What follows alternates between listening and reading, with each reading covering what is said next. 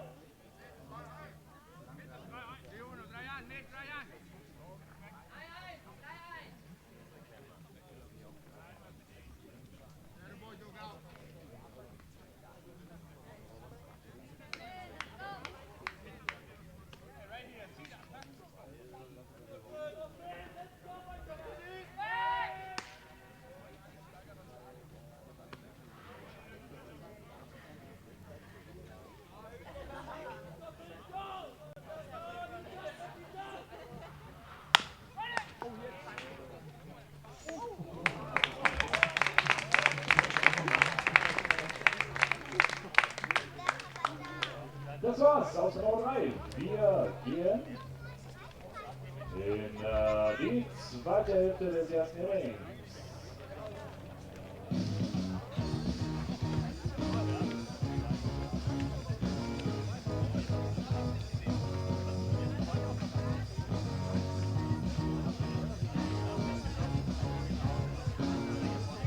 So, wer jetzt schon Hunger hat, beziehungsweise wer noch keinen Hunger hat, jeder, der vorhat, noch was zu essen, das beste Essen hier weit und breit gibt es heute bei uns am Foodstand.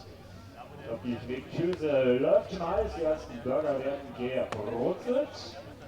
Also ab geht's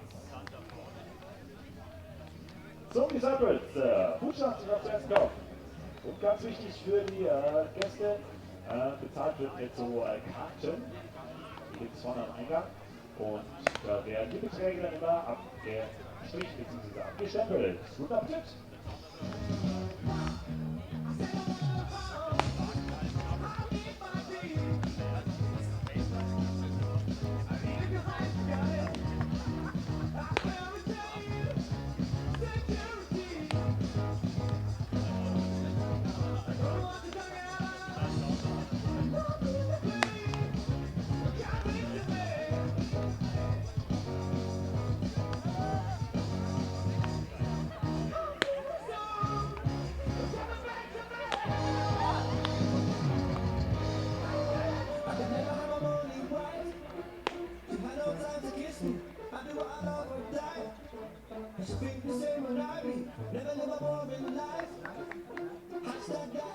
Und jetzt geht's los mit Untouchables Offense.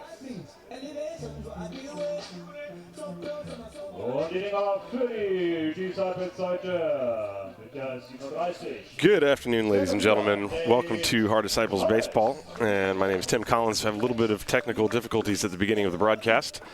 And you may have seen it depending on if you were able to find the link in time, as Paderborn had runners on first and third and 2 outs, but were unable to score.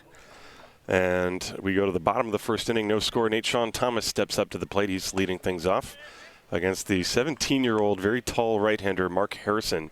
First pitch was up high for ball 1. In the first inning, Paderborn got a leadoff single by Daniel Thieben. He advanced to second on a ground ball. Here's the next pitch on the way.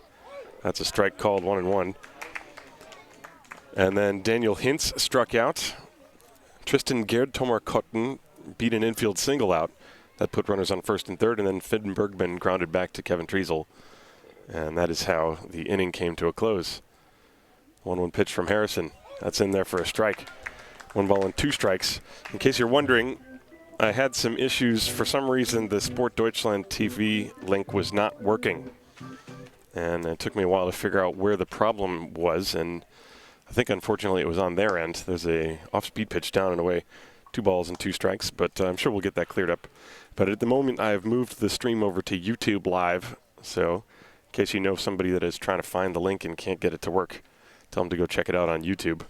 You can also find it. I've already replaced the link on EuroBaseballTV.com, so you can find it there too. Here's the 2-2. Fastball is inside, 3 balls and 2 strikes. For Nate-Sean Thomas, Mark Harrison 31 innings pitched, an ERA of 3.78. And he's got a full count here. And Thomas with a bouncing ball to the right side, grabbed by the second baseman Weiss, who throws to first in time. Nice play by Andreas Weiss. And there's the first out of the inning. Because of the sort of last-minute technical changes I had done, I have still have to sort of configure the replay and all this stuff. We might not have all the bells and whistles on this broadcast at the moment.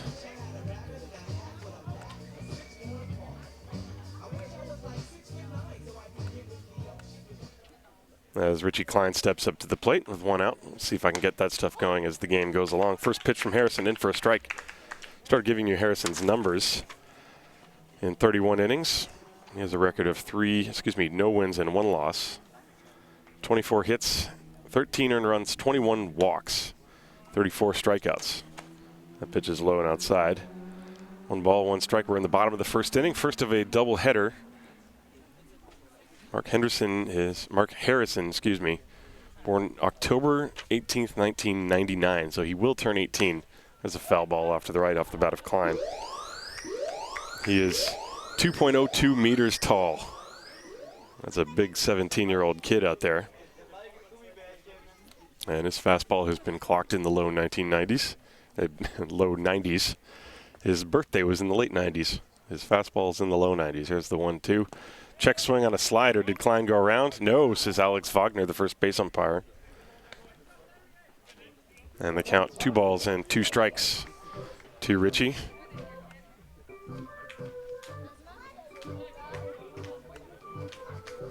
Bottom of the first inning, no score. This is the first time in Bundesliga history that these two teams have met during the regular season. Sidearm delivery, foul tipped into and out of the mitt of Maurice Bendrian. I'll give you the defensive alignment for Paderborn. They have Finn Bergman at third, Jendrik Speer at short. Andreas Weiss is at second base, Daniel Hintz at first. Aki Evers is in left field, Dominic Buder in center, and Tristan Gerd Tomerkatten in right. And the pitch, curveball. This one popped foul out of play behind the on deck circle. That ball landed up on the hill. Count still 2 balls and 2 strikes. It is a hot, sunny day here in Haar, but in the shade it's very pleasant. Out in the sun it's pretty brutal. 2-2. The right-hander Harrison has a sign from Bendrian, and the pitch hit on the ground towards the hole, and that is into left field for a base hit. So Richie gets himself a single.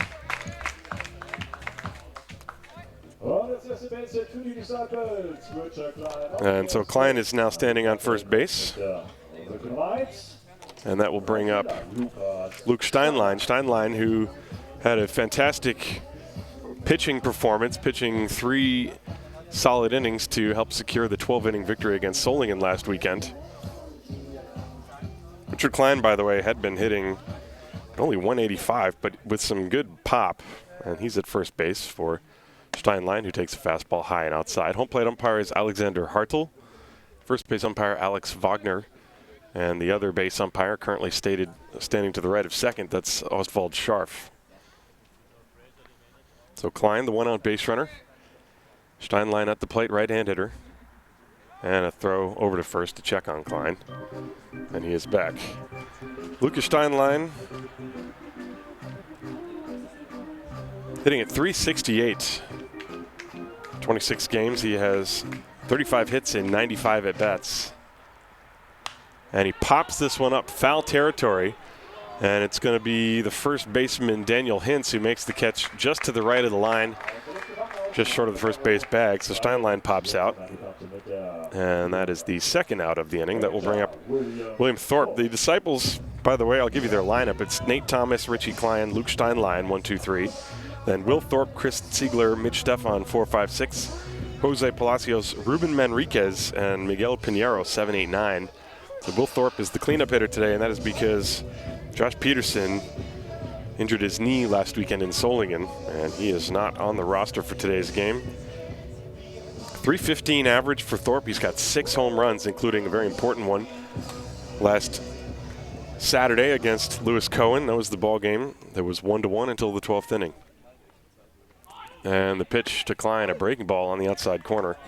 Excuse me, the pitch to Thorpe is a breaking ball on the outside corner. Klein had faked from first base but did not go anywhere. He's got a relatively short lead. And the right-hander Harrison has his sign and comes set. And the pitch to Thorpe. That's a pitch out. And the count, 1 ball and 1 strike. It's kind of odd with 2 outs to throw a pitch out, especially after you've already thrown a strike on the curveball, but that's what Harrison did. 1-1 the count. And another check on Klein.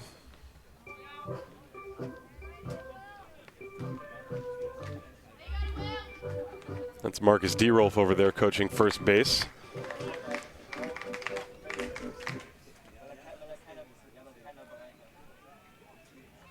One and one. And that fastball just missed a little high. 2 balls and 1 strike. The outfield of Evers, Buder, and Gerd Tomarkatten are playing deep. And straight away for Thorpe. Thorpe, all of his home runs have been pulled, but he does hit the ball all over the field. 2-1 the count. And the pitch. Popped up. This one's going to stay on the infield, the right side. The first baseman Hintz calls for it and makes the catch. And that's the 3rd out of the inning. No runs, a hit, no errors, and 1 man left on base at the end of 1 complete. Paderborn Untouchables nothing, Munich-Haar Disciples nothing. This is Haar Disciples Baseball, präsentiert von dem Gesundheitsunternehmen MSD.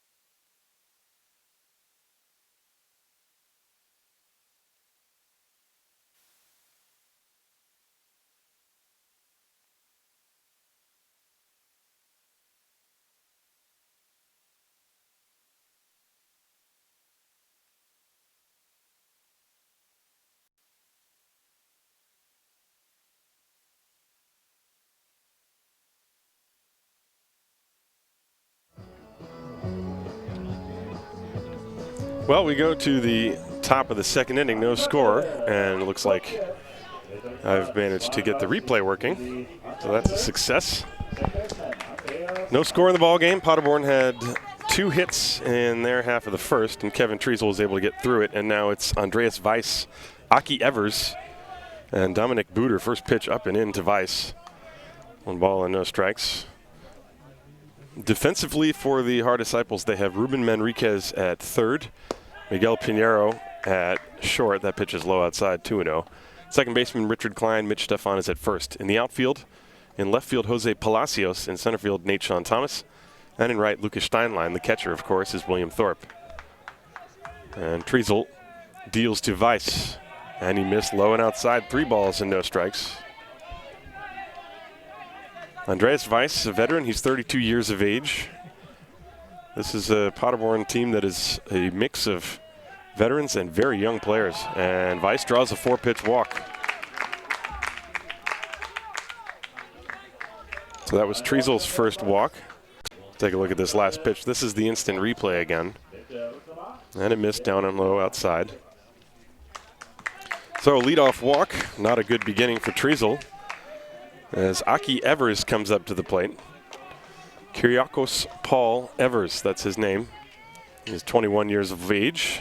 He started playing with Lüneburg. There's a pitch on the corner for a strike. Lüneburg, also the same team where, or at least the same town where Jan Niklas Stöckling is from. National team pitcher for the Mainz Athletics, of course. Got the runner at first, Andreas Weiss. And the bunt is popped up. Who's going to catch it? It's Manriquez, who called off Thorpe, who stumbled on the third baseline but avoided a collision, and Manriquez with the catch.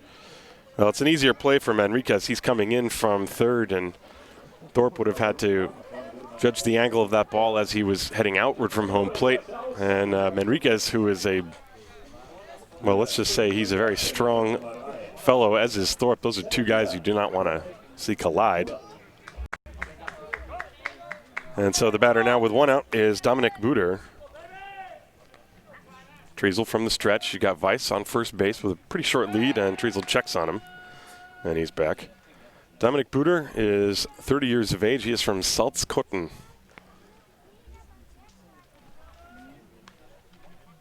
And the pitch. That's a strike at the letters on the inside corner from Treisel, 0-1. Treisel did get a strikeout in the first inning. That was Daniel Hintz. He caught him looking.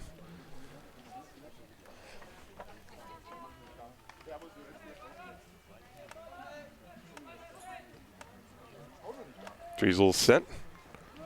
And there's a pitch outside. 1 ball and 1 strike on Dominic Buder. You got Maurice Bendrian on deck. This is the first action we've seen at Heart Disciples Ballpark since the All-Star game. And there goes the runner. The pitch is swung on. It bounced to the vacated hole. Klein can't get it. It's into the outfield, a base hit. And all the way to third base goes Andreas Weiss. The hit and run single works perfectly, as Klein was the fielder who was chosen to cover, and by design, Buder hitting behind the runner and grounds a single into right center field. And Paderborn in business. This is the instant replay. The runner was off with the pitch, and Buder got a fastball, and he just sliced it to the right side. You see Klein had already positioned himself behind second base, and Andreas Weiss, running hard all the way, had the play in front of him, was able to cross all the way to third base. So now, first and third again with 1 out. And the number 9 hitter, Maurice Bendrian, at the plate. Bendrian is 18 years of age, and he pops one foul behind the plate, strike 1.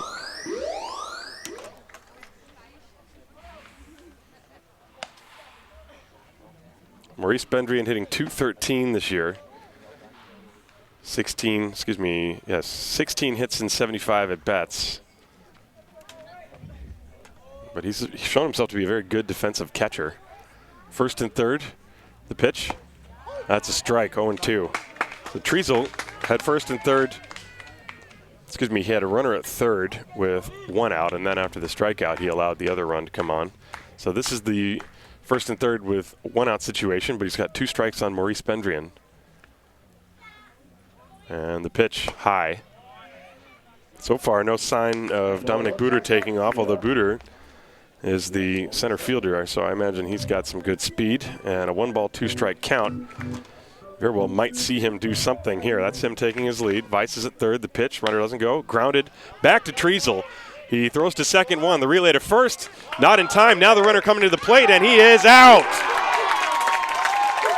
So Weiss was a little undecided whether he was going to try to come home on that play or not. And then once the relay throw from Pinheiro went towards Stefan, he decided to go for it, and Stefan threw him out. So that play goes 1-6-3-2, and it's a double play. Buder was cut down for the second out, and Weiss was cut down 3-2 for the third out, and Bendrian actually reached on that fielder's choice. So no runs on 1 hit. There were no errors and 1 man left on base. We go to the bottom of the second inning. This is Heart Disciples Baseball. We're scoreless. Heart Disciples Baseball is präsentiert von dem Gesundheitsunternehmen MSD.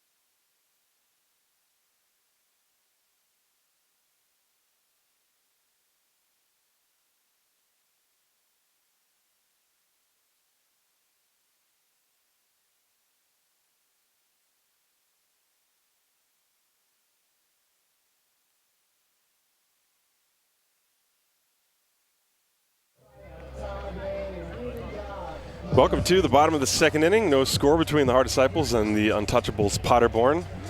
Untouchables, one of the more decorated teams in the history of the Bundesliga. They have won the Bundesliga championship 6 times, including 5 times in a row. That was the last time they won it, 2005, I believe. And so Mark Harrison on the mound is going to face Chris Ziegler, the number 5 hitter, and then Mitch Stefan and Jose Palacios.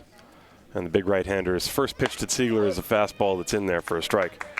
Ziegler is the designated hitter today. And Harrison's 0-1. That's a curve high. And you can see why Harrison is an interesting figure on the mound. He's just got that look. He looks like a pitcher. He's big, throws pretty hard, and 17 years of age. He's got good, solid mechanics, works from the first base side of the rubber. The pitch from Harrison is hit in the air to deep center field. Booter way back, and this ball is over his head and up against the fence. Ziegler cruises to second base. He's got himself a double.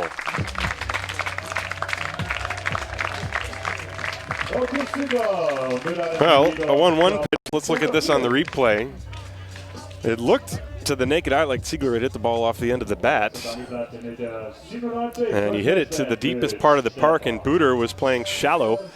And once Booter turned around and was looking over his shoulder, you could tell he wasn't going to get to it. So Ziegler's got a leadoff double. And the Disciples have a runner in scoring position to start things here in the second. Mitch Stefan will be the new hitter.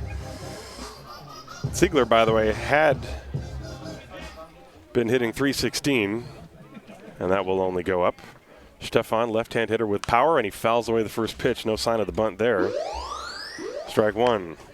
Stefan hitting .340, 3 home runs, 2 triples, 6 doubles, 33 hits in 97 at-bats. He's struck out 22 times, however. 1 strike the count to him.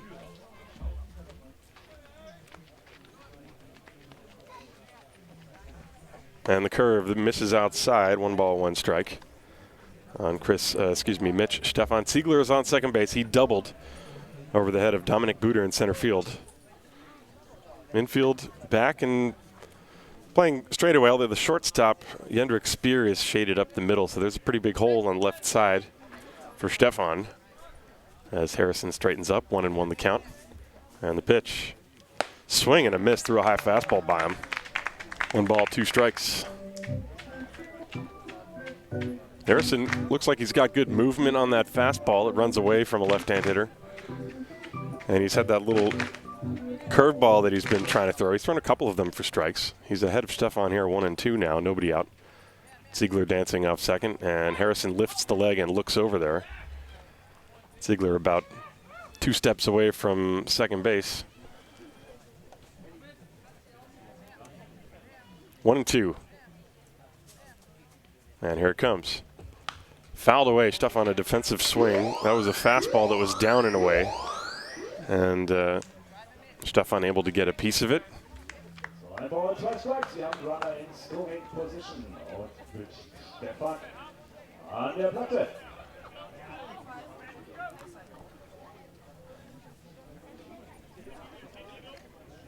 Nobody out, bottom of the second, 1-2 the count. Runner on second base, Chris Ziegler. Here's the pitch to Stefan.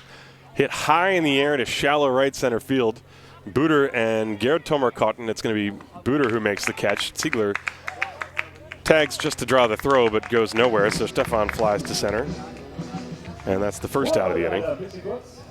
So 1 down, and that'll bring up Jose Palacios. Palacios, the native of Argentina, has played in 19 games this year, hitting exactly .250, 13 hits and 52 at-bats. 2 of his hits are doubles. He's got 5 runs batted in.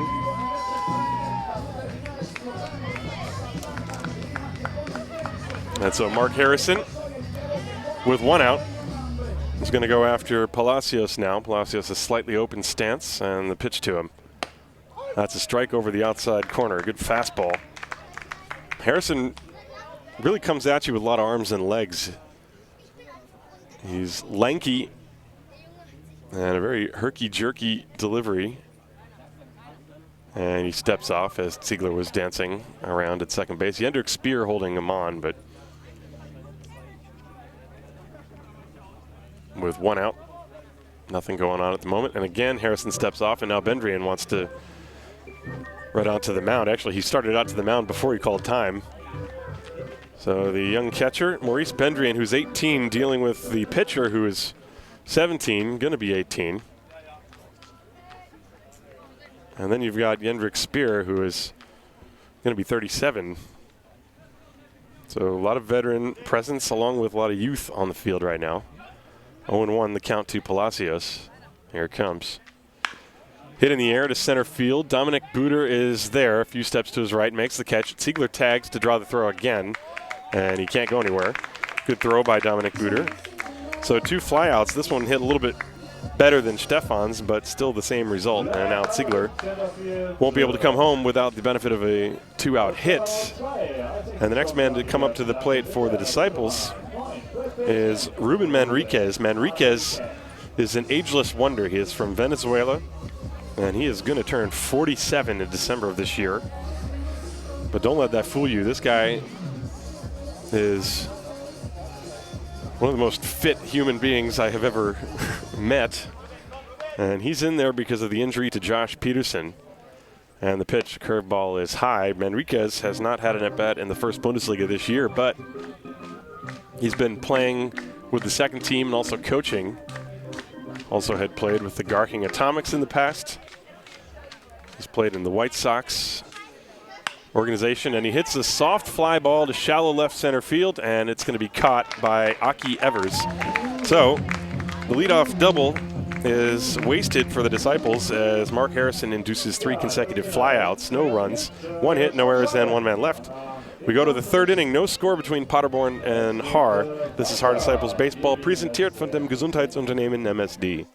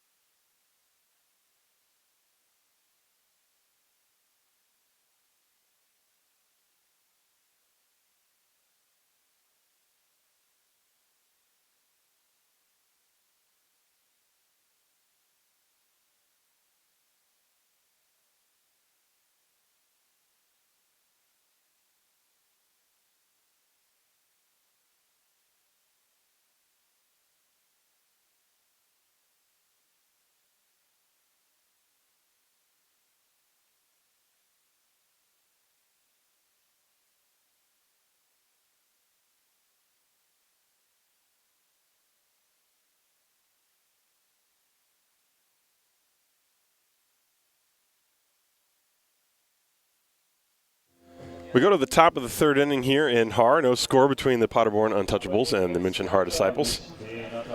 And it's going to be the top of the order. Daniel Thieben, Jendrik Speer, and Daniel Hintz for the Untouchables. Thieben singled his first time, was stranded at 3rd base. He is a former pitcher. And Triesel's first pitch to him is a breaking ball. Strike called, 0-1. And we're underway here in the 3rd. Kevin Triesel, by the way, I don't think I ever got a chance to give you his statistics on the year. Give that to you after the next pitch. Low and outside. Triesel in 90 2/3 innings, an ERA of 4.76, excuse me.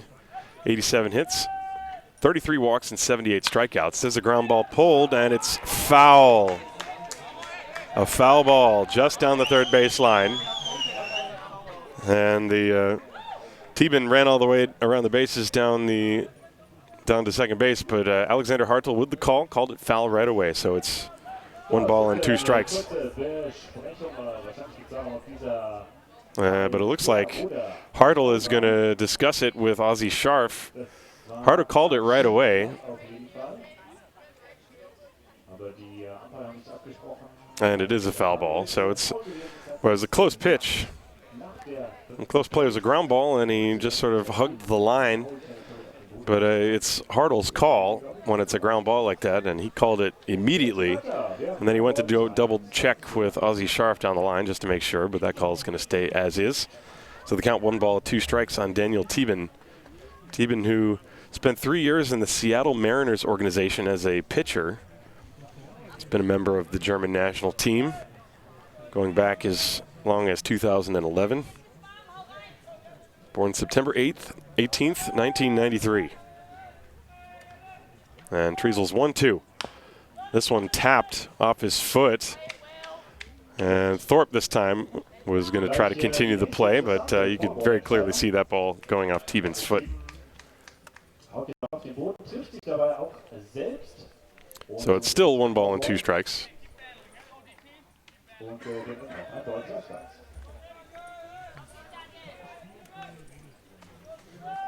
And now Triesel rocks and deals the pitch.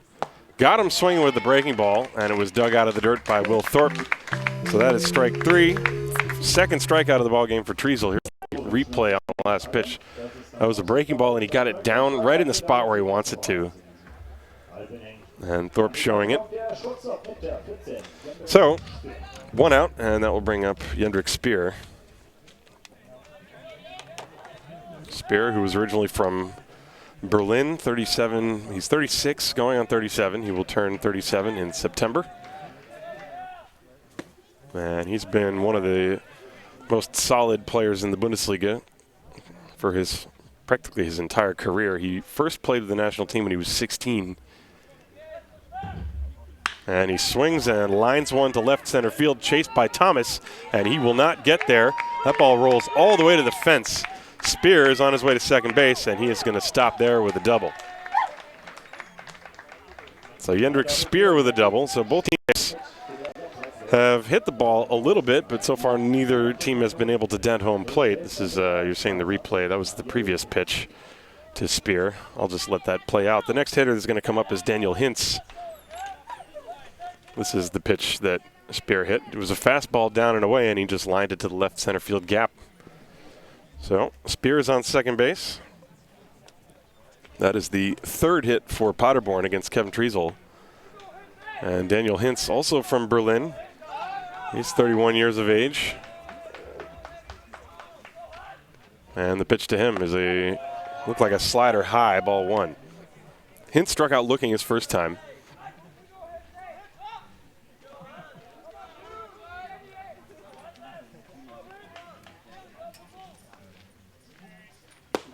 And that pitch is low. 2-0. Triesel is around 40 pitches. Remember, this is a doubleheader. And the 2-0. Grounded foul. This one into and out of the Disciples dugout. 2 balls and a strike. That was looked like a curveball from Triesel. And he left it right in the middle of the plate. Actually, Hintz was a little out in front.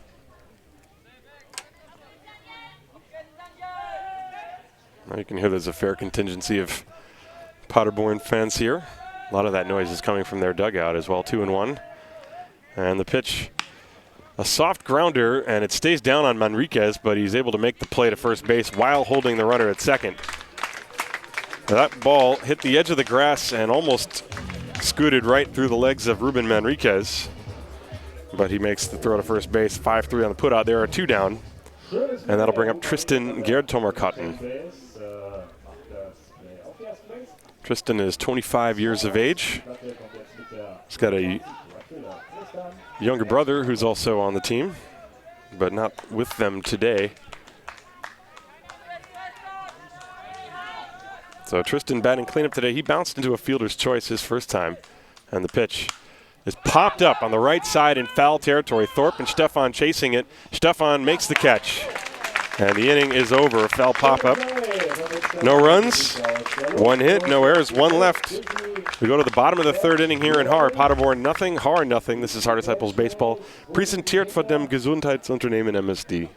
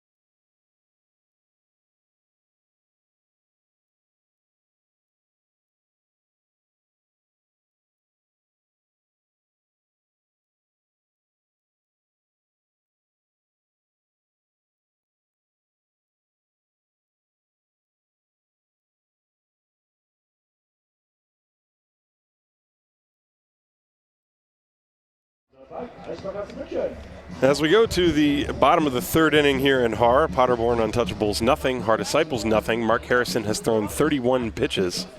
He's allowed 2 hits, but nothing else. And he's going to face 9, 1, and 2, Miguel Pinheiro, Nate Sean Thomas, and Richie Klein. And so Pinheiro steps up to the plate against the tall right-hander.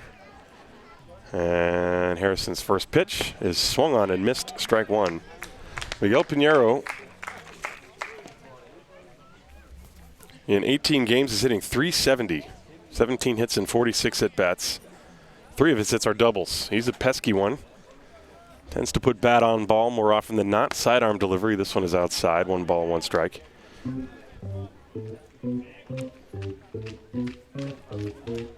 Ziegler led off the second inning with a double and was stranded there. That's the only scoring opportunity the Disciples have had against Harrison. And this pitch is grounded weakly on the ground up the middle to the shortstop.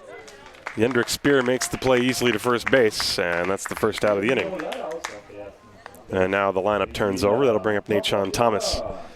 Looked like Pinheiro was reaching for that pitch. Maybe it was something down, that was off speed, and he was out in front of it.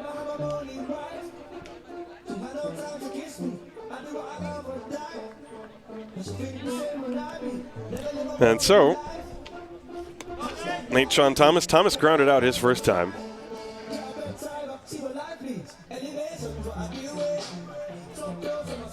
Switch hitter batting left-handed. And Mark Harrison's pitch to him is in there for a strike, 0-1. Nate Thomas hitting .300 on the nose, 36 for 120. That was before his ground out, so now he's under .300. 6 doubles, 4 triples, and 2 home runs. And he swings and taps that one foul. That was an off-speed pitch. He was way in front. His OPS is .888. Slugging .467, on-base percentage of .422. So he's been very productive for the Disciples. He's also come up with a couple of clutch relief pitching performances. One against Heidenheim back in May, I believe it was. There's the 0-2. Fouled away. Also another pitching performance last weekend against Solingen. He was able to put out the fire in that first game of the doubleheader that Disciples seemingly had in control, and then it started to slip away. Thomas was able to end the game and keep it at an 11-8 score. And he swings and misses, and the ball was dropped briefly by Bendrian. He has to throw to first and does. So that's the first strikeout for Mark Harrison. 2-3 on the putout. Take a look at the last pitch. Fastball tailing away from Thomas, and pitch was too close to take with 2 strikes. So that'll bring up Richard Klein.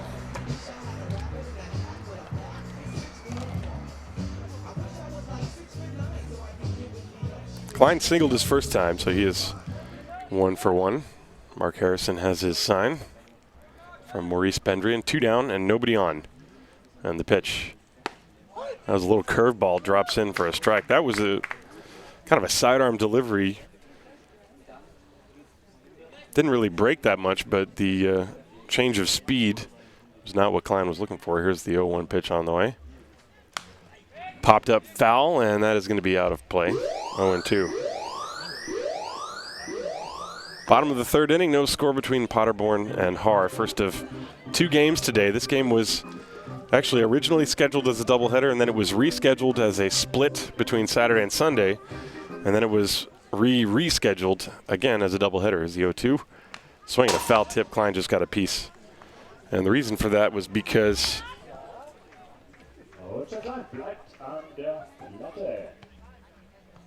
there's the national team has a game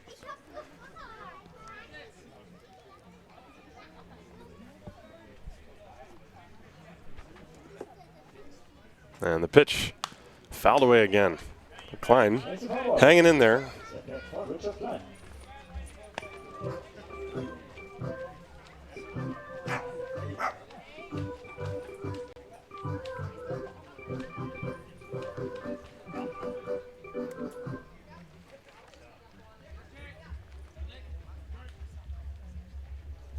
One, 2 from Mark Harrison. 2 down. And the pitch fouled away again. Klein, that's 3 consecutive.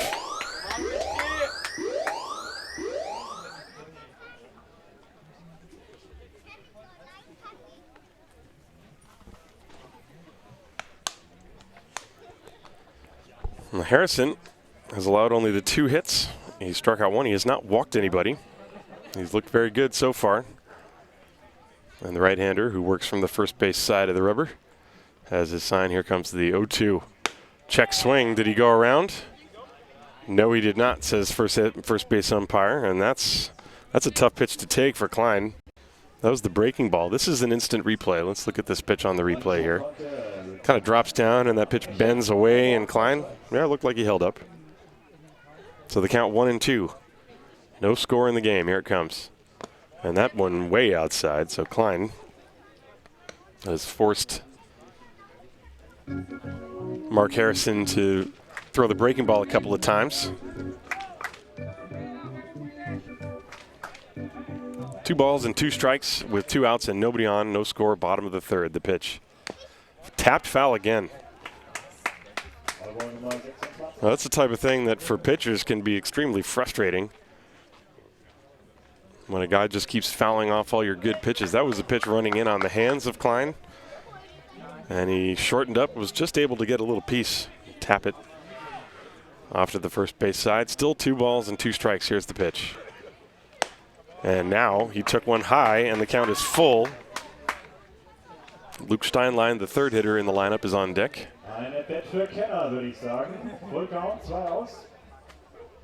Mark Harrison took a little walk behind the mound to take a deep breath. This is one of the points where you got to be mentally tough and not give in. 3-2. Hit off the fists, a short fly ball to left field. Aki Evers comes in and makes the catch. So Harrison wins the battle and has himself a 1-2-3 inning. No runs, no hits, no errors, nobody left. We go to the 4th. No score in the game 1 of this doubleheader between Paderborn and Haar. This is Haar Disciples Baseball, präsentiert von dem Gesundheitsunternehmen MSD.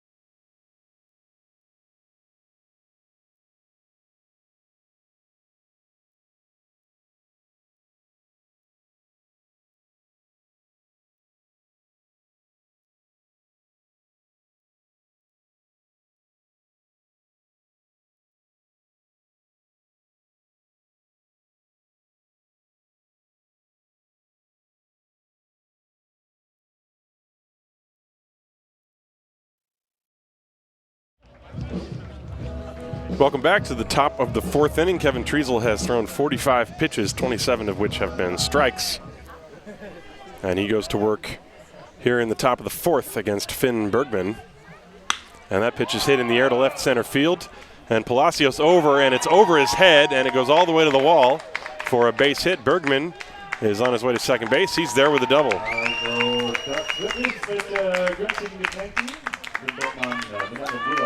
Now Bergman wasting time chasing the first pitch from Treasel. I think it was a fastball right down the middle. Yes, sir, it was. And Bergman did what you're supposed to do with that. And he's a 17-year-old Finn Bergman, born February 13th in 2000, just doubled over the head of Jose Palacios in left field. And so now Paderborn with another chance.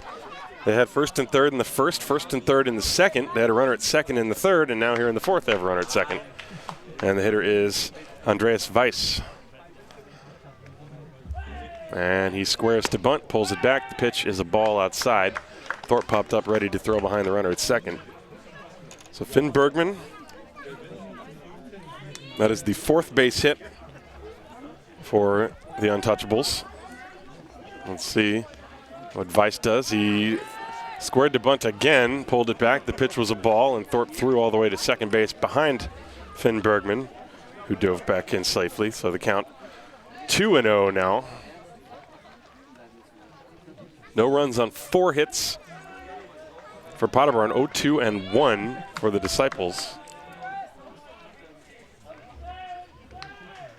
And the 2-0, he squares again, and that one is a strike. Andreas Weiss squaring and taking it if he thinks there's a chance that it might be a ball.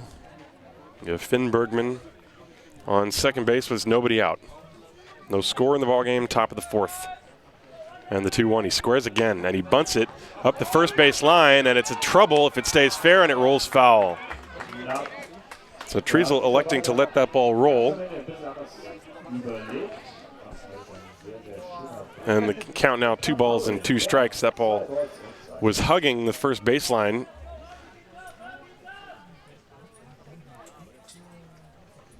And it was also caught in that little lane where Stefan decided probably he would be wiser if he stayed back to cover first, and that's why it was dangerous if that ball stayed fair. It would have been a base hit. And now Weiss asks for time and receives. Got the runner on second base, Finn Bergman. 32-year-old Andreas Weiss at the plate. And the 2-2 curveball, a soft fly ball. Richie Klein is out. He is there, and he makes a nice catch. Throw back behind the runner at second. Safe, just barely got back. As Alex Wagner signaling that Siegler's foot was off the bag. Well, Richie Klein made a nice running catch and almost doubled off Finn Bergman from second base. It was a breaking ball and a very half-hearted swing from Weiss. Klein out in short right field made the catch, whirled and fired it to Siegler. His throw just barely pulled Siegler's foot off the bag. And so there's one away. Finn Bergman still at second. Now Aki Evers, who popped out his first time, steps up to the plate. Evers, 21 years of age. There you see Bergman with the number 30 on at second base. And the pitch. Curveball, swing and a miss. That was a good pitch from Treasel.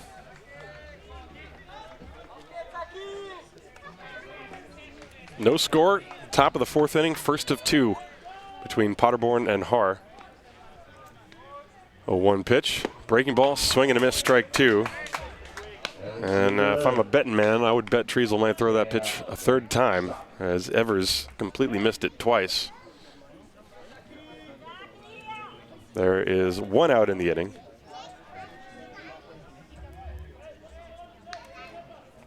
Treasel from the stretch, and the 0-2. He did throw him that breaking ball, and Evers taps it foul. That ball coming up and hitting him in what looked like maybe the left thigh, and then rolling out towards the mound. Thorpe pounced on it anyway, just in case. And then he goes out to the mound to have a short chat with Treasel. Finn Bergman led off the inning with a double. He is there. And there's 1 out in the inning. No balls and 2 strikes to Aki Evers. Kevin Treasel has a sign from Thorpe and comes set. Here's the 0-2. Fastball way high, and you can see Thorpe right before the pitch was delivered. He actually showed Treasel that target one more time. That pitch was supposed to be high. You want to see if Evers might go up the ladder and chase one. From the hitter's perspective, you're worried that that ball is going to change direction and drop like that. That was the curveball, and he struck him out.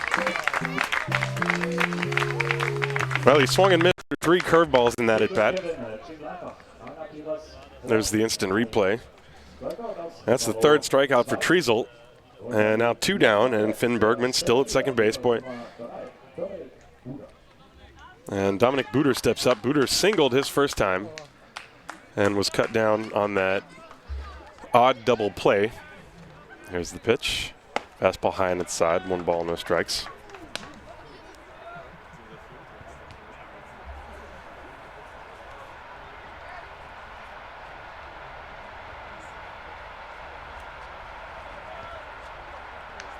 One and 0 the count to him. The pitch, breaking ball in there for a strike. 1-1. The Untouchables Paderborn, a team that was founded in 1990, same year that the Heart Disciples were founded, and they immediately, year after year, won all of the required leagues to eventually end up in the first Bundesliga in 1996. There's a foul ball, 1-2 now the count. So they joined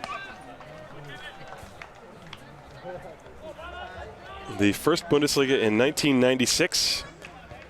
They won the championship in 1999, and then they won it every year from 2001 to 2005, so 6 in total.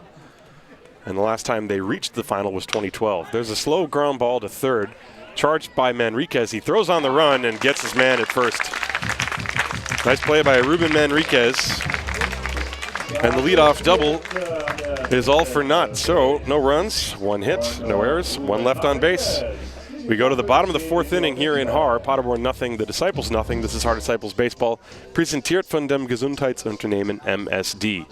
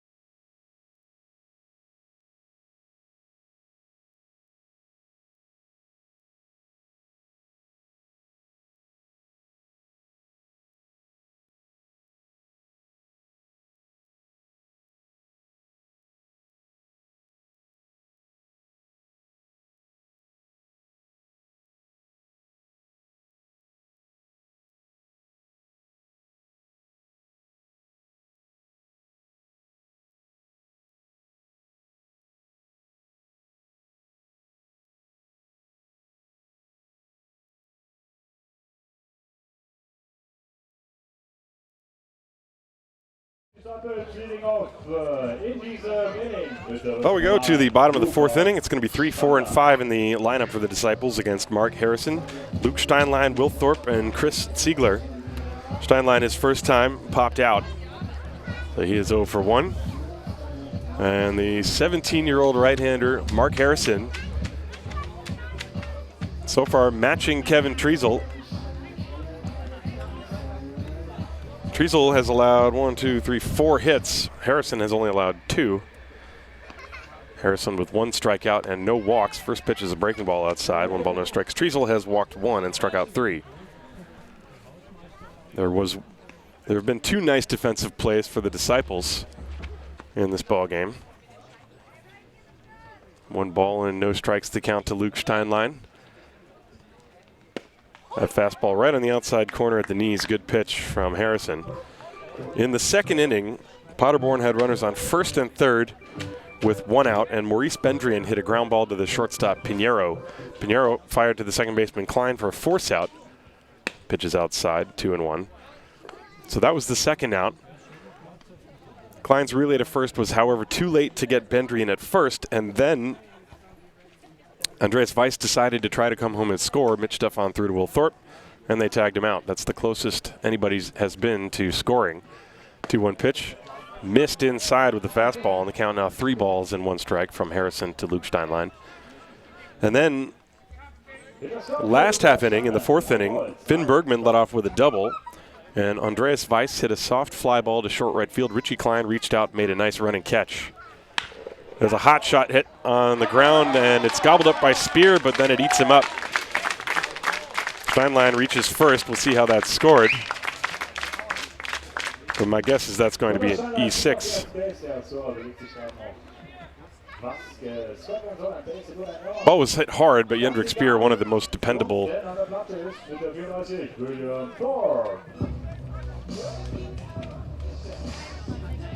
Speer, one of the most dependable shortstops in the game here in Germany. So my guess is that would be an error. However, I am awaiting.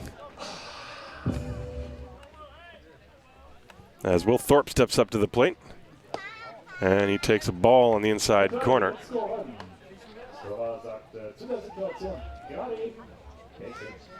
Well, Steinlein gets a base hit. All right. Forget everything I just said. That's the third one for the Disciples. Here's the pitch to Thorpe. Fastball high, and it bends him backwards. Ball was definitely hit hard for sure. But I think if you asked Speer himself, he would tell you he should have made the play. 2 balls and no strikes the count, according to the scoreboard on Will Thorpe. Luke Steinlein on first, taking a very leisurely lead over there as Harrison straightens up. Here's the pitch to Thorpe. And that one is right in there, fastball. The count is 2 balls and 1 strike. Just saw Alex Hartel give the sign. If you're watching at home and you're ever unsure, you have to watch what the umpire does. His left hand is balls, right hand is strikes. 2-1, and instead a throw over to first. Steinlein actually looked like his first step was going towards second. However, his lead was so small, all he had to do was take another one towards the first base bag. No score. We are in the bottom of the 4th inning. Mark Harrison with a 2-1 count, and he throws over to first again. Steinlein is back.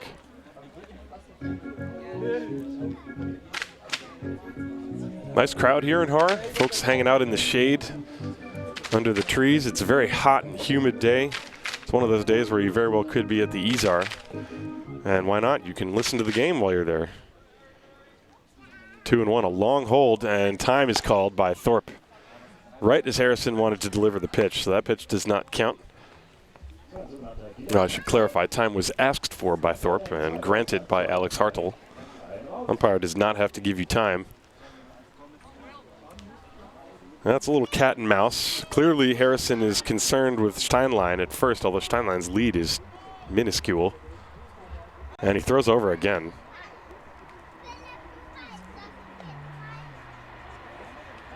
Two balls and 1 strike to count to William Thorpe. There's nobody out. We're in the 4th inning of a scoreless game. First game of a doubleheader between Paderborn and Haar. 2 balls and a strike. The pitch on the way. And a pop-up off the fists to the right side of the infield. Daniel Hintz makes the catch. And Thorpe was completely sawed off on that one. So there's 1 away. And that will bring up Christoph Ziegler. Ziegler doubled over the head of the center fielder Dominik Buder his first time, and then advanced no further. And you see Buder is now playing pretty deep. The wind has picked up, and looking at the flags in center field, it is blowing straight out with some force. You can see the trees in left center field are also moving. Ziegler with some pop. Got Steinlein at first base. There's a big hole in the right side. Here's the pitch to Ziegler, and he fouls it to the screen, strike 1.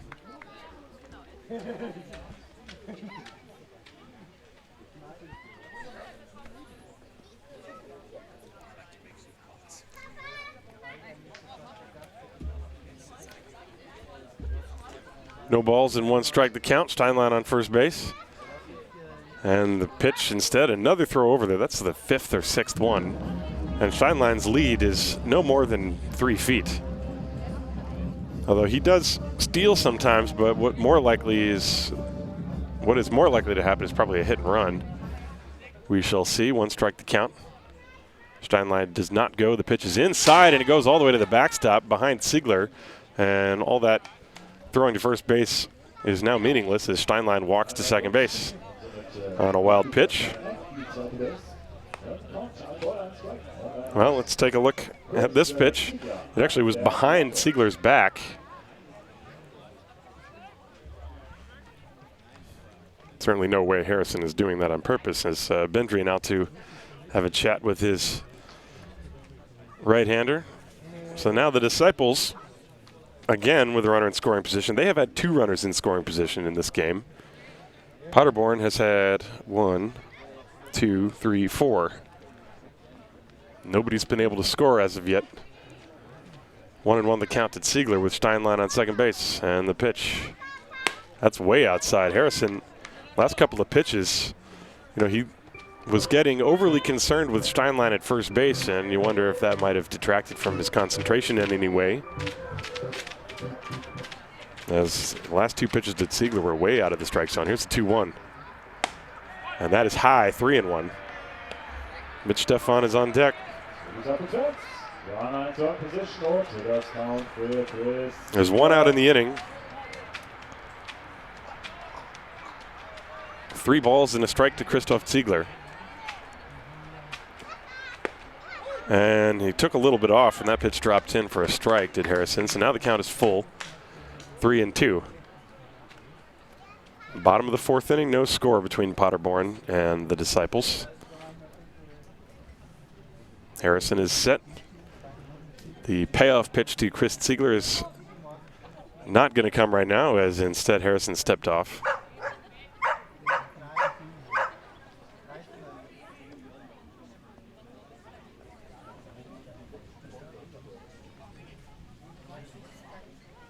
Ziegler back in there. Harrison straightens up. Full count.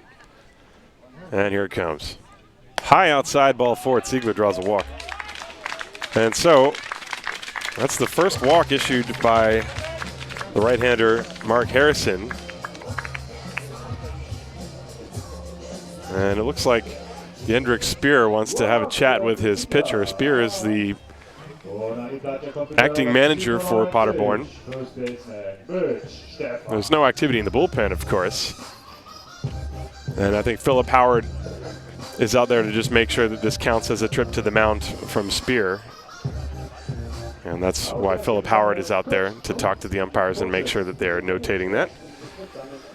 It's something that you'll see when the coach is out there on the field, and that's what Jendrik Speer is doing. So that's 1 visit to the mound. And Mitch Stefan comes up to the plate now. There's no score in the ball game. The Disciples have first and second and 1 out. We're in the bottom of the 4th. Stefan, his first time, hit a fly ball to left field. Well, he popped it out. Palacios hit the fly ball to center field much harder. So here's Mitch with 2 on, and the pitch is hit high in the air to deep right field, but he got around a little bit too far and pulled it foul. That ball was gone. But it's just a long strike. Let's look at that one on the replay. But he was in attack mode on the first pitch fastball, and it was right in his wheelhouse. But he knew it right away that it was too far foul, maybe about 20, 30 feet to the right of the foul pole. That ball is going to end up in the construction zone over there. Steinlein and Ziegler, the base runners, 0-1, and Stefan asks for time.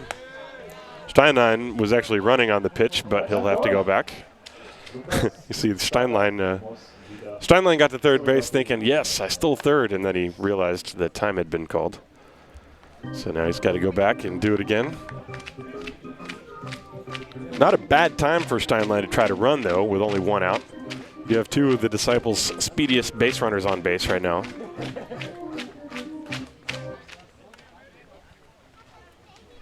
One strike the count on Mitch Stefan. Mark Harrison in a jam here, first and second with 1 out. And here it comes. Fastball just missed outside and low. 1 ball and 1 strike.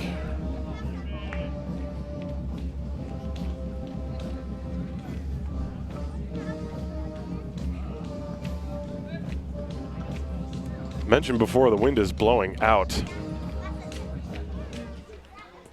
1-1. Popped foul down the left field line, and that's going to get out of play and land over in the Disciples bullpen area. And the count 1-2 now on Stefan. Well, since Stefan yanked that first foul ball down the right field line, Harrison has been staying away from him in the 2 subsequent pitches. Paderborn nothing, Hard nothing. Bottom of the 4th inning. First of 2 here. 1-2 the count to Mitch Stefan. Runners leading on first and second. Here's the pitch from Harrison. Fastball, and it's outside. Close pitch. Let's take a look at this one on the replay. Stefan showing a good eye at the plate. This is the replay. And it was outside. You can see Bendrian was actually set up outside. So the count 2-2. Harrison having to work a little harder than he had to earlier in this inning. The 2-2 pitch. That's a curve, and that's outside. And now the count is full. And this is one of those decision-making time pitches because you have Stefan, a guy who does strike out from time to time, but you have two of the speediest base runners on the Disciples on the base paths. So do you send them 3-2 with one out? We shall see. They are going. The pitch is outside, ball 4. And Bendrian actually took a chance throwing that ball. That pitch was nowhere near being a strike. And Bendrian, you know, if he makes an errant throw, then Steinlein could get up and score. However, no stolen bases. So the bases are loaded with only one out for Jose Palacios. I wonder if Bendrian forgot what the count was. You normally would not see a catcher make a throw like that when the pitch is ball 4, but didn't make any difference. He made a good throw. So now bases loaded. Infield up the middle will play back. That's Bergman and Hintz on the corners will play in for Palacios. Palacios hit the ball pretty hard his first time, but flied out to center field. The outfield is deep. Base runners are Steinlein, Siegler, and Stefan. No score, bottom of the 4th, and the pitch high. Well, Harrison looked really good for the first 3, but this inning gave up the base hit to Steinlein, which, to be fair, could have been ruled an error. Then he got a pop-up, but then he really seemed to lose his concentration. Here's the pitch way outside, 2-0, and now he looks like a different pitcher from just about 10-15 minutes ago. And there is some activity in the bullpen for Paderborn.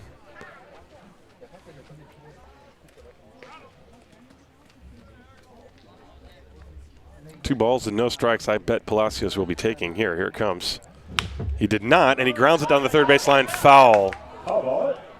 That was almost an exact replica of the ground ball that was hit by one of the Paderborn hitters. Who was that? I think that was Daniel Hintz who did that.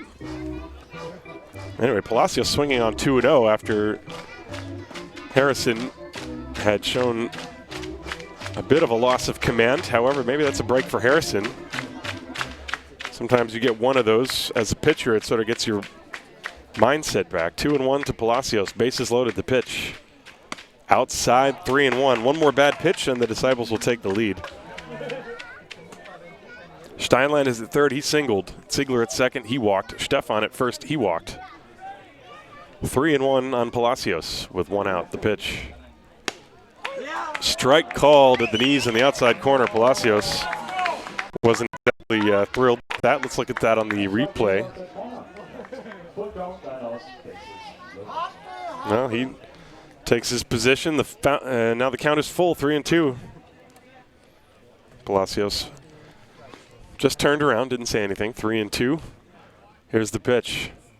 That's low for ball 4, and the Disciples lead 1-0. On a bases loaded walk, 3 consecutive walks.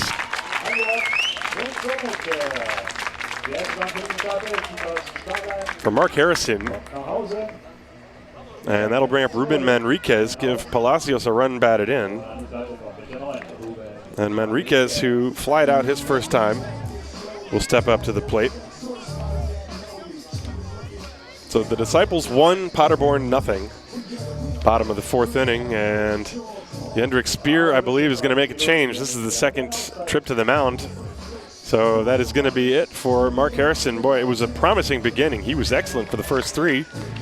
And then for whatever reason, he sort of lost his control this inning. So we're going to have a new pitcher, and we will take a short break. This is Hard Disciples Baseball, präsentiert von dem Gesundheitsunternehmen MSD.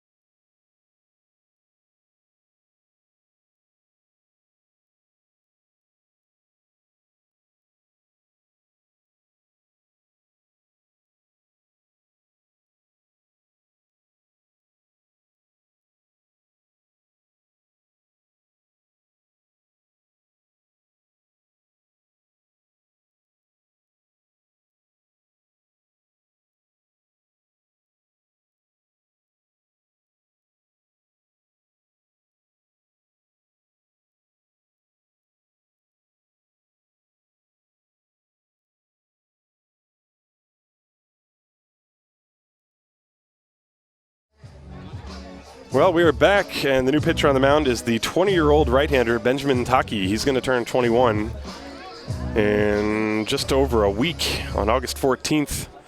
So Ben Taki in 42 and 2/3 innings, an ERA of 2.32, 27 hits, 15 walks, 48 strikeouts, and he's on in relief of Mark Harrison. And the first pitch to Ruben Manriquez with the bases loaded coming right now. And Taki off-speed pitch, and Manriquez almost swung out of his shoes. That's strike one. Manriquez fly to left in his only other at-bat today. 0 for 1. So you have a 20-year-old pitching to a 46-year-old. The bases loaded, Siegler, Stefan, and Palacios. 1-0 Disciples. We're in the bottom of the fourth. And Taki's 0-1. Hit off the end of the bat to left center field. That is going to drop for a base hit. Siegler is in to score. Stefan motoring to the plate. He will score. It's a 2-run single for Ruben Manriquez, and the Disciples lead 3-0.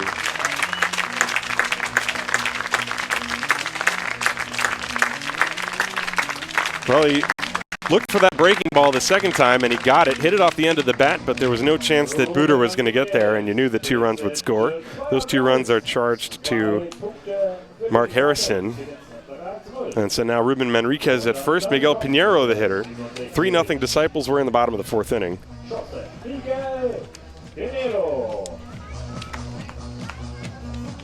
And Pinheiro grounded to short his first time.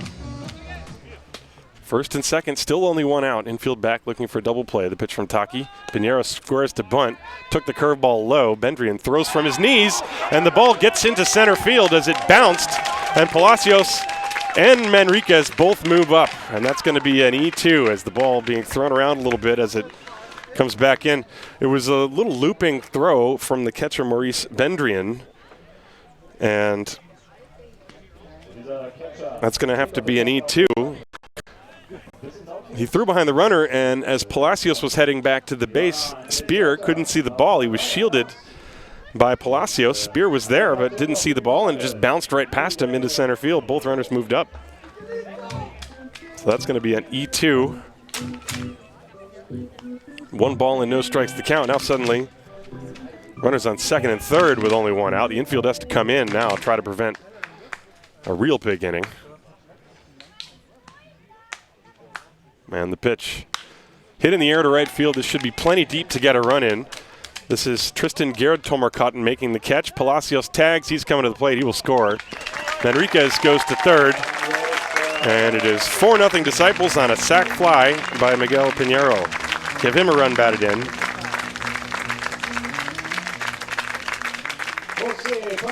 So it is 4-0. And Pinheiro with a good job. He's often one of those guys who gives you the at-bat you need. Getting the fly ball to get the run home from third in less than 2 outs. And now Manriquez is at third base. And Nate Sean Thomas, the hitter. 4 runs for the Disciples. All 4 of those runs charged to Mark Harrison.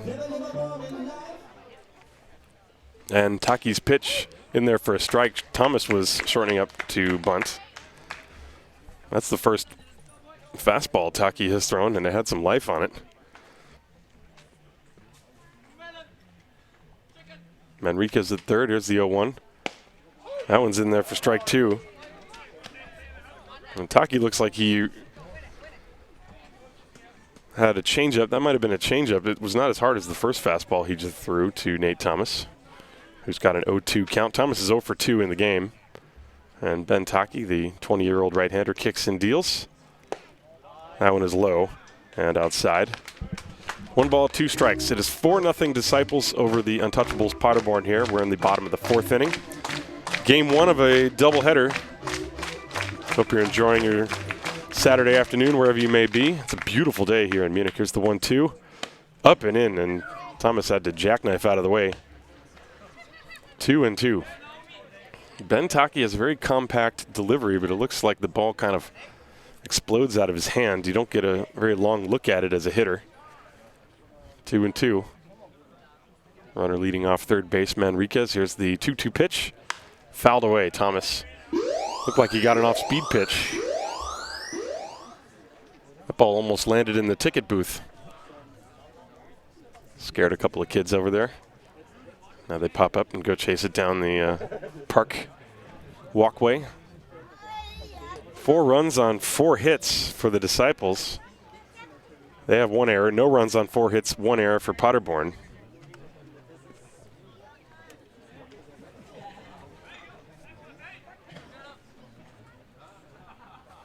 Two balls and 2 strikes, 2 outs. And the pitch. Strike 3 on the inside corner. So Taki gets Nate Sean Thomas looking to end the inning, but the Disciples get 4 runs on 2 hits, 1 error, and 1 man left on base. And we go to the 5th inning here in Haar. The Disciples 4, Untouchables nothing. This is Haar Disciples Baseball, präsentiert von dem Gesundheitsunternehmen MSD.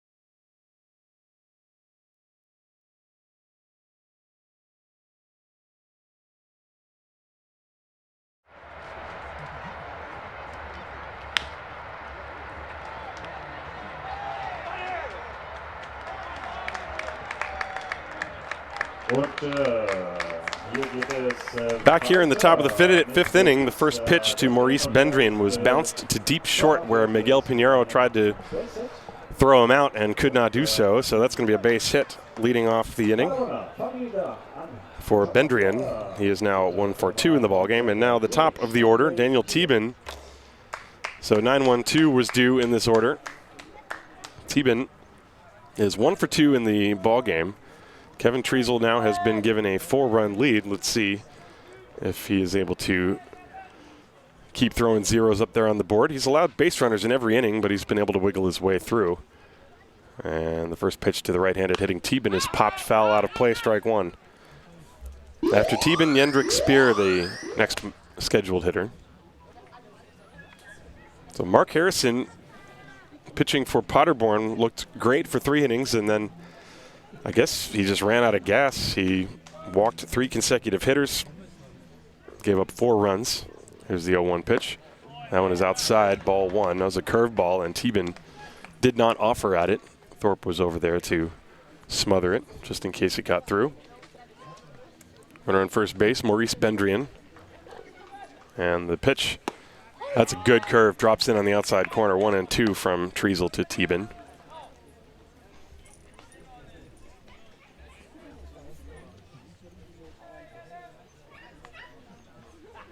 The next one, on the inside corner, a little backup curveball. Thieben had straightened up thinking it was going to be way inside, and that ball actually came back over the inside corner. So that's a strikeout. Let's look at this.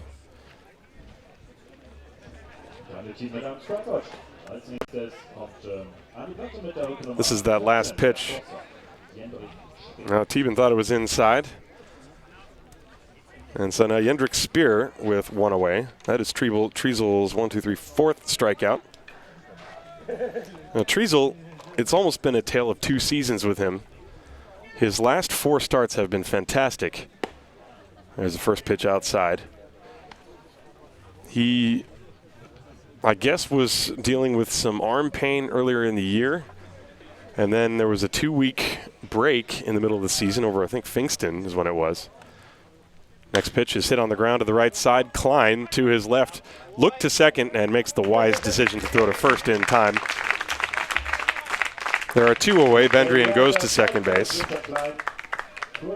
Anyway, Treasel pitched a 2-hit complete game shutout, his first career complete game, his first career shutout, and he only threw 86 pitches against Stuttgart a couple of months ago.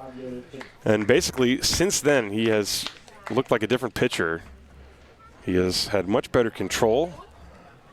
He's been pitching to contact, which sometimes, obviously, is not always ideal if you're giving up hard contact, as Daniel Hintz comes up to the plate. The pitch, swing and a miss, that breaking ball. And Hintz swung over the top of it.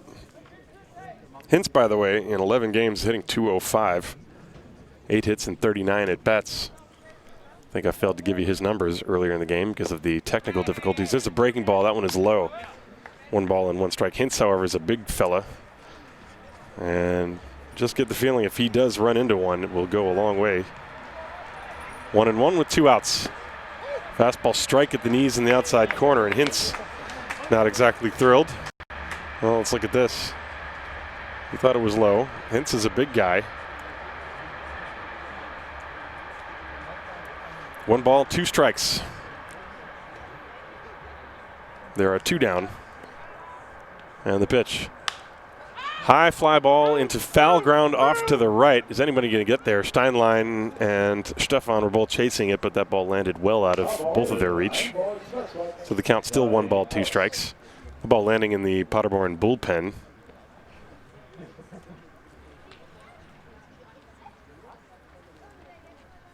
Maurice Bendrian is at second base.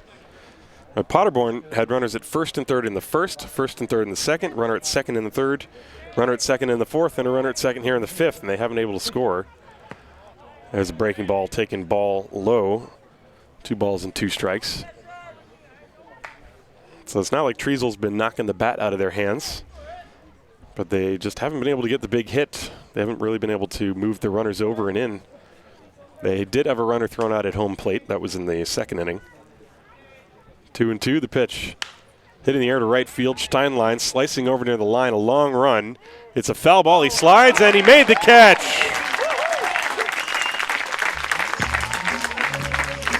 Well, Steinlein, who ran out of your picture, you won't be able to see it on the replay. He crossed into foul ground and went into the calculated slide to protect just in case he was going to get too close to that bullpen mound. And he slid and caught it about at an arm's length just before it hit the ground. A nice play by Luke Steinlein. So we will go to the bottom of the fifth. It is Haar 4, Paderborn nothing. This is Hard Disciples Baseball. Präsentiert von dem Gesundheitsunternehmen MSD.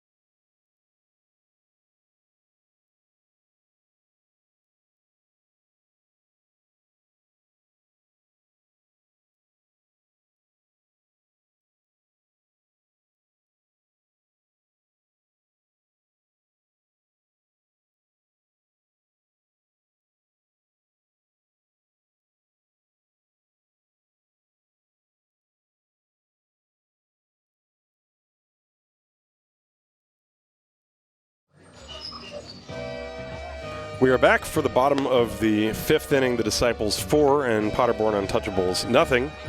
Ben Taki came on and retired he retired 2 of the 3 hitters he faced, but he did give up the 2-run single to Ruben Manriquez. So he allowed all 3 of his inherited base runners to score, but those runs were all charged to Mark Harrison. Harrison, by the way, 3 1/3 innings, 3 hits, 4 runs, only 3 were earned. 3 walks, 1 strikeout. He threw 75 pitches. And so now Ben Taki is going to deal with 2, 3, and 4 in the order. Richard Klein, Luke Steinlein, and William Thorpe. The Disciples trying to win their 10th consecutive baseball game. There's the pitch from Taki that's outside, ball 1. The last time the Har Disciples lost was the first of the 2-game series against the Mainz Athletics in Mainz. After that, they have won all of the games they have played, 9 in a row. There's the 1-0 curveball, swing and a miss. 1 ball and 1 strike. Well, Taki has been using that curveball almost to set hitters up. He saved it, didn't really throw the fastball until he got to the 3rd hitter he faced last inning. 1-1 decline, fouled right back to the screen.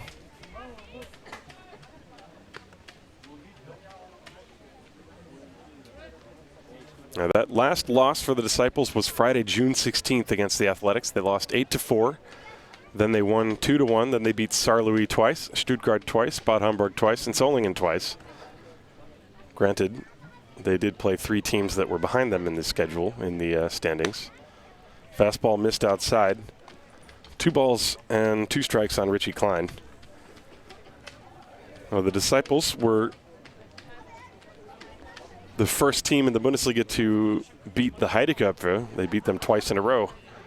2-2. Swing and a miss, strike 3. That was a good curveball from Ben Taki. That's his 2nd consecutive strikeout. And there's 1 away. That's going to bring up Luke Steinlein.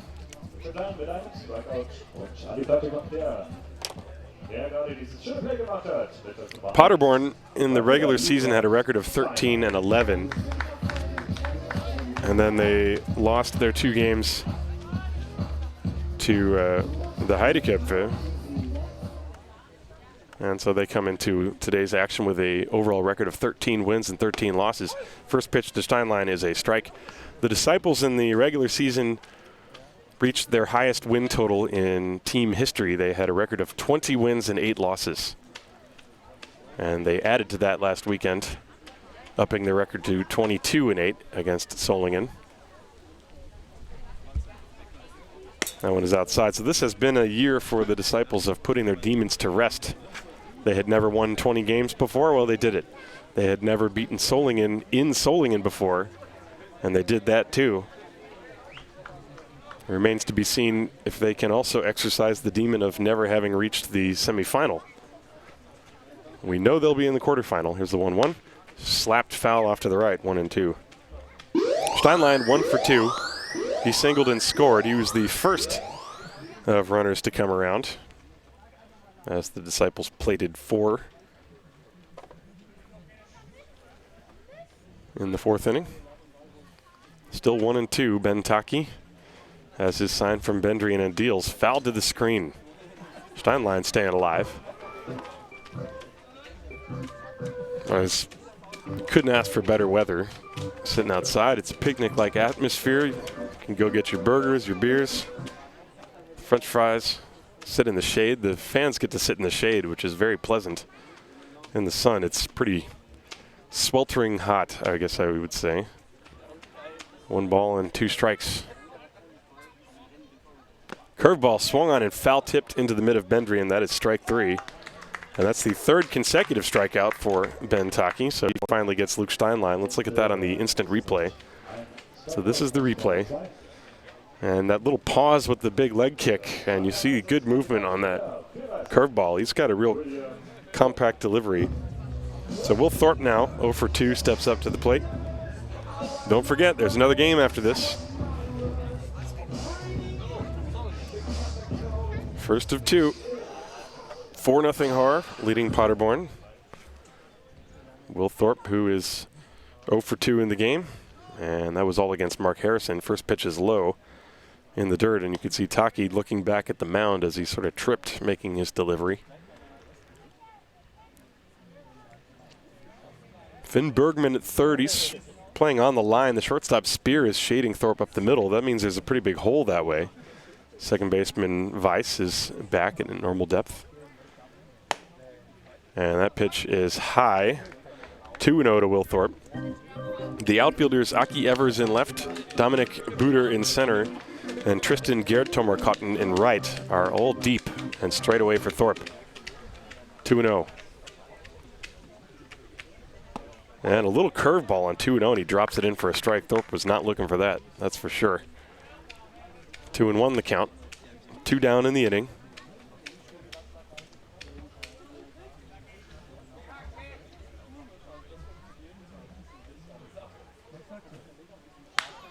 Hit in the air to left center field. Dominic Buder is there, and he makes the catch, and Thorpe flies out for the third out of the inning.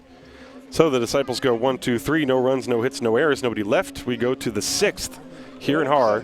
The Disciples 4, the Untouchables nothing. This is Haar Disciples Baseball, präsentiert von dem Gesundheitsunternehmen MSD.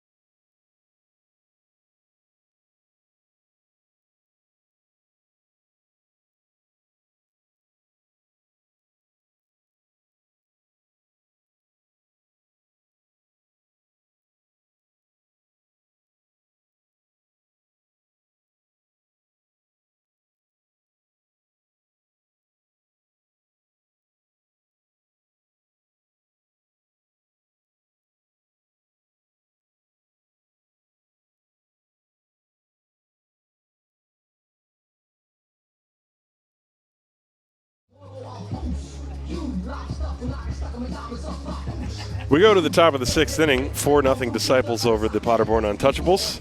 Kevin Treasel, who has thrown 73 pitches, 47 of them have been strikes. He has stranded a runner in every inning, and in the first inning he stranded 2. And he's going to deal with Tristan Gertomarkotten. And the pitch, swing and a miss. That was a fastball, and Gertomarkotten was very late, strike 1. It'll be 4, 5, and 6. Gertomarkotten, then Finn Bergman and Andreas Weiss in the order. Curveball hit off the end of the bat to shallow center field, and it is a base hit. Klein was able to corral it in the outfield grass, but no chance to throw to first base. So, didn't hit it hard, but a leadoff base runner for Paderborn. That was the breaking ball. Well, Klein really covered a lot of ground just to get over there and smother that. So Gertomarkotten is on first base, and now the number 5 hitter Finn Bergman, who is 1 for 2 with a double. He doubled in the 4th and did not move from second base before the inning ended. And the pitch to him. Popped foul, out of play, off to the right, strike 1.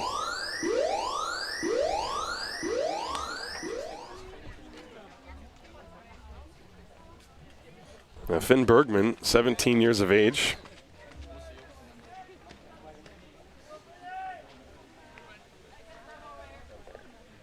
And this ball hit in the air to right field, sending Steinlein back, and it's over his head and one hops against the wall. Gertomarkotten is racing to third. Bergman slides in at second. He is safe, and the runners are on second and third. That's an opposite field double for Finn Bergman. He's got 2 doubles in the game, and the 17-year-old showing a little bit of pop to the opposite field. The wind is blowing out in that direction. And so Paderborn with their best chance in this ball game so far. They have second and third and nobody out. And Andreas Weiss, the hitter now.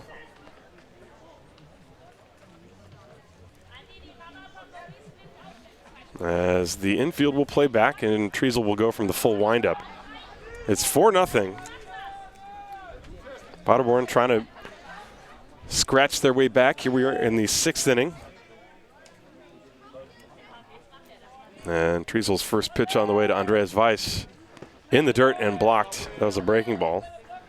Good block by Thorpe. It's pretty rare to see a ball get past Will Thorpe. 1 ball and no strikes to count to Weiss. Well, Paderborn could cut the lead in half with a couple of outs. Don't even need the big hit. And that breaking ball is high. 2 balls and no strikes. That time Treasel fell off to the first base side of the mound. It looked like he almost overthrew it a little bit. We saw Mark Harrison run out of gas at about 75 pitches on this hot day. Let's see what Treasel does. Little tapper, weakly hit past the mound, fielded by Pinheiro. He throws to first, scooped by Stefan. A run scores, but Pinheiro gets the out. 6-3 on the putout. Give Weiss a run batted in. As Gerd Tomark-Hutton comes home to score, and Finn Bergman goes to third on the play. There's 1 away. And now Aki Evers steps up to the plate. Evers, 21 years of age. So Haar 4, Paderborn 1. Runner on third base. Aki Evers is 0 for 2, and time is asked for and received by Evers.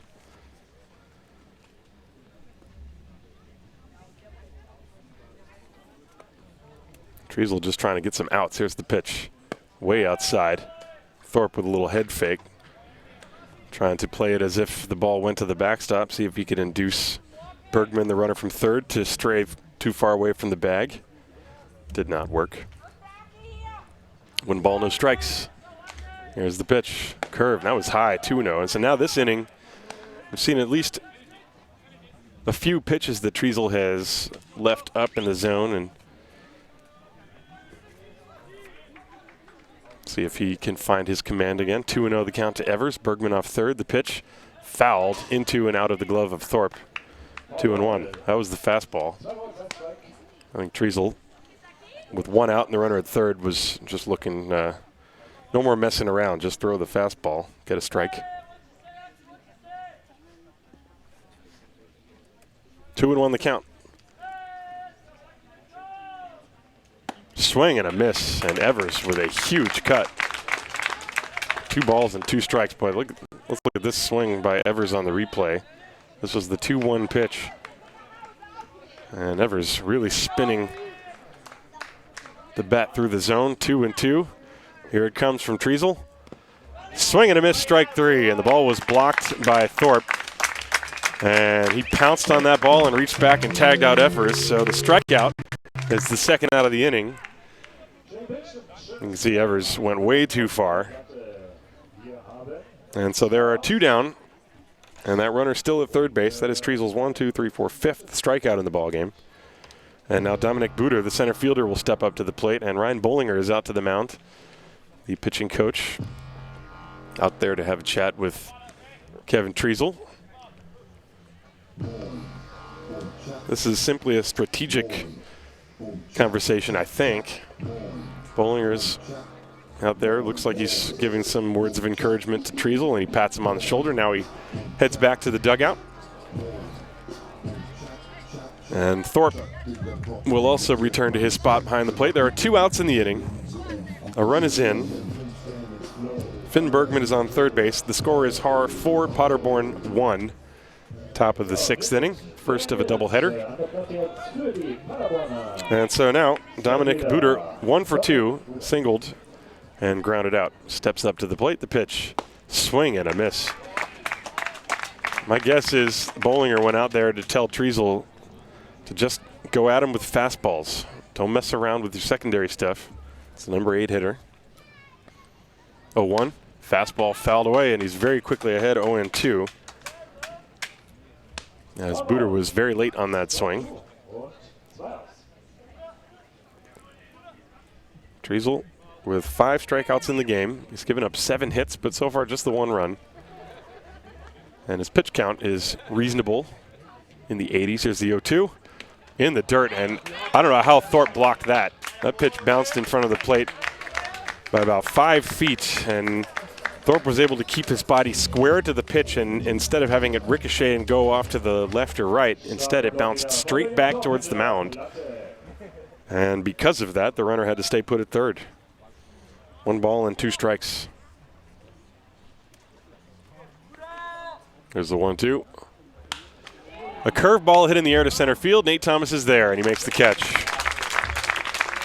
Looked off the bat like it had a chance to drop, but then it just kept on carrying, and it floated right into the glove of Nate Sean Thomas.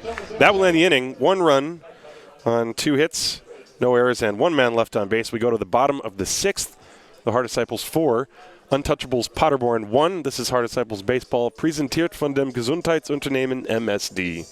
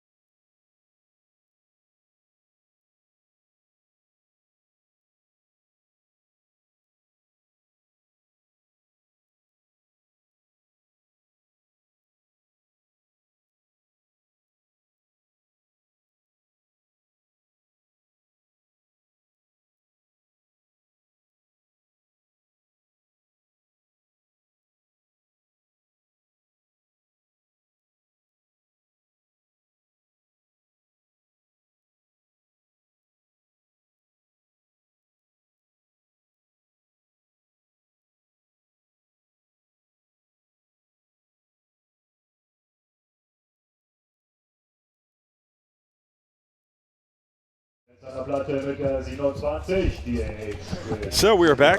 It'll be 5, 6, and 7. Chris Ziegler, Mitch Stefan, and Jose Palacios against Ben Taki in the bottom of the 6th inning. 4-1 the Disciples lead the Paderborn Untouchables. Taki in relief of Mark Harrison. And the first pitch to Ziegler is off the plate inside, ball 1. Ziegler is 1 for 1 with a double. He also walked and scored a run. The Disciples got all 4 of their runs in the 4th inning, thanks to 2 hits and 3 walks. This pitch is low. 2 balls and no strikes. Bases loaded walk to Jose Palacios brought home the first run, and then Ruben Manriquez drove in 2 with a single. Miguel Pinheiro with a sacrifice fly drove in the 4th, and that's been it. For Paderborn, they got a run back last inning when Tristan Gerd Tomarkotten got a base hit and eventually came around to score. 2 balls and no strikes to count to Ziegler. And a good curveball from Ben Taki in for a strike, 2-1.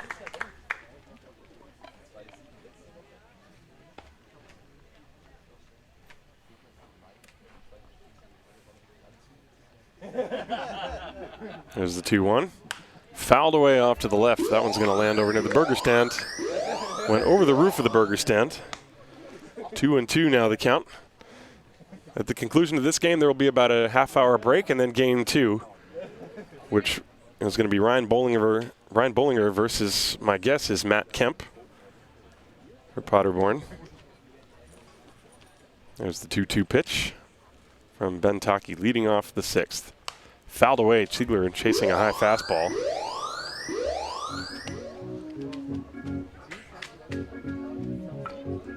Well, Kevin Treasel pitching for the Disciples. He has not been dominant, but he's been very, very good, and that has been good enough so far. Just the one run. He's allowed 7 hits, but only 1 walk. And Ziegler drives it deep to right and foul. That one is landing on the base of the fence over in the youth field, about 95 feet to the right of the foul pole. 2-2. Ziegler with a long strike.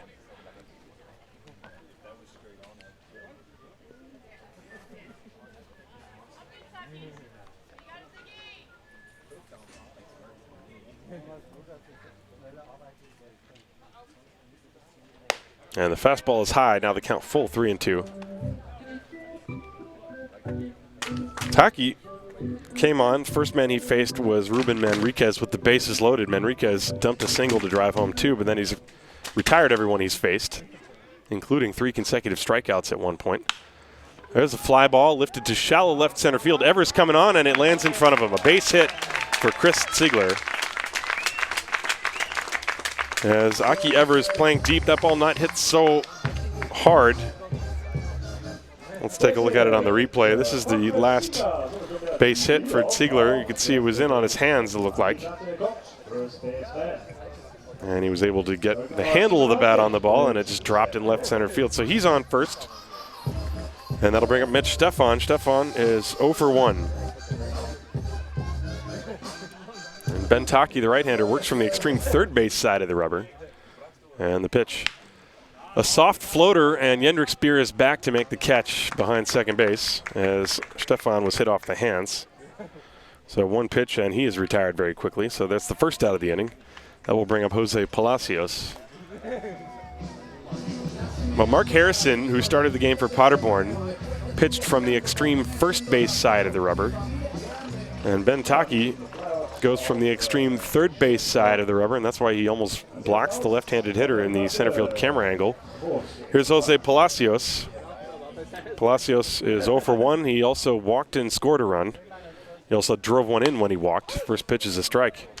So he's got a run batted in. Looking down at Philip Howard, giving the signs down the third base line. Ziegler with good speed on first base. But you can see he's got his hands on his knees, and there's a throw over behind him. That was pretty close.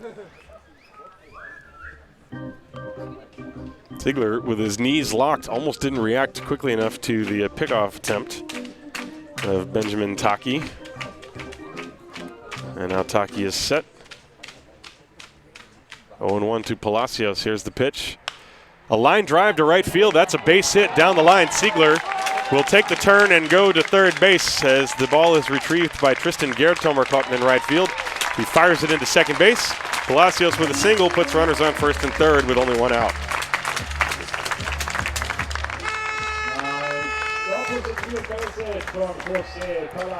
Let's look at this on the replay. Palacios looked like he was trying to hit the ball that way.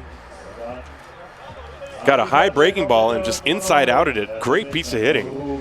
And that ball just sort of floated down the right field line, and it was a long run for Gerrit Tomer-Cotton to get to it. First of all, Ziegler easily crossing to third base. And now Ruben Manriquez steps up to the plate. Manriquez, 1 for 2. He's got a base hit and 2 runs batted in. First and third with 1 out. And the pitch. That's a strike on the outside corner. 0-1. Ruben Manriquez, 46 years young. He was born in 1970 in Caracas, Venezuela, but has shown no signs of slowing down, that's for sure. 0-1 the count to him. He'll probably be angry at the fact that I mentioned that, but he has nothing to be ashamed of, that is for sure. Enriquez, one of the most fit guys you'll ever meet. The pitch was inside, 1 ball and 1 strike to him. First and third, 1 out. 4-1 Disciples leading Paderborn here in the 6th. There goes Palacios. The pitch is taken high. Bendrian juggled the throw for a second and decided to hold on to it. So Palacios steals second, uncontested. 2 balls and 1 strike. Bendrian popped up thinking about throwing to second base, and the ball just slipped out of his fingers for a moment. He grabbed it again and then faked a throw to second to see if he could fool Ziegler. But Ziegler was not going anywhere from third. So now second and third. The corner infielders come in. A ground ball would get a run in if it's hit to the shortstop. Here's the 2-1 pitch. Breaking ball, and Manriquez waves at it. And nowhere close. 2 balls and 2 strikes now. And Manriquez looks like he's stretching out his rib cage area. 2 balls and 2 strikes. Taki would love a strikeout. He's got 3 of them in the ball game in his 2+ innings of relief. And here's the 2-2. Low. Looked like it might have been a changeup, but Manriquez, watching it all the way to the glove, takes it for ball 3. Now 3-ball, 2-strike count. Miguel Pinheiro is on deck.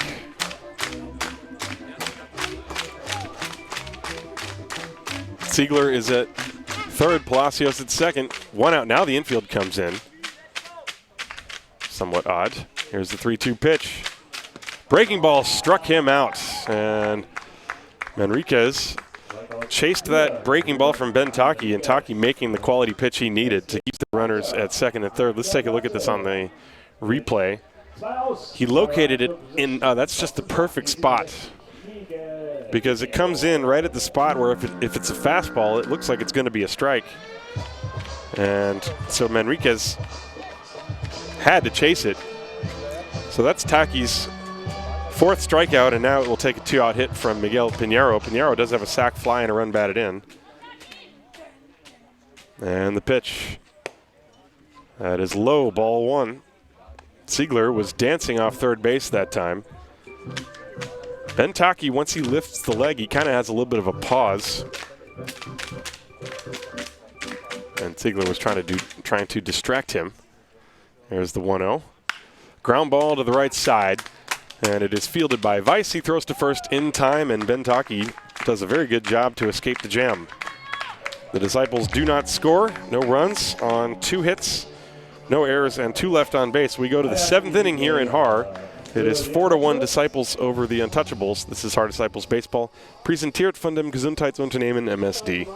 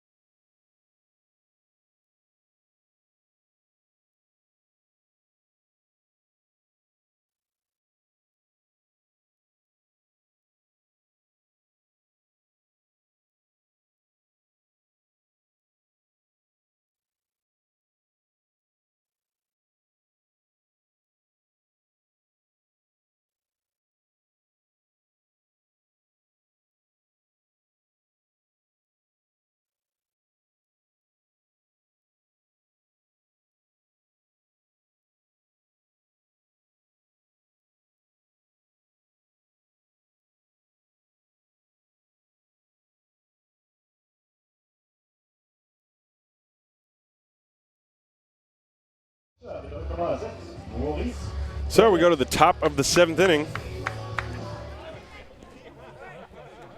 And Kevin Triesel's first pitch is hit on the ground to short. Pinheiro gloves it on the second bounce and throws to first in time. And that was Maurice Bendrian who just grounded out. He was the number 9 hitter. 1 pitch and 1 out. And now, at the top of the order, Daniel Thieben will step up to the plate.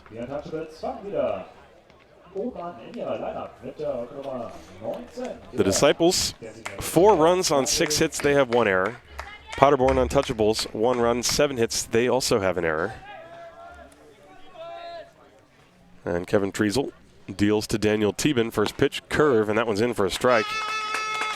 Thieben is 1 for 3. He singled and was stranded at third in the first inning, and then he struck out twice, once looking and once swinging. And he hits a broken bat ground ball towards short. Tough play for Pinheiro. He throws on the run and scooped by Mitch Stefan. And it's in time to get Teeden. So Pinheiro had to charge the ball, grab it with his glove, and make the transfer on the run. His throw was a little bit low, but Stefan was able to scoop it, and there are 2 down. So Treisel, having thrown only 3 pitches, he started the inning at 89. And now Jendrik Speer will step up to the plate. Speer is 1 for 3. He doubled. We're in the top of the 7th inning.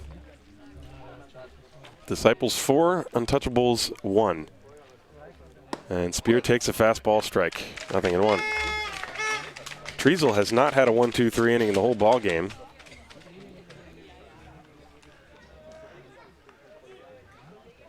And a good curveball, 0-2. And sometimes when a pitcher will get just a little bit tired, this stuff will start to move a bit more. And he just finds a rhythm. Here's the 0-2.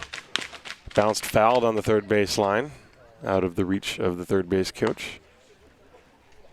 And the count still no balls and 2 strikes on Jendrik Speer, who was with the national team, along with Kevin Treisel, both gentlemen making the trip to Hoofddorp in the Netherlands last September. Here's the 0-2. Fastball is high. 1 ball and 2 strikes.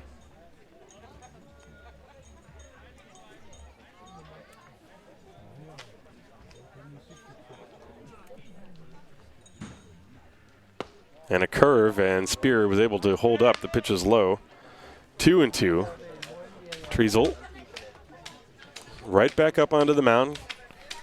Trying to work as quickly as possible here in the 7th inning.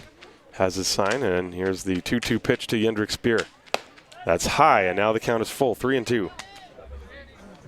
Well, Speer was behind 0-2. And now he's worked it to full. Here's the payoff. Outside ball 4. So Treisel, again, will not have a 1-2-3 inning. That is his 2nd walk issued. Well, if I look at my scorecard here, Paderborn stranded 2 in the 1st, and then 1 in the 2nd, 1 in the 3rd, 1 in the 4th, 1 in the 5th, 1 in the 6th. And they have 1 here on in the 7th. As Daniel Hintz steps up to the plate.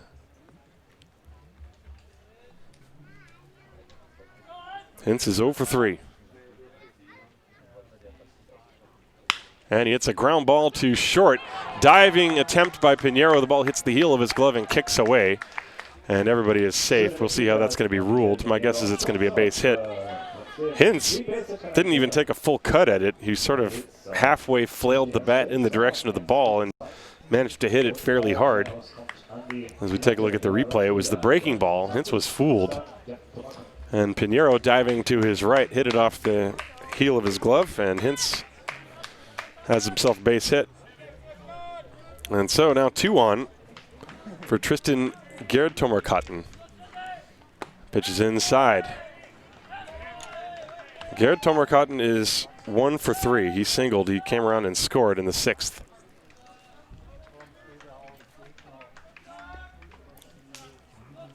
Well, looked like Treisel was going to have a quick inning, but not so. There's the throw behind the runner at first, and he's safe. Just barely got back in there. Well, that's a signature move from Will Thorpe, throwing behind the runner, especially the trail runner with 1st and 2nd, and he's picked off a number of guys doing that. But Daniel Hintz was able to get back just in time. Tying run is at the plate. And the pitch. Outside, ball 3. Treisel trying the breaking ball on a 2-0 count, and he missed badly, and Tristan Gerdtomarkatten will be taking here. One more bad one, and Paderborn will have the tying runs on base, with Finn Bergman, who is 2 for 3 on deck. Here's the 3-0.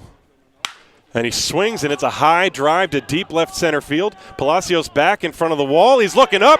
It is gone! And we are tied 4-4, swinging on 3-0. Tristan Gerdtomarkatten hits a 3-run home run.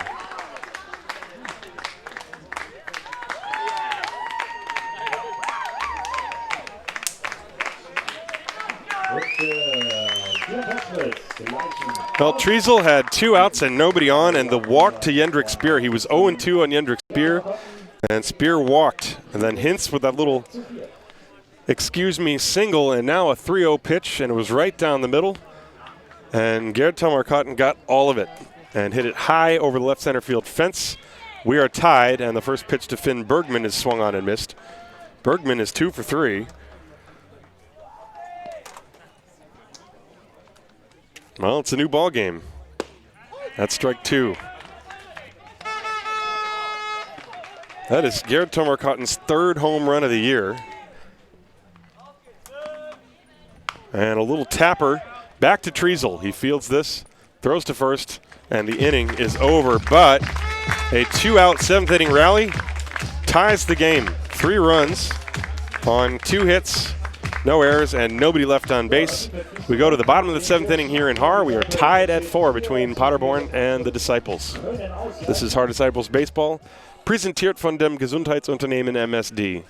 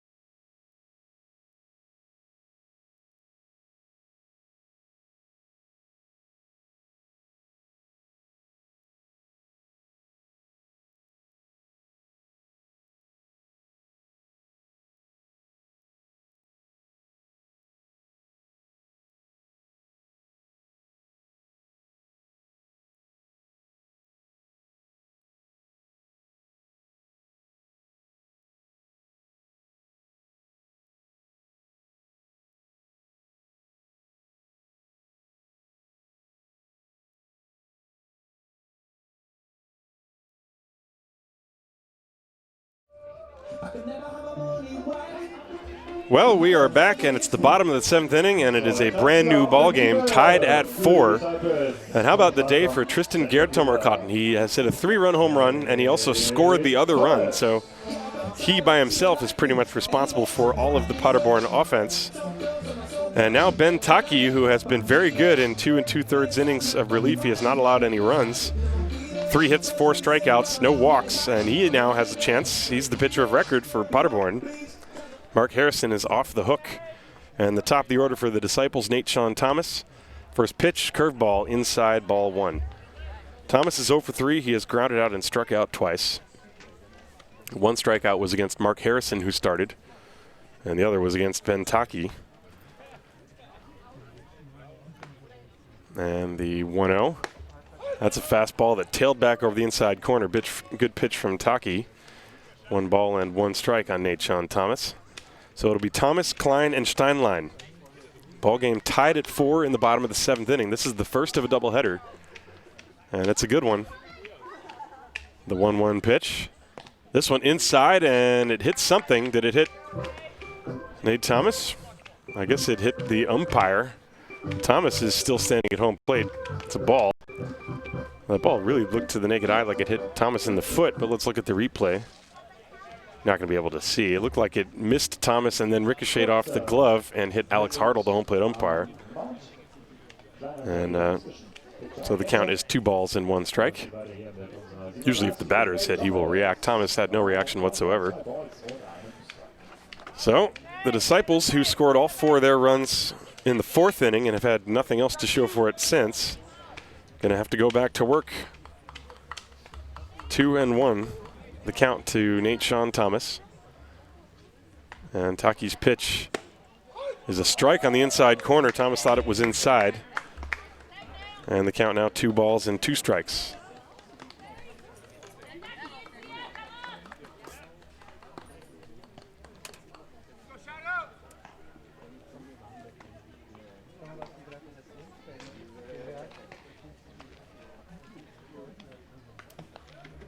Taki has his sign. 2-2 the pitch.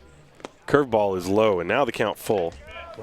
Well, Taki has shown a really good curveball. He's gotten 4 strikeouts using it.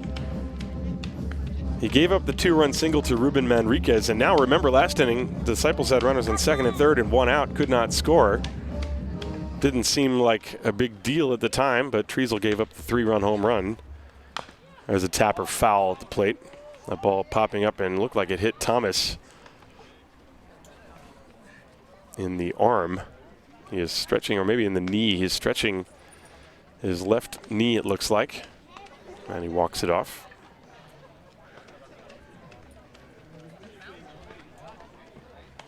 The count still full, 3 balls and 2 strikes on Nachon Thomas. Richard Klein to follow, and then Lucas Steinlein after that. It's the top of the order, 1, 2, and 3 in the batting lineup. Thomas wears that shin guard on his right leg to protect against foul balls. And the switch hitter has himself the 3-2 pitch inside, and that's ball 4. Goes all the way to the backstop. So Thomas draws a walk. Das war ein Ball und somit ein Walk für Nate Thomas. Leadoff-Runner auf Base. Zum Schlag kommt jetzt unser Second Base und der 85, Richie Klein.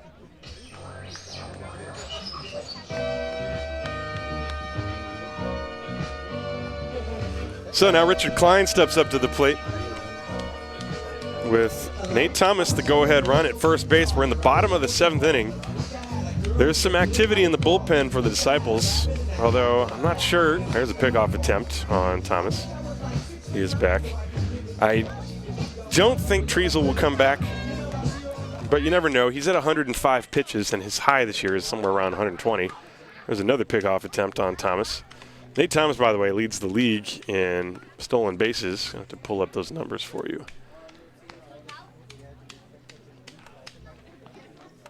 And he's got a pretty big lead, and another throw over there.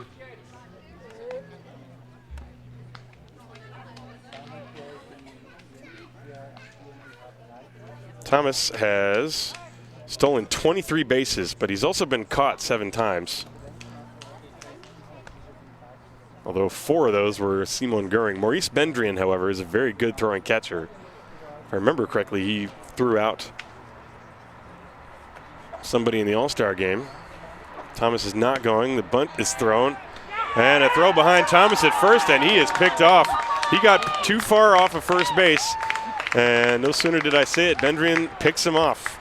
As Klein was showing bunt, and he did not get the bunt down. Thomas got too far off.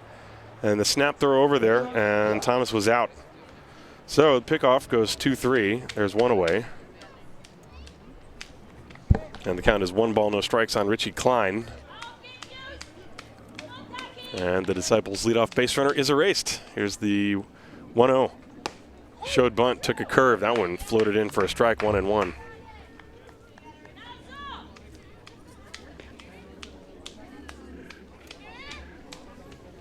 Ball game tied at 4. We're in the bottom of the 7th inning. Curveball, this one missed outside. 2-1 decline.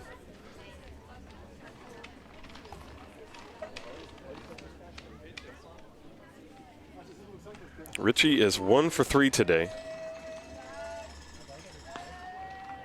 And the 2-1 popped up foul behind us, and the count now 2-2. Ben Tarkey came on with the bases loaded in the 4th inning after Mark Harrison ran out of gas.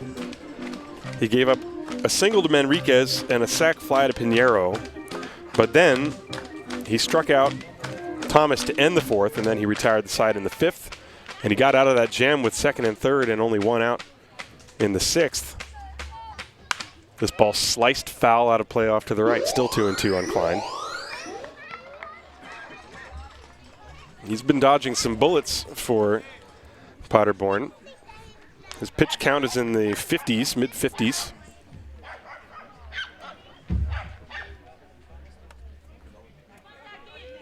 Still 2 balls and 2 strikes, 1 out in the inning. Taki comes set, and the right-hander's pitch declined.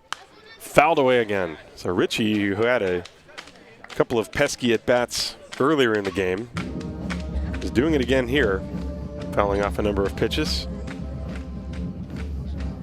Paderborn with 4 runs, 9 hits, 1 error. The Disciples 4 runs, 6 hits, 1 error.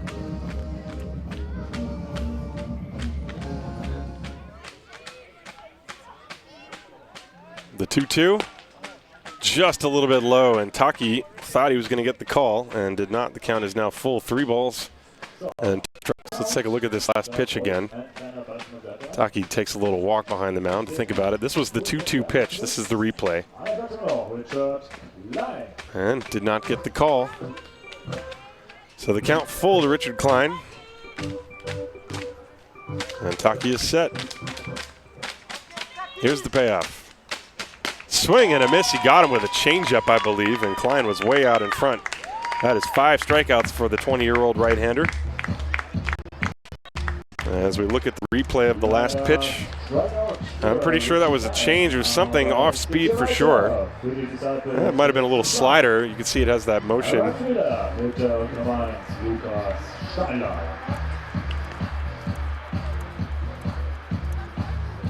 And so now Steinlein steps up to the plate, and he grounds one, base hit into left field between third and short. So he's aboard, and now that pickoff of Nate Thomas looms that much larger as Steinlein is on first base. And the hitter William Thorpe Das Inning geht weiter, und zwar mit unserem Catcher, die 34, William Thorpe. So Thorpe will step up to the plate. Thorpe has 6 home runs on the year. That leads the Disciples. Had one last weekend in Zolingen. He is 0 for 3 in this game, however. Luke Steinlein, the lead runner, he's on first base in a 4-4 tie here in the bottom of the 7th. Steinlein, a very short lead. And the pitch to Thorpe, outside, ball 1. Well, when you think about the fact that these two teams, they already know they're going to the playoffs. And I'm not sure if the Disciples really care who they play in the playoffs. So to that end, this moment is not as dramatic as it might be. There's a breaking ball. It gets away from Bendrian, and going to second base is Luke Steinlein. Bendrian throws it all the way out there anyway. That was a somewhat ill-advised throw. Steinlein was already standing on the base. It's a wild pitch. Bendrian, however, I think was thinking about trying to throw behind Steinlein at first base, and instead of trying to block it with his body, he tried to backhand it and pick it. And the ball squirted away, and Steinlein easily goes to second base. So now a base hit, the Disciples could take the lead. So Will Thorpe at the plate, he's got a 2-0 count. And Taki is set. Gives Steinlein a long look, and now the pitch. Curveball popped up, foul ground. That's going to be over the screen off to the right. And the count 2-1. That was a 2-0 breaking ball. Ben Taki has thrown the curveball in what normally would be fastball counts several times in this game. You can hear the fans getting into it. Good atmosphere here at Haar on a beautiful sunny summer day. 4-4 the score. 2-1. 2-1 the count, rather, on Thorpe. And he takes a ball low and away, 3-1. You have Chris Ziegler on deck. So Thorpe can look for a pitch that's exactly to his liking. Although, if you're Taki, you know, you got a base open. 2 outs in the inning, although Ziegler has not made an out yet today on deck. Pick your poison, I guess. Here's the 3-1. Curveball bounced back to Taki, and he snags it. Nice play. Runs it halfway to first and flips it the rest of the way. And that's a 1-3 put out to end the inning. That ball was ticketed for center field, and Taki snagged it. The Disciples don't score. No runs, 1 hit, no errors, and 1 left on base. We're going to the 8th inning tied here in Haar. Paderborn 4, the Disciples 4. This is Haar Disciples Baseball, präsentiert von dem Gesundheitsunternehmen MSD.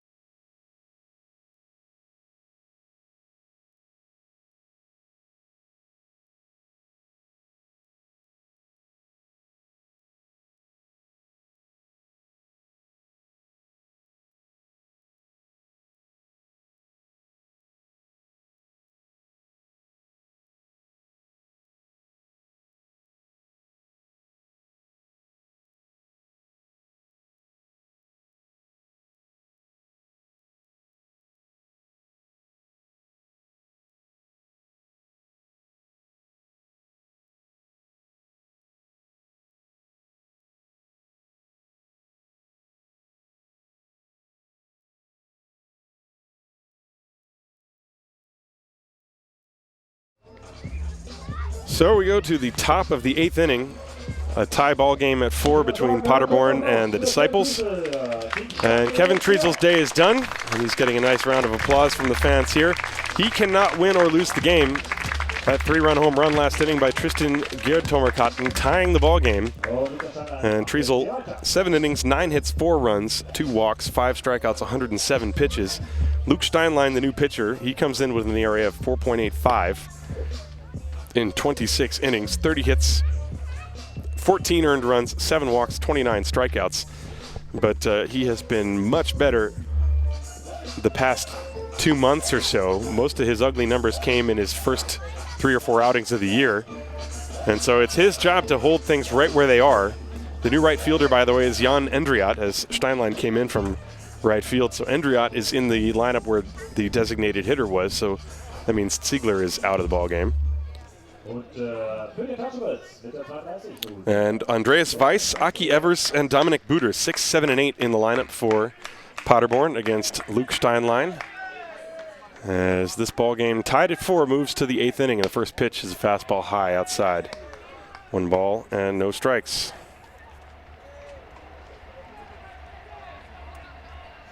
Andreas Weiss today is 0 for 2. He walked. That's inside 2-0. Steinlein, the right-hander, who is from Firth, works from the first base side of the rubber. He pitched 3 solid innings, giving up just a run against Solingen. That was in extra innings last week. There's a strike, and the count 2-1. And he also did that in a game in which the Disciples defeated the Mainz Athletics in, I believe, 13 innings. That was another game in which Ryan Bollinger started and Steinlein finished. There's a foul to the screen. And the count 2 balls and 2 strikes. So he's been extremely valuable coming in from the bullpen in a league that, doesn't have a lot of teams that have depth in the bullpen. The Disciples with Luke Steinlein. They also have Nate Sean Thomas. Here's the 2-2 pitch. Just missed the inside corner. Steinlein wanted the call and did not get it. The count is full. 3 balls and 2 strikes. Well, let's look at this last pitch. This is the 2-2 pitch as you watch the replay. That was close. The count is full. Here's the payoff. A slow ground ball to third, fielded by Manriquez. He throws to first, and there's 1 away. We haven't really seen a lot of weak swings from Paderborn. Really the only swing that you've seen. There's 2 guys that have swung the bat with some pop behind it. One was Finn Bergman. The other is Tristan Geertomerkatten, who drilled a 3-run home run. So there's 1 away. And now Gianluca Oliva is going to pinch hit. So Oliva is going to pinch hit. Oh, excuse me. I guess that must have been a catcher's interference. So instead of the 5-3 ground out, I completely missed that. So that's a E2. So instead of the first out of the inning, my apologies, there is nobody out, and Andreas Weiss is on first base due to catcher's interference. And the pitch hitter is Gianluca Oliva. And the first pitch to him was a ball. Gianluca Oliva, left-hand hitter. He will turn 25 next week. And he asks for time. The runner at first base is Andreas Weiss. So Oliva pinch hitting for Aki Evers, who had been 0 for 3. And the pitch from Steinlein. Low. There's a throw to first behind the runner, and it's not in time as Weiss slides back in. Gianluca Oliva in 15 games hitting 188, 6 hits and 32 at-bats. He does have a triple and 3 doubles, however. Runner on first base and nobody out. That catcher's interference would be an error. There's a pitch. That's a strike called. And the count 2-1. So the Disciples have made 2 errors in the ballgame. Paderborn has made 1.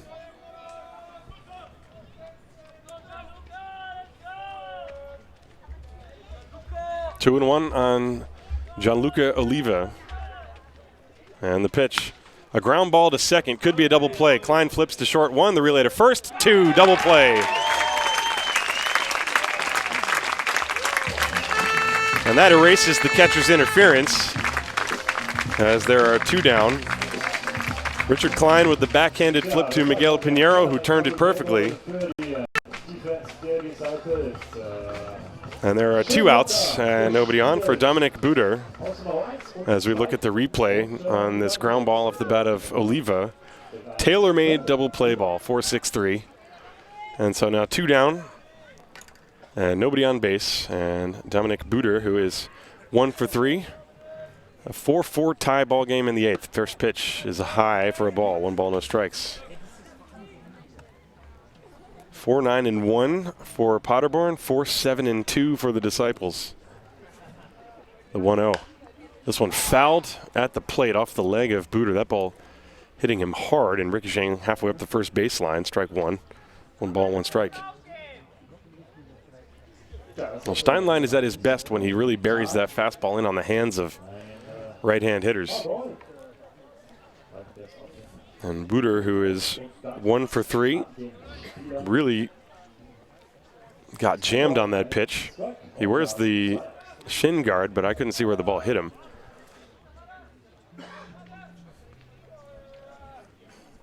Anyway, he's back in there. 1 ball and 1 strike to count. The pitch. Curve, and it's a beauty. Swung on and missed. Buder was stepping in the bucket on that one and flailed away. That's strike 2.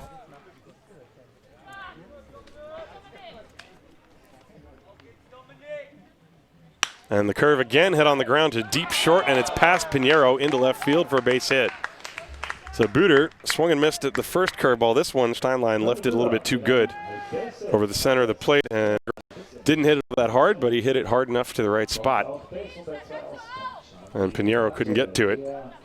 And now Maurice Bendrian, the number 9 hitter, steps up to the plate.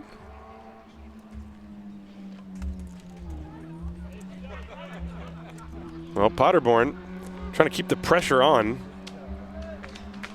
This ball game is tied, all because of the 3-0 swing from Tristan Gerd Tomarkatten. He had a 3-0 pitch over the left field fence to tie the game in the 7th. It was a 3-run home run. So Maurice Bendrian now the hitter, and the pitch to him. That's a strike called.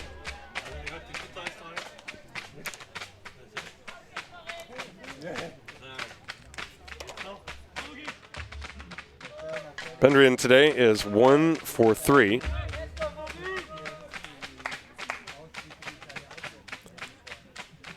And there goes the runner. The pitch is swung on and fouled away, strike 2. So Paderborn trying to hit and run. Well, one thing, they've been able to put the bat on the ball. Kevin Treasel did have 5 strikeouts, but they were able to consistently at least put the bat on the ball, and that's what you have to have if you're going to elect to try a hit and run, as Jendrik Speer did. Runner on first base is Buder. 0-2 the count. Steinlein set, and the pitch just missed the outside corner, and the count 1-2 now as Maurice Bendrian taking all the way.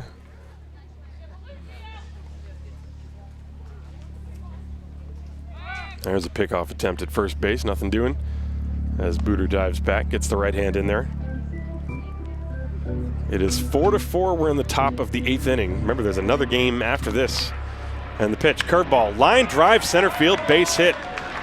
And Buder is going to take a wide turn and hold on. Throw comes in behind him, pretty close, but he's back.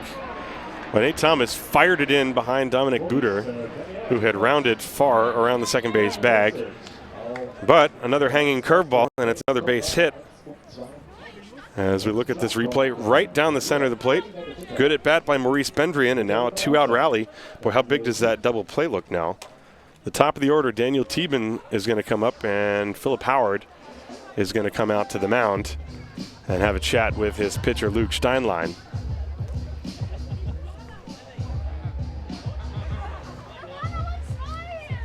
We are tied at 4. Paderborn came back to tie it. The Disciples took a 4-0 lead in the 4th inning thanks to a bases-loaded walk, a 2-run single, and then a sac fly. All 4 of those runs were charged to Mark Harrison.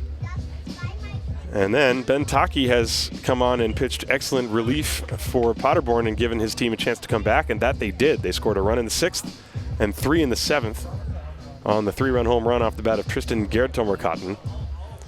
And they are threatening with 2 on and 2 outs here in the top of the 8th. The top of the order, Daniel Thieben, is 1 for 4.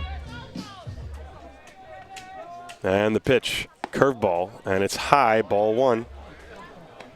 Well, Steinlein at his best when he is able to hit the corners and keep the ball down. This inning, he's left a couple of those pitches up. And he's paid for it with some base hits. The go-ahead run is Dominic Buder. Maurice Bendrian is on first base, not being held on. The pitch. Line drive, left field, base hit. And Buder is being waved around. Here's the throw to the plate. It is not in time, and Paderborn leads 5-4. On an RBI single off the bat of Daniel Thieben.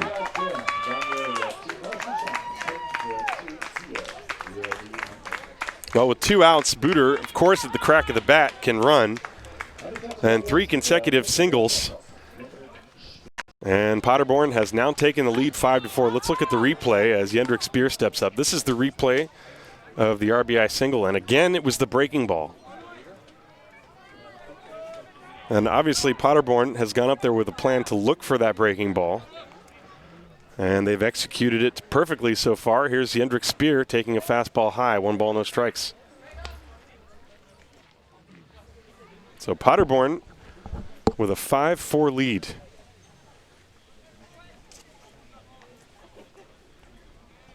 There's the 1-0 pitch to Speer. That's a strike at the letters, 1-1. And Steinlein. The inning sort of began strangely with the catcher's interference, giving Paderborn a leadoff base runner, but then Gianluca Oliva bounced into a 4-6-3 double play. It looked like Steinlein was out of it. As that time, Mitch Stefan was actually running in behind the runner, Daniel Thieben, at first base, and Steinlein just stepped off. And now the RBI single by Daniel Thieben, driving home a run. And the pitch low, and the count 2-1. So Steinlein having a stressful inning here. There's another game after this. Don't forget that, folks. This one's been good. 5-4 Paderborn. The 2-1 pitch to Speer is low, and the count now 3 balls and a strike. And Steinlein looking a little bit uncomfortable out there. Maybe he's angry with himself. And he's stretching his right heel. Looked like he might have felt some kind of pain with that last delivery. That'll be something that Philip Howard and company will want to keep a close eye on. 3 balls and a strike. 2 outs. Runners on first and second. Bendrian at second. Thieben at first. And that is high. Ball 4, and the bases are loaded. And now you have the number 3 hitter, Daniel Hintz. And Thorpe out to the mound, and Steinlein he looks like he's hurt. He's hobbling around out there. He keeps stretching out his right calf, it looks like. And Philip Howard now is going to check with Alex Hartle to see if he can go out there and have an injury visit to the mound.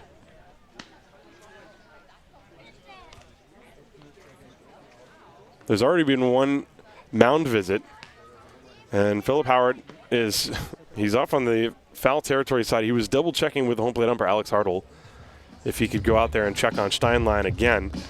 Well, let's take a look at this last pitch and watch his right ankle. He's falling off the mound and immediately sort of straightens up his leg, and he's reaching for his side. And he does not look right. He's trying to stretch his leg, maybe a hamstring. But whatever it is, he convinced Philip Howard that he's okay. Maybe it was a cramp. We saw that occur with Ryan Bollinger a few weeks ago. But he's in trouble now. The base is loaded. Paderborn already has scored a run in the inning. There are 2 outs and the number 3 hitter. And now Philip Howard going out, and I guess this is going to have to be it. Nate Sean Thomas is going to come in and pitch. So Steinlein is going to leave with the bases loaded, and yeah, there's no reason for Steinlein to continue pitching and injure himself. In the grand scheme of things, this ballgame does not really mean anything. All these teams are going to the playoffs, and if it's just something that can heal quickly, then why would you force it? So Philip Howard is going to put Nateshon Thomas on the mound, and let's see who's going to go out and play center field. I doubt it's going to be Steinlein. Looks like Sylvan Tsatsek was running around. We'll take a short break. It is 5-4 Paderborn here in the 8th inning. They have the bases loaded and 2 out. And Nateshon Thomas taking over on the mound, and we'll take a short break. This is Hard Disciples Baseball, präsentiert von dem Gesundheitsunternehmen MSD.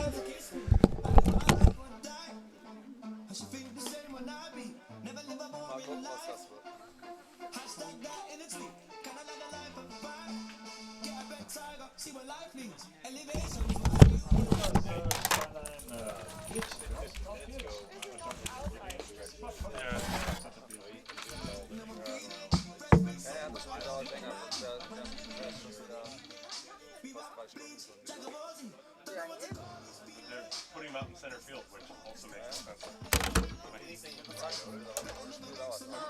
Take him out of the game.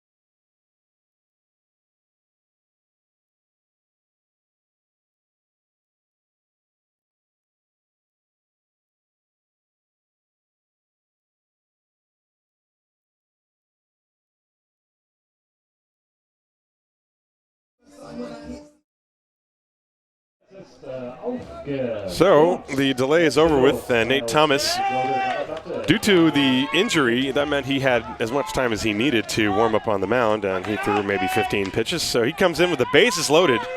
Daniel Hintz is the hitter. Steinlein is in center field, which I find odd if he had a leg injury. First pitch low, and that's ball 1. 5-4, Paderborn leading Haar. But you certainly don't want to see injuries, especially at this stage of the game, for either team. 1 ball, no strikes to Daniel Hintz. The bases are loaded. Bendrian, Teben, and Spear, and there's a line drive base hit into left center field, and 2 runs are going to score. Throw comes all the way to third base, and Paderborn leads 7-4.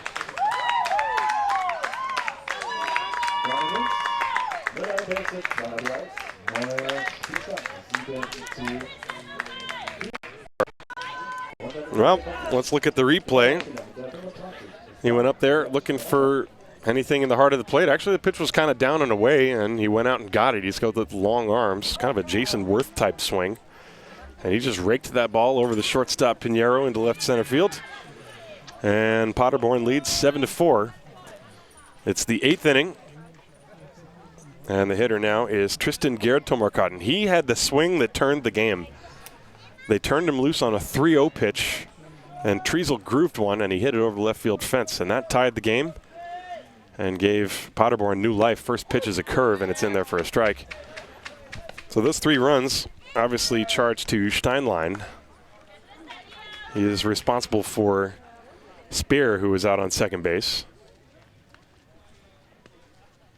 And the pitch to Gerd Tomarkatten, swing and a miss on a curve, 0-2.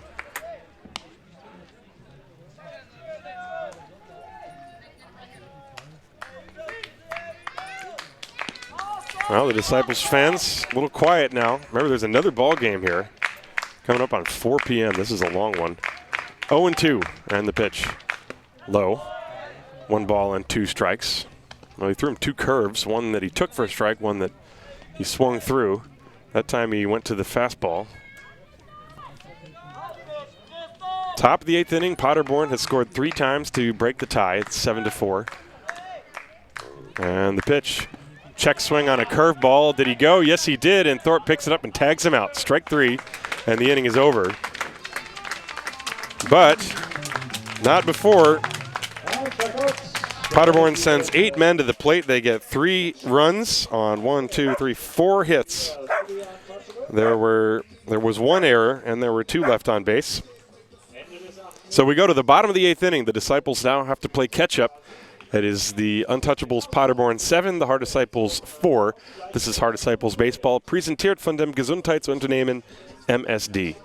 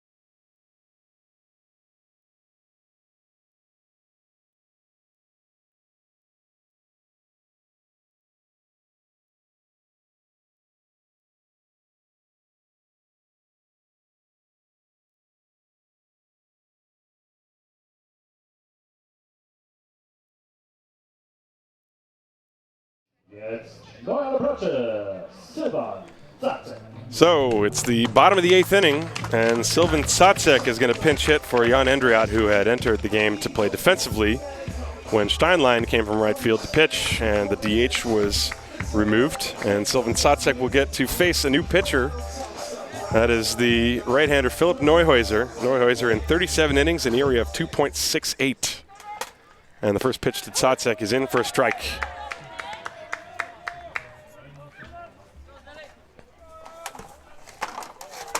Sacek on the year is hitting at 280 in 26 games. And the pitch to him. Line shot, right center field, and this is going to be caught by the right fielder Tristan Gerard-Tomer-Cotton, as he judged that ball very well. The ball was hit hard by Sacek, but he flies out to right field. That's the first out of the inning. Now the Disciples have 5 outs left in this ball game. They need to score 3 runs. And then we'll have a half-hour break, and we'll have the second game. Defensively, Till Schade has entered the game. He goes in the lineup where Gianluca Oliva was. Stefan takes a strike. Philip Neuhäuser, 24 years of age.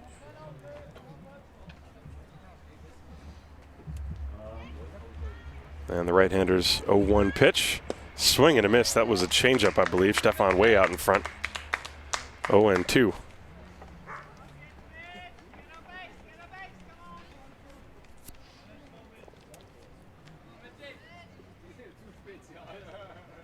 Here's the 0-2. Swing and a miss, strike 3. Philip Neuhäuser making quick work of the first 2 hitters here. And Jose Palacios will step up to the plate. Well, the Disciples, they had a 4-0 lead. They scored all 4 runs in the 4th inning. And other than that, they have done nothing against Paderborn pitching. Mark Harrison pitched 3 scoreless innings before he ran out of gas in the 4th. Ben Taki was great in relief. And he would be in line for the win. First pitch to Jose Palacios is a ball.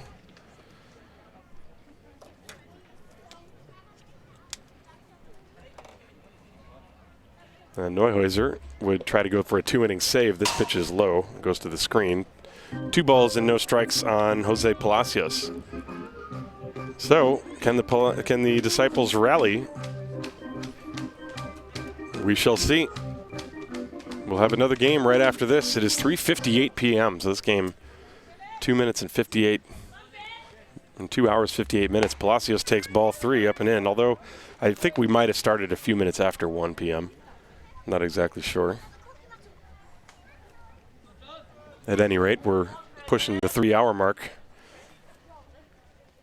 3-0 on Palacios, and that's a strike. 3-1. And you could say the moment this game hinged is Jendrik Spear turning his cleanup hitter loose on a 3-0 count in the 7th inning. He got a 3-0 fastball down the middle and hit a 3-run home run. And Paderborn has not looked back since. There's a ground ball, base hit to left field for Palacios. So he is aboard with a single. And that will continue the inning for Ruben Manriquez. Manriquez will step up to the plate. Manriquez is 1 for 3. He drove in 2 with a single. So Palacios on first with that 2-out single.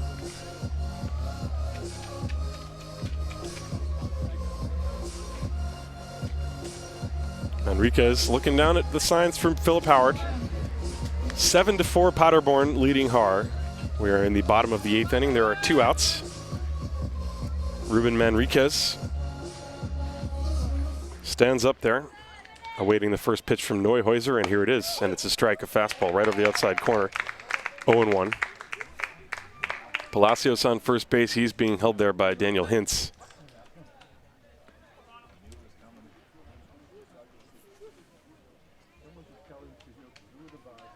And the 0-1.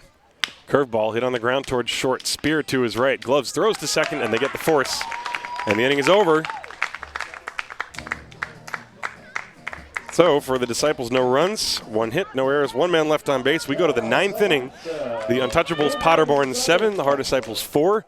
This is Haar Disciples Baseball, präsentiert von dem Gesundheitsunternehmen MSD.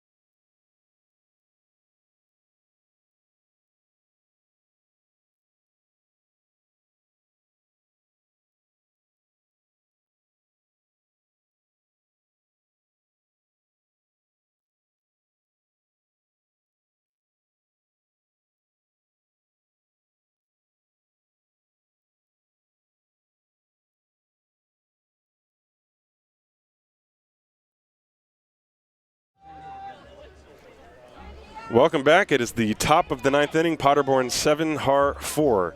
Nate Thomas on the mound, and he's going to deal with Finn Bergman, who's had a very good day. And the first pitch is a curveball taken for a strike. Finn Bergman, 17 years of age. He's 2 for 4 with 2 doubles.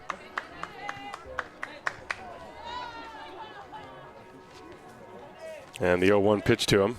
Swing and a miss, 0-2. Thomas had to come on and put out the fire after Steinlein couldn't continue. It looked like he had injured his right leg somehow, although he's still in the game playing center field, but obviously it bothered him too much to pitch. There's a fastball high. 1-2 from Nate Thomas.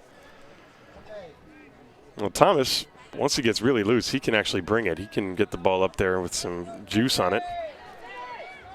And he's going to try to have a quick and easy ninth inning here. There's a curve that's low, and the count 2-2.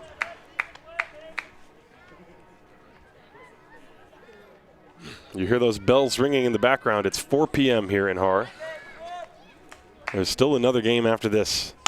Ground ball hit towards the shortstop. Diving play by Pinheiro from his knees. He fires to first, not in time. That's a base hit for Bergman, his 3rd one in the ballgame.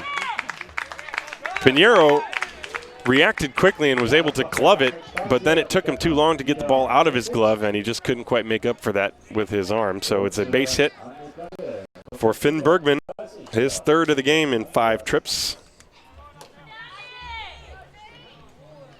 And now that will bring up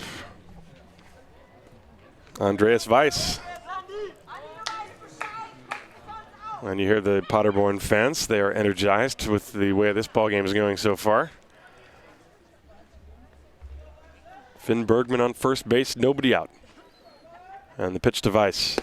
That's low for a ball. Weiss is 0 for 3. No, he's 0 for 2, excuse me. He reached on a catcher's interference, so that does not count as a plate appearance. Or it does not count as an at-bat. And he also walked, and then he's 0 for 2 otherwise. There's a line drive, base hit to right field. And Bergman will stop at second base, as Weiss just inside outed that ball and flipped it into short right. And Paderborn, they've looked like a completely different team since the 6th inning. They were shut down for 5 innings. And they are just really getting it done with short strokes hitting the ball, not trying to do too much. Look at the swing from Weiss. He just sort of flips the bat through the zone. Nice and easy. And singles to right field, and now Till Schade, who entered the game for Gianluca Oliva. Oliva had pinch hit for Aki Evers. Schade was an all-star. 2 on and nobody out. He is squaring to bunt, and he pulls it back. The pitch is a ball. Till Schade hitting at .215. He's got 21 hits and 106 at-bats, including 4 runs batted in.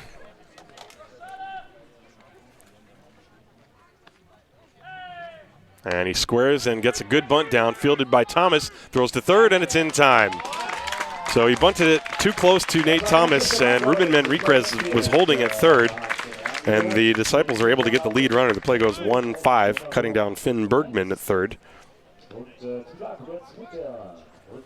And so now Schade is at first, Weiss at second. There's 1 out in the inning. And Dominic Buder steps up to the plate. Buder has 2 hits and 4 at-bats. He also scored a run. That was in the 8th. His run broke the 4-4 tie. First and second with 1 out. Pitch is low.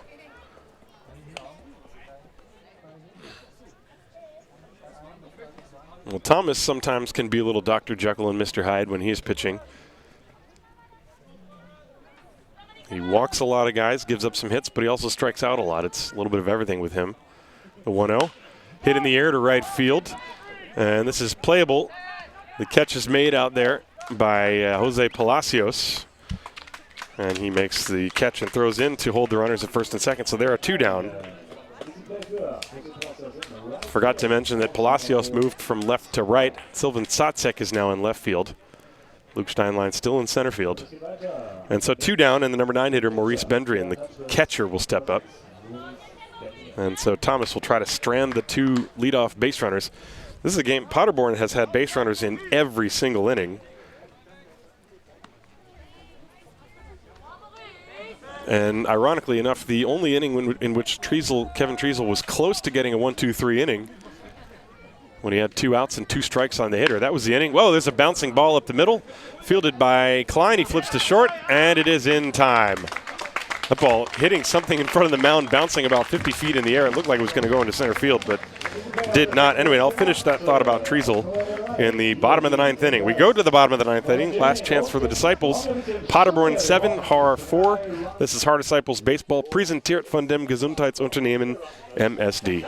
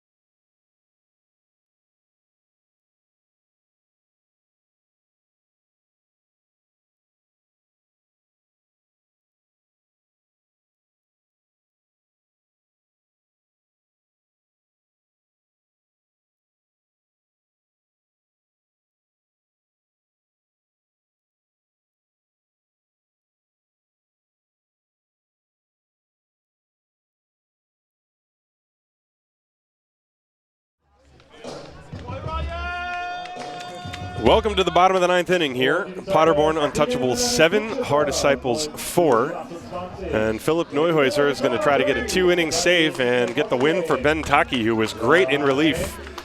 And the Disciples will send Ryan Bollinger to the plate to pinch hit for Miguel Pinheiro. Bollinger, of course, won the home run derby. He's 5 for 11 in the regular season, and he takes a strike on the first pitch. So Miguel Pinheiro. And because, of course, Bollinger is a foreigner, that means Ruben Manriquez is removed from the game. Dennis Wallace is in his place. There's a swing and a foul off to the right. And the count, no balls and 2 strikes to Ryan Bollinger.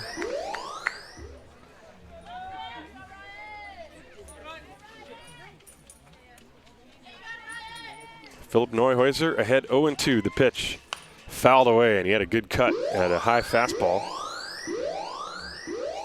Bollinger does have 2 doubles among his 5 hits this year, as Ruben Manriquez is going to hustle out and coach first base. 7-4 Paderborn. Fastball missed outside, 1-2. Remember, Ryan Bollinger, he's going to be the game 2 starting pitcher, of course. Up there pinch hitting with the Disciples trailing by 3 in the 9th. And this one is low and skips away from Bendry, the count now even 2 balls, 2 strikes.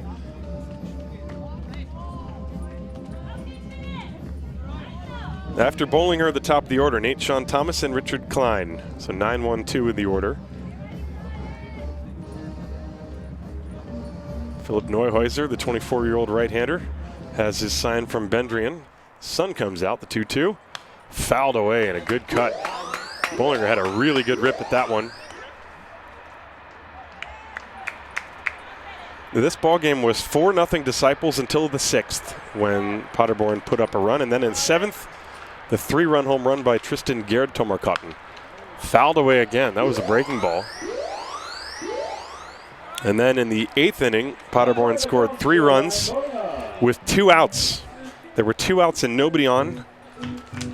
and they rallied to score 3 runs. In fact, their rally in the 7th inning started with 2 outs and nobody on. There's the 2-2. Ground ball up the middle, base hit center field for Ryan Bollinger.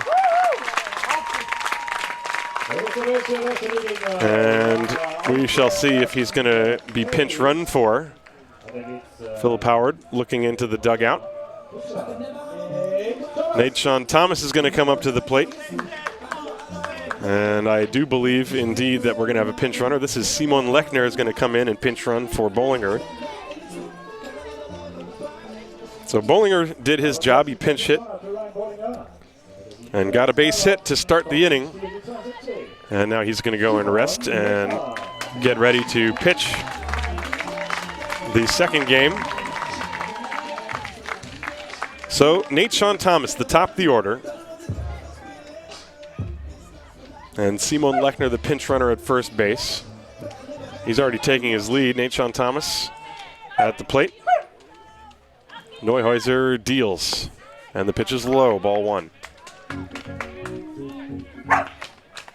Well, the Disciples have played some nerve-wracking ball games this year, but they've mostly been tie ball games that went deep into extra innings. There's the 1-0.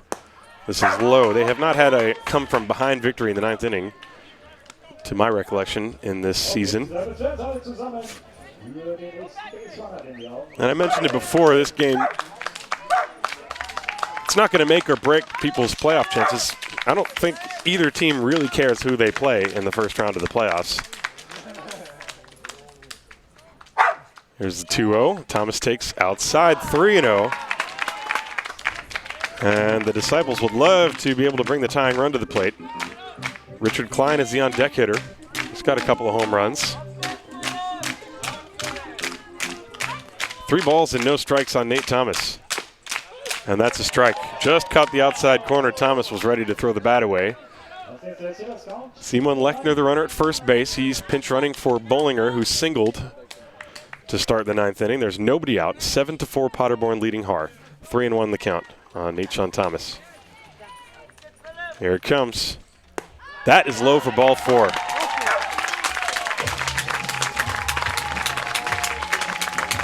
And so it gets a little bit more interesting here in Haar as the Disciples will send Richard Klein to the plate. Klein does have a couple of home runs this year. Not normally a home run hitter, but he has muscled up a couple of times. This would not be a bunting situation. Those 2 runners don't mean anything unless Klein also gets on base. Right now, Philip Howard is having a chat with Klein as there's a meeting on the mound. Jendrik Speer went in to have a chat with his pitcher, Philip Neuhäuser, and that counts as a meeting on the mound. Remember, Speer, the shortstop, he is the coach for Paderborn. And you see the home plate umpire, Alex Hartl, putting up the finger to indicate that that is a mound visit. So he is not permitted to do that anymore without removing the pitcher. Anyway, that's not going to happen. Richard Klein singled in 4 trips. And so he is the tying run. The Disciples not really looking for a home run. They just want a rally to string some hits together. Trailing by 3 here in the 9th. The pitch.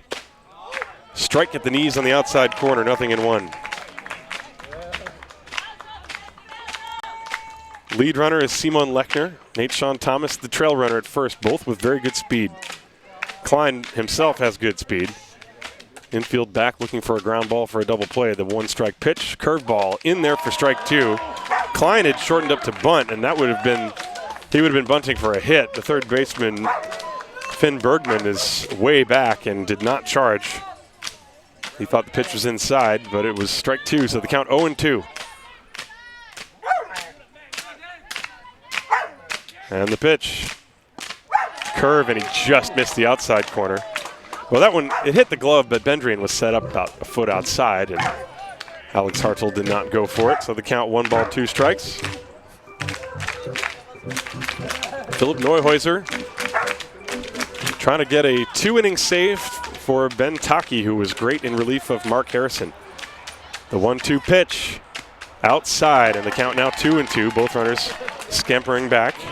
Bendrian has picked off 1 runner. That was Nate Thomas. He picked him off when Thomas got too far off the bag. 2-2 to Klein. Curveball ripped foul. Boy, Klein, that one was up in his eyes, and that one almost landed on the grill. That was a rocket past the Disciples' dugout. Look out.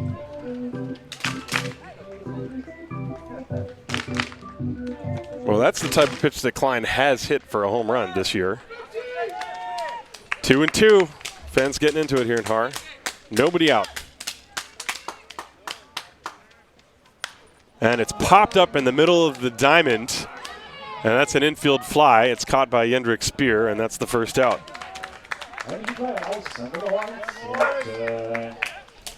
So Klein is the first out of the inning, and now Luke Steinlein steps up to the plate. Steinlein, a speedy guy. You also have speed on the base paths. Not the ideal combination if you're looking to turn a double play. Philip Neuhäuser taking his time getting the sign from Bendry, and now he's got what he likes. He comes set. Runners leading first and second with one out. The pitch high, and it's 1 ball, no strikes. Well, the Disciples have their best and most powerful hitter waiting in the on-deck circle. Will Thorpe, he who has 6 home runs this year. Steinlein trying to keep the line moving. 1 ball, no strikes. The pitch, curve. And that's high. And the count 2 balls and no strikes. And the wind picks up suddenly, and it is blowing directly out.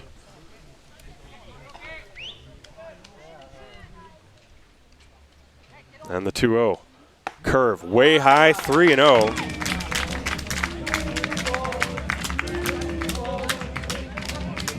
And Neuhäuser not doing himself any favors. Bollinger started it with a base hit. Thomas walked. Klein popped up. And the count 3 balls and no strikes on Luke Steinlein. He will be taking, however. And he takes a letter high strike. 7-4 Paderborn leading Haar. Paderborn scoring 6 of their 7 runs with 2 outs. 3 in the 7th and 3 in the 8th. 3 balls, 1 strike the count. Lechner and Thomas, the base runners, 1 out the pitch. Strike 2 on the outside corner, and now the count is full.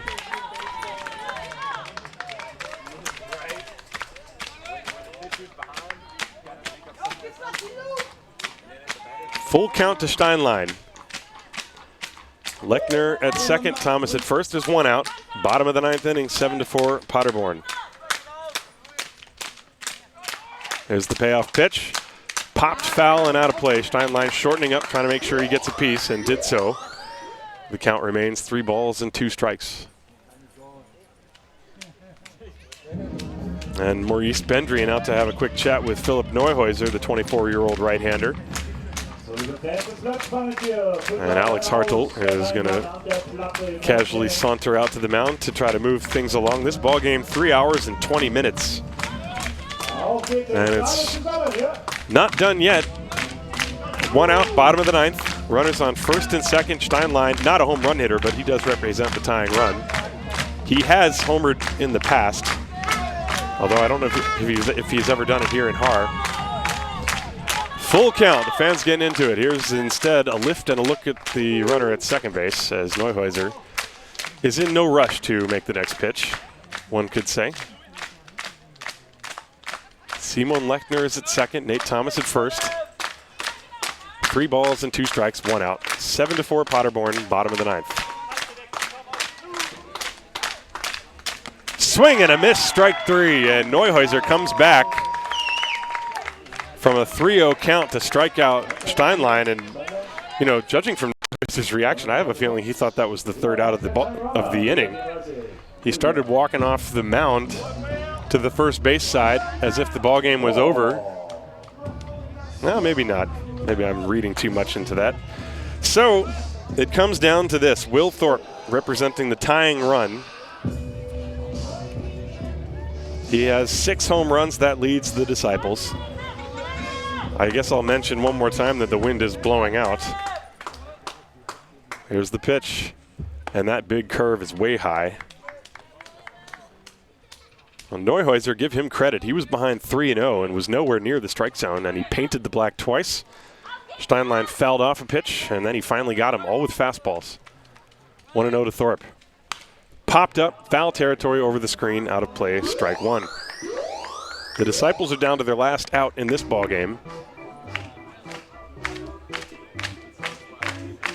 They led 4-0 until the 6th inning. Paderborn scored a run, then they got 3 in the 7th, 3 in the 8th, and Paderborn with a 7-4 lead. 1-1 the count to William Thorpe. And he crushes one foul. Oh my goodness. Got way around on that one, but it's a long strike, and now the Disciples only have 1 strike left with which to work in this ball game. It's been a good ball game, and we can expect, I think, another good ball game in the second game. Ryan Bollinger for the Disciples, and I presume Matt Kemp. Although we will see who's going to pitch for Paderborn. 1-0 the pitch. They popped him up on the infield, and Neuhäuser makes the catch himself, and the ball game is over. Paderborn wins by a score of 7-4. For the Disciples in the bottom of the 9th, no runs, 1 hit, no errors, and 2 left on base. And that's a final here for Game 1 at 4:24 p.m. Roughly 3 hours and 24 minutes. Paderborn with 7 runs on 15 hits, 1 error. Haar 4 runs, 9 hits, 2 errors. The win goes to Ben Taki. He was great in relief of Mark Harrison. Phil Neuhäuser gets the save. The loss would go to Luke Steinlein. And in about a half an hour, we will have Game 2. And so that should start a few minutes before 5 p.m. local time here in Munich. I'm going to leave the stream on, but I'm going to go take a break. And I hope you will join us for the second ball game. Final score, Paderborn 7, Haar 4. That breaks the Haar Disciples' 9-game winning streak. And they're going to try to get back on track in the next one. And that's Paderborn's first win in the Interleague Series. So congratulations to the Untouchables, as they were untouchable after the 6th inning today. The big blast, the 3-run home run off the bat of Tristan Gerdtomarkatten. That really turned the ball game around. He got a 3-0 pitch from Kevin Treasel and hammered it over the left field fence. And Paderborn never looked back. They win Game 1, 7-4, and we will be back for Game 2 in about a half an hour. So thanks for tuning in, everybody. Check back in a half an hour.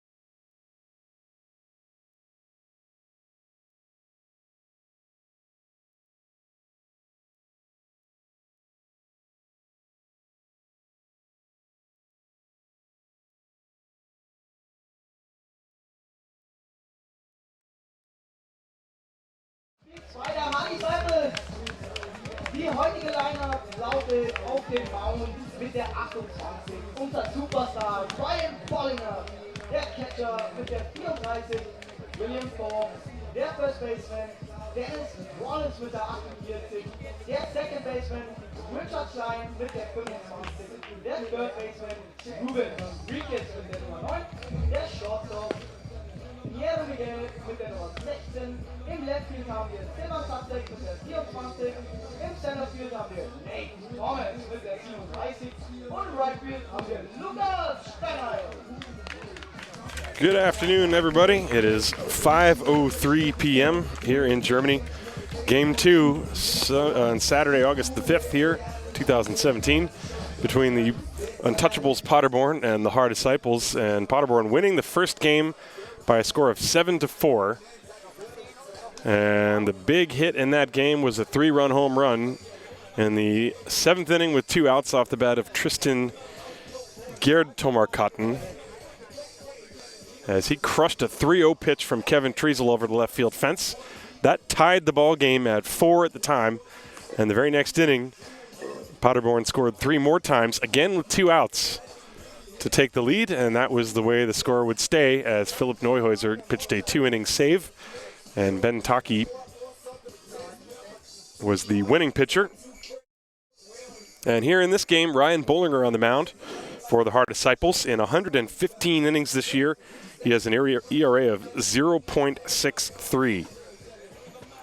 He has allowed only 56 hits, 8 earned runs, 13 walks, 195 strikeouts, and 2 hit by pitch. So let me repeat that. 13 walks, 195 strikeouts. And if I remember correctly, he had 17 against Solingen again last weekend rather.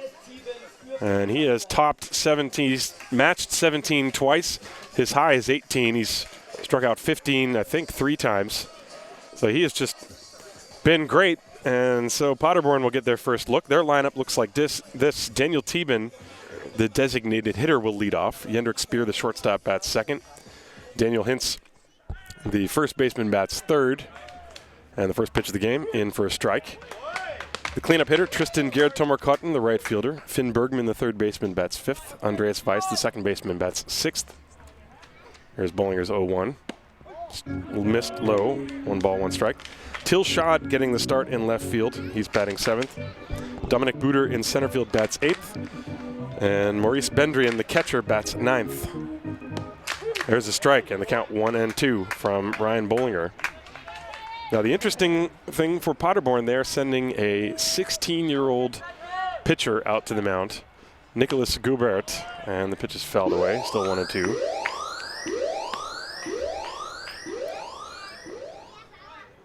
Defensively for the Haar Disciples, they have Ruben Manriquez at third, Pinheiro at short, Klein at second. There's a line drive to right field down the line, slicing foul. The first baseman in this game is Dennis Wallace, so Mitch Stefan is on the bench to start things. The outfield, Sylvan Satzek in left, Nate Thomas in center, Luke Steinlein is in right. And now time is called as that foul ball sliced all the way back down the right field line. It actually came back into fair territory, and somebody had to go get it, so Bollinger stepped off the mound. 1 ball and 2 strikes to count to Daniel Thieben, the designated hitter. The pitch. Swing and a miss, strike 3.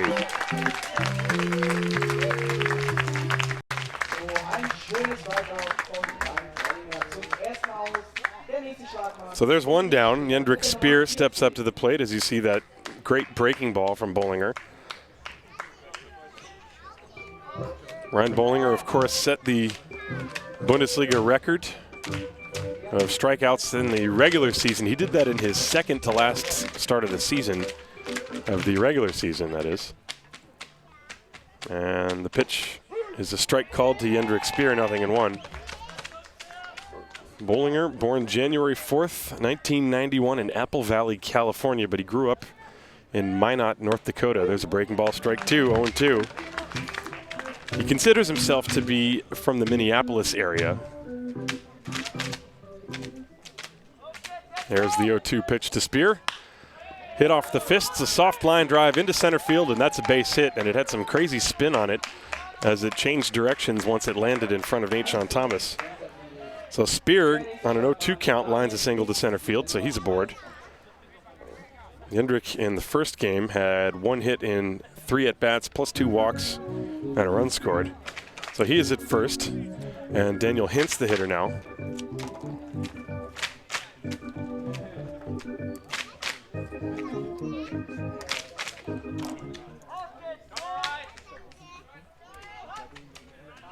Spear on first base. And the pitch to Hintz. Swing and a miss. That was the first pitch breaking ball, 0-1. There you see Jendrik Spear, veteran ball player. He is the player coach for Paderborn. 1 strike on Hintz. And a check on Spear at first base. He's back. Top of the first inning of game 2. Paderborn won the first game by a score of 7-4.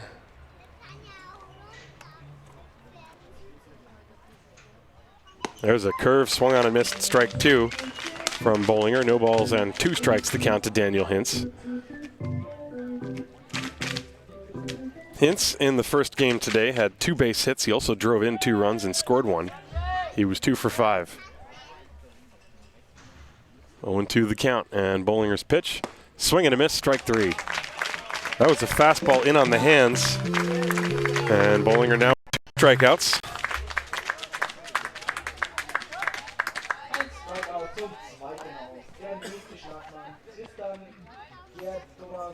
And that'll bring up Tristan Gerd-Tomarkotten. Gerd-Tomarkotten hit that 3-run home run in game 1. That changed the direction of the game. That was probably, that was the highest leverage change. First pitch is inside, 1 ball, no strikes. Obviously, the later the game, the more leverage, and it did not look like Paderborn was going to come back, but after that swing, they most certainly did. There's the 1-0 to him. Curveball tapped, weakly foul, strike 1.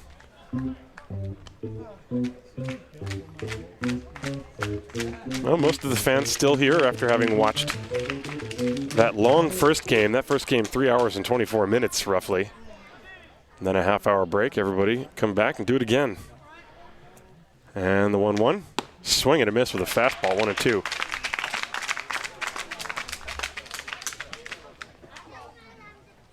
Well, Bollinger trying to strike out the side.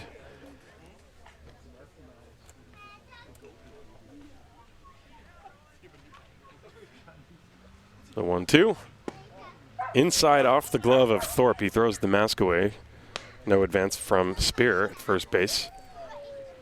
Tristan Gerd-Tomarkotten with a 2-ball, 2-strike count. There are 2 outs, nobody on base. Top of the first inning, no score between Paderborn and the Disciples here in the second game of this doubleheader. Again, it's a beautiful sunny day here in Haar. There's the pitch. Strike 3 called. That was a slider. And Bollinger strikes out the side. No runs, 1 hit, no errors, and 1 left on base. We'll be back for the bottom of the first inning as we look at the replay of this slider. Ryan Bollinger with 3 strikeouts in the inning. And we will go to the bottom of the first inning scoreless. This is Haar Disciples Baseball, präsentiert von dem Gesundheitsunternehmen MSD.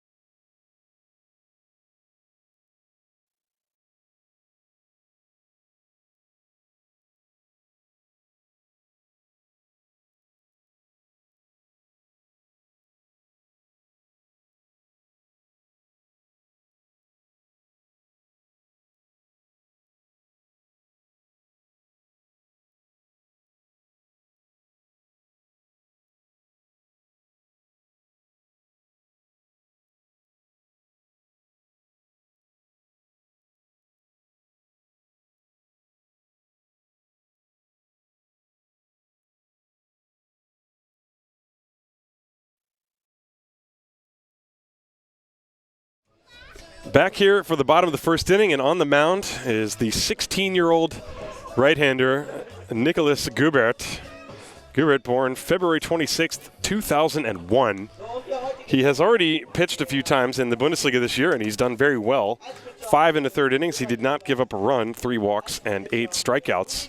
Did hit a batter, and he got a save as well. So he's going to be on the mound starting this second game, and he's working with catcher Maurice Bendrian. And the lineup he's going to face is this. Nate Sean Thomas, the center fielder, bats first. Richie Klein, the second baseman, second. Luke Steinlein in right field bats third. Chris Ziegler, the designated hitter, bats cleanup. Will Thorpe, the catcher, bats fifth. Dennis Wallace, the first baseman, bats sixth. Sylvan Tsatsek in left field bats seventh.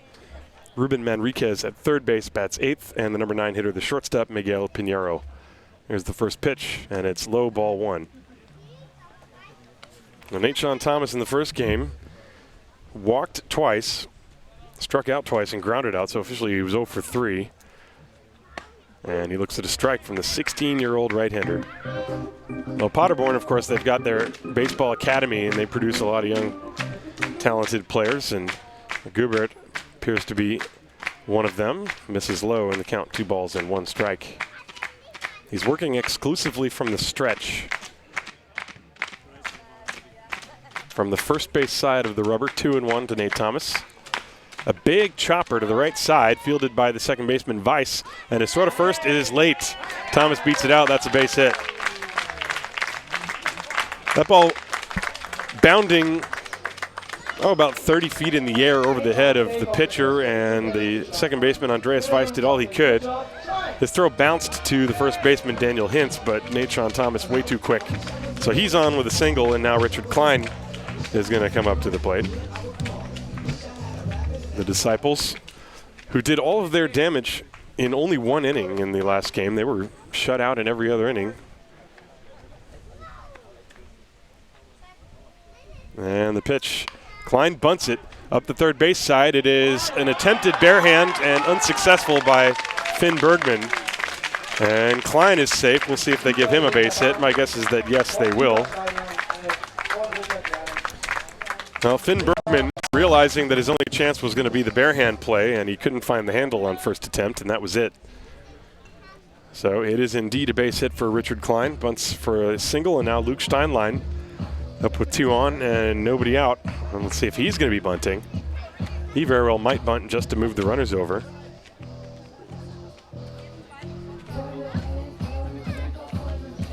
So the Disciples trying to put the bad memory of the first game behind them as quickly as possible. Luke Steinlein at the plate.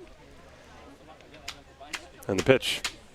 Swing and a miss. Late on a fastball. Steinlein, who got the loss in the first game, had to be removed from the pitcher's mound after getting 2 outs and then giving up 3 runs. And I asked him in between games what the problem was. He said his leg was cramping up and it just wouldn't stop.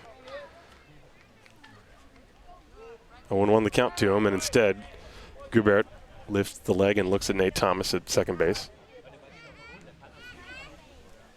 No score, bottom of the first.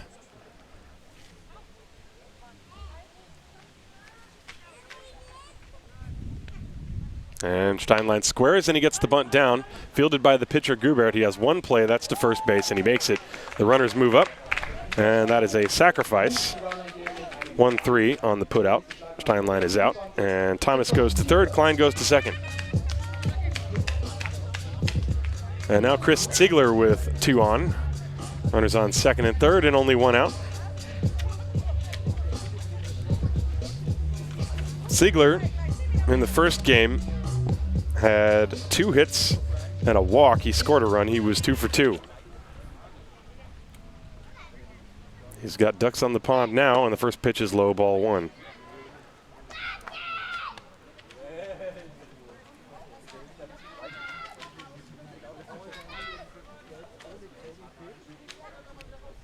Thomas at third, Klein at second. 1 out, the pitch.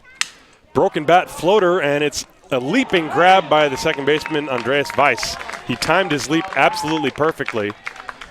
And the runners have to stay put, so Ziegler hits a little blooping liner. And that'll be up Thorpe. Well, the Disciples, who couldn't get a run home, they had second and third and only 1 out in the first game. I think that was in the 7th inning. And now they are in danger of having the same fate befall them here. Will Thorpe, who made the last out in the first game, will come up. Runners on second and third and 2 outs, and the pitch outside, ball 1.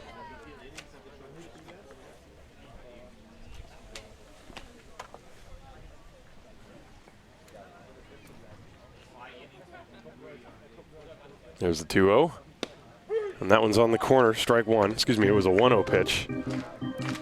The scoreboard had 2-0. That's only the second pitch thrown to Thorpe in the sequence, so the count 1-1.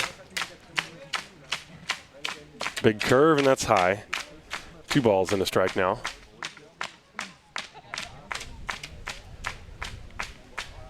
Nate Sean Thomas is at third. Richie Klein is at first. There are 2 down in the inning. And the 16-year-old Nicholas Gubert comes set. The pitch. Thorpe hits a high pop up to shallow left field, playable for Till Schade. He's underneath it. And he one-hands it, and the inning is over. And the Disciples strand runners at second and third. No runs on 2 hits, no errors, and 2 left. We go to the second inning, no score between Paderborn and Haar. This is Haar Disciples Baseball. Präsentiert von dem Gesundheitsunternehmen MSD.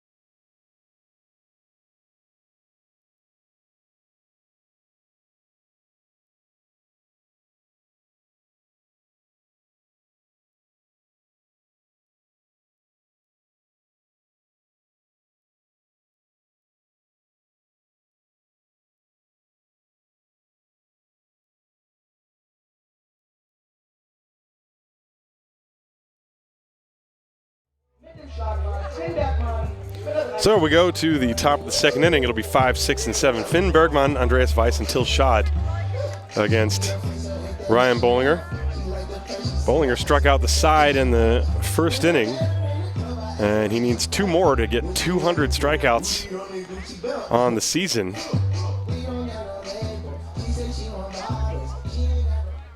And here's his first pitch to Finn Bergman. It's popped up on the foul territory, the right side. Dennis Wallace giving it a look, but it's over the other side of the fence. Strike 1 to Finn Bergman. Finn Bergman had himself a really good day. In the first game, he had 3 hits and 5 trips.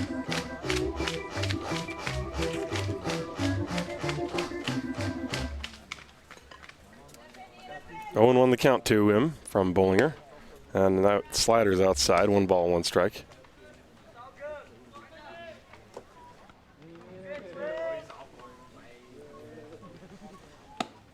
And the fastball missed outside. 2 balls and a strike now from Bollinger to Finn Bergman.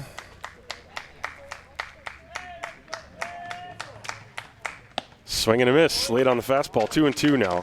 Bollinger likes to work as quickly as possible. He immediately after releasing the pitch just works his way back to the mound, takes his position from the third base side of the rubber. Very relaxed demeanor, and the left-hander deals. Tapped foul. Bergman able to wait on that slider and just flick the bat out there and get a piece to stay alive. So the count still 2 balls and 2 strikes. Scoreboard says 3-2, but the count is 2-2. Alex Wagner very clearly holding up the count. This one is low, and now the count is full. 3-2.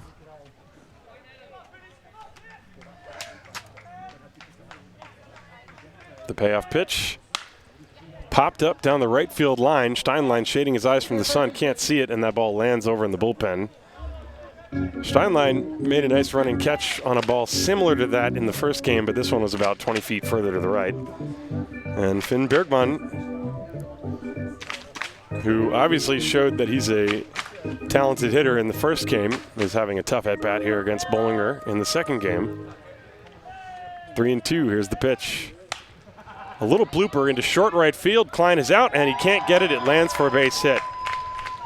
Well, Paderborn has 2 hits in the game, and they have both been very, very weakly hit fly balls that landed in the short outfield. But Bergman has himself a leadoff single. That's his 4th hit over the 2 games today. And now Andreas Weiss, the hitter.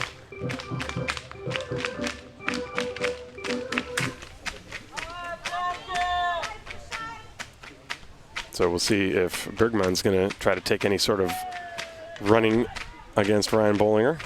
And the pitch, swing and a miss. A very late swing by Weiss, and the count 0-1.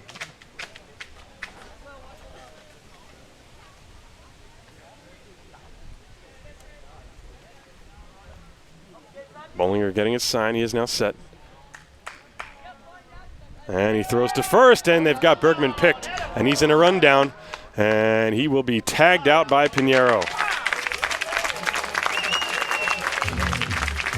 Play went, I believe it went 1-3-6. You see Wallace receive the ball and then start running him towards second, and only 1 throw was made, and that's what you want. You want as few throws as possible in the rundown. So now there's 1 out. The count still no balls and 1 strike to Andreas Weiss.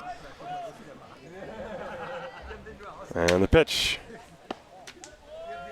That's low. 1-1. Line drive to right field down the line. That's foul. 1-2 the count. But it really looks, just to the naked eye, like Paderborn is going up there looking to hit the ball, looking for anything away that they can slap. Weiss in the first game had 1 hit. Curve, and that is strike 3. And it's the 4th strikeout for Bollinger. Ein Strikeout von Ryan Bollinger zum 2. aus. Der nächste Schlagmann, Till Schade mit der Nummer 10.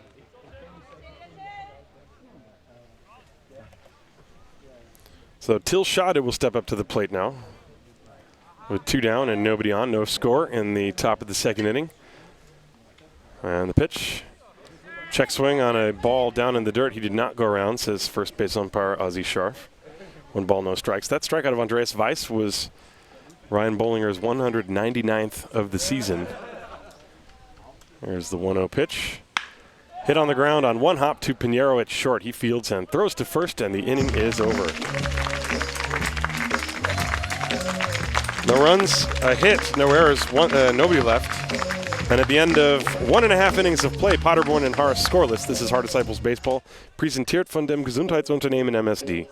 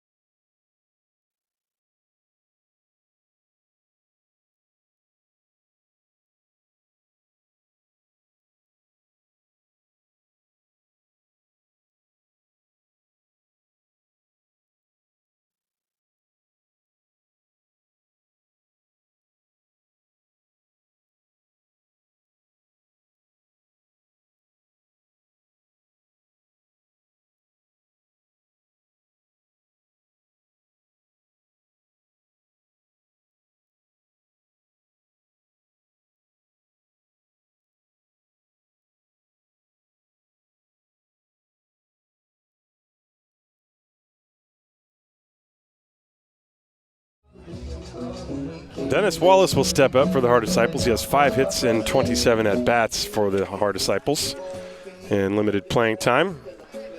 He's the younger brother of David Wallace. And Nicholas Gobert is ready. And the first pitch on the way to Wallace. Right in there for a strike, 0-1. Dennis, the number 6 hitter in the order, and then he will be followed by Sylvan Satsek and Ruben Manriquez.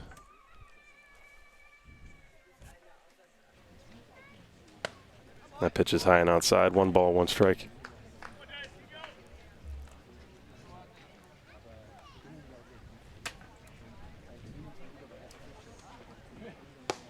And he swings and misses at a pitch down and away, 1-2.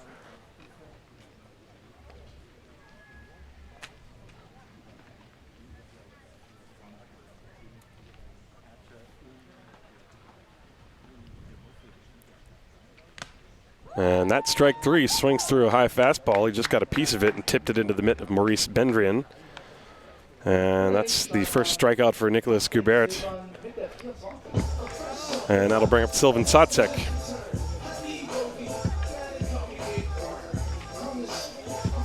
Satsek pinch hit in the first game and hit a fly ball to right field. He's 0 for 1. And he's up there looking at a fastball high from Nico Gubert, and the count 1 ball, no strikes. Gubert, not a big guy, but obviously puts everything he's got into the pitch. He's got good mechanics. There's a swing and a drive to deep left center field, and a lovely diving catch by Dominic Buter in left center field. He stole an extra base hit from Sylvan Satsek. Well, that ball off the bat looked like for sure it was going to be there for a base hit. And Dominic Buter racing to the alleyway, and at the last second he lunged for the ball, and he caught it. So tip your cap on that one. And Sylvan Satsek is down. That's 2 down in the inning. And Ruben Manriquez will step up to the plate. Manriquez, in the first game for the Disciples, had 1 hit and 4 at-bats. He drove in 2, however, with that hit. And he takes a pitch high, ball 1 ball, no strikes. Well, this is the Disciples team that doesn't have power. They need to string hits together, really, to score runs. They're not really a home run slugging ball club. They have some good singles hitters. Next pitch was low to Ruben Manriquez, so the count 2-0. And the pitch from Gubert, check swing, high, and the count 3-0. Miguel Pinheiro, the number 9 hitter, is on deck.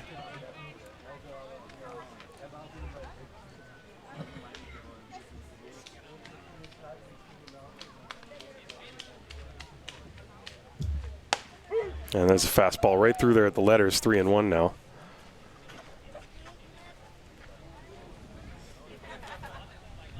Manriquez steps out of the box for a moment. Now he's back in. The breeze picks up again, blowing out. The 3-1. Swing and a miss.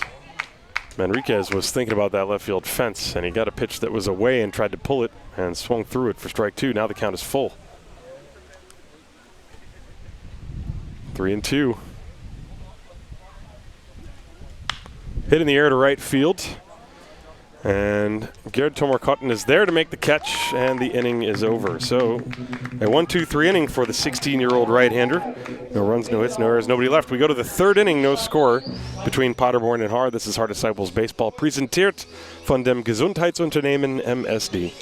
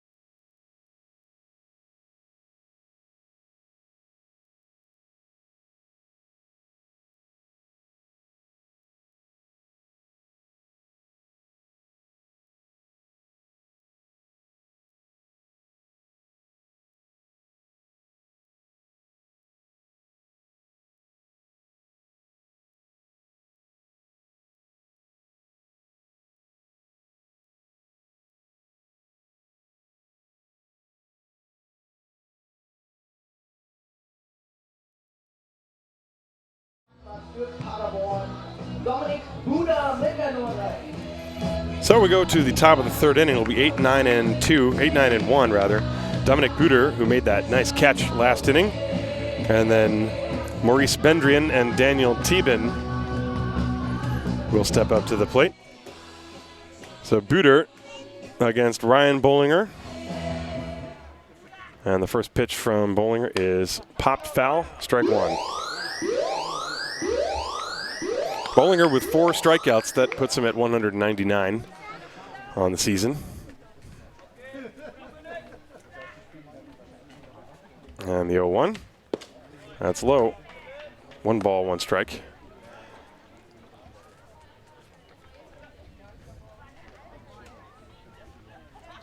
As a curveball pulled foul into the Disciples dugout, 1-2. Bollinger, I saw him a few days ago. He had been sporting a mustache. But from the naked eye, it looks as though he may have reverted to his previous facial hair state. There's a curveball, bounced foul. Saw Simon Lechner on the Disciples sporting one. 1 ball and 2 strikes to count. And that is high. Fastball, 2-2 now. Dominik Buder, the hitter. He, in the first game, had 2 hits and 5 at-bats. He also scored a run. And the 2-2. A little flare over first foul down the line, and the count remains 2-2.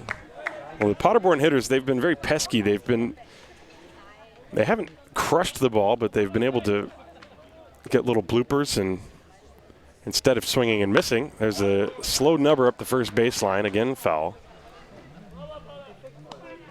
It's the type of thing where if you're the pitcher, you think it's extremely frustrating, but it's actually a skill to swing and, not miss. It doesn't really matter if you don't hit the ball hard or not. So you got to give them credit. 2-2. Here's the pitch. A ground ball towards short. Pinheiro fields and throws low, and Wallace scooped it. Stayed with a tough hop off the throw of Pinheiro, but he was able to hold on and keep it there, and the 6-3 putout is completed. There's 1 down. That will bring up Maurice Bendrian.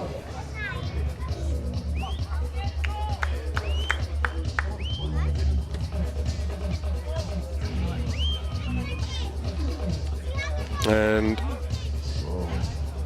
Alex Wagner, the home plate umpire, went over to get some more baseballs from the Disciples dugout. Maurice Bendrian in the first game had 2 hits and 5 at-bats. And he also picked off a runner off first base, so he had a pretty good day. Paderborn having a pretty good day.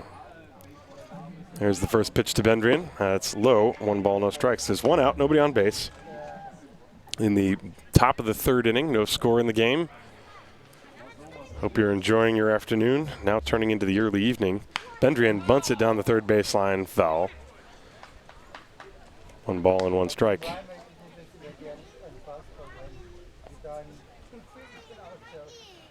Third baseman Manriquez is playing in at the edge of the grass. Pinheiro, the shortstop, is back. There's the 1-1. And that one missed low. That was the breaking ball, and it's 2 balls and a strike now on Bendrian.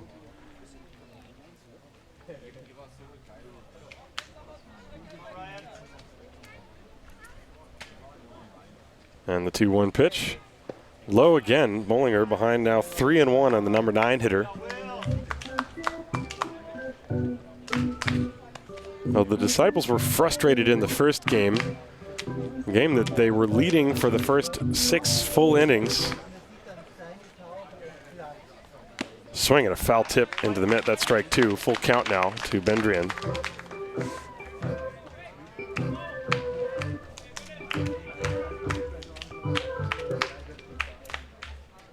And this one hit on the ground. Base hit to right field, except here's, well, there was possibly a chance that Steinlein was going to try to throw to first base. But he did not. That's a base hit all the way. Steinlein was playing shallow and charged the ball, but Bendrian way too quick. So he's on with a single. That's the 3rd hit for Bollinger, and now the top of the order, Daniel Thieben.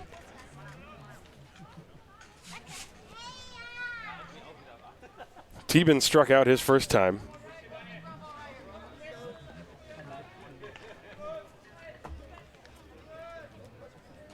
There's one out, infield back looking for two.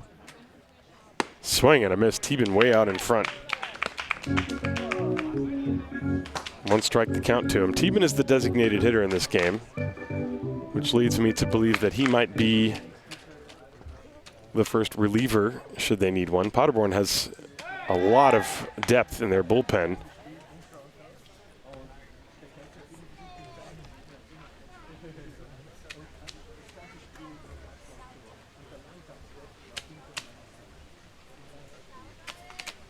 Oh, 1-1. Breaking ball low. 1 ball, 1 strike. And the wind picks up again.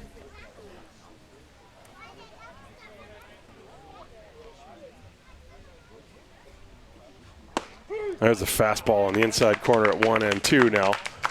Bollinger looked like he reached back for a little extra on that one. And it really came screaming in there on the inside corner. Thieben with a 1-2 count and 1 out. And the pitch. Tapped foul. That one got a piece of Thieben's foot, looked like. And the count's still 1 ball and 2 strikes.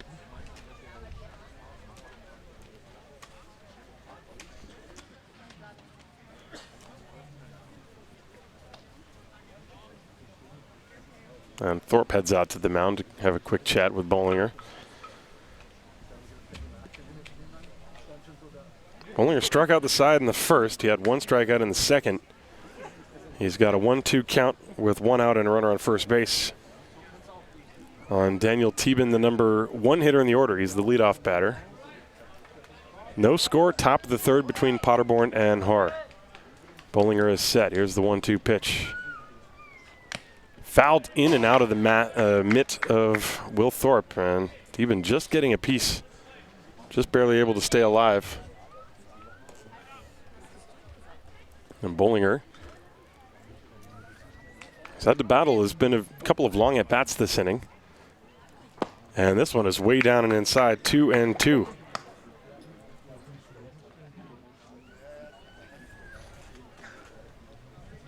Well, this is the part of the afternoon where it's really tough to stay mentally focused for the players on the field. It's been a long afternoon already, but this game is only in the 3rd inning. Swing and a miss, strike 3. Finally got him with that slider down and in, and that's the 200th strikeout of the season for Ryan Bollinger.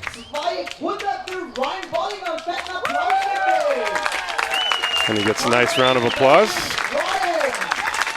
So there are 2 down. Let's take a look at that pitch. Yeah, he finally got him on that slider down and in. That was a tough at bat from Thieben, but eventually he went down. So now Jendrik Speer. Speer got an 0-2 count and then singled to spoil the at bat in the first inning for Bollinger, of course. So he's up there with 2 outs and a runner, Maurice Bendrien at first. And Bollinger has his sign. And the pitch. Inside for ball 1.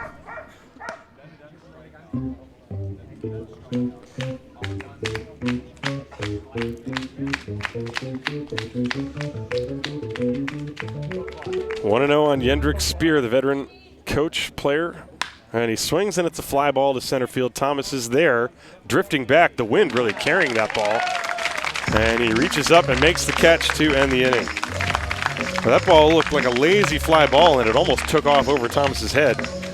But he ran it down anyway. So no runs, 1 hit, no errors, and 1 left on base. We go to the bottom of the 3rd inning. No score between Paderborn and Haar. This is Haar Disciples Baseball. Präsentiert von dem Gesundheitsunternehmen MSD.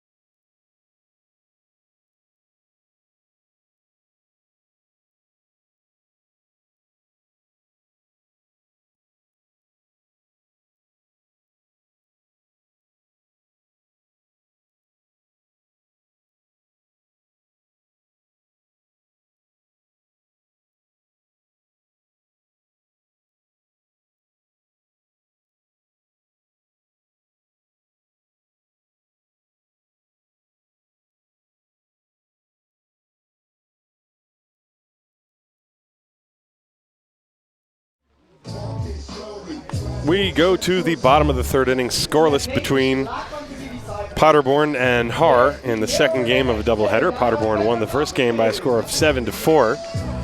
And it's going to be 9-1-2. Miguel Pinheiro, Nate Sean Thomas, and Richard Klein against the 16-year-old right-hander, Nicholas Gubert.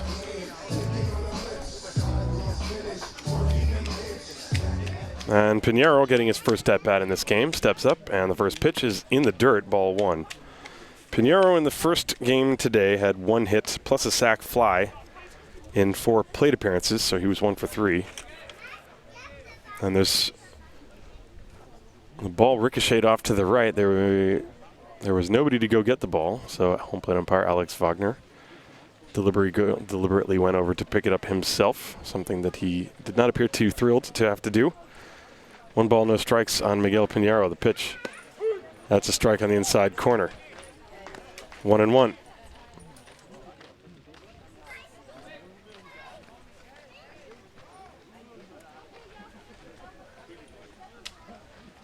Next one on the way.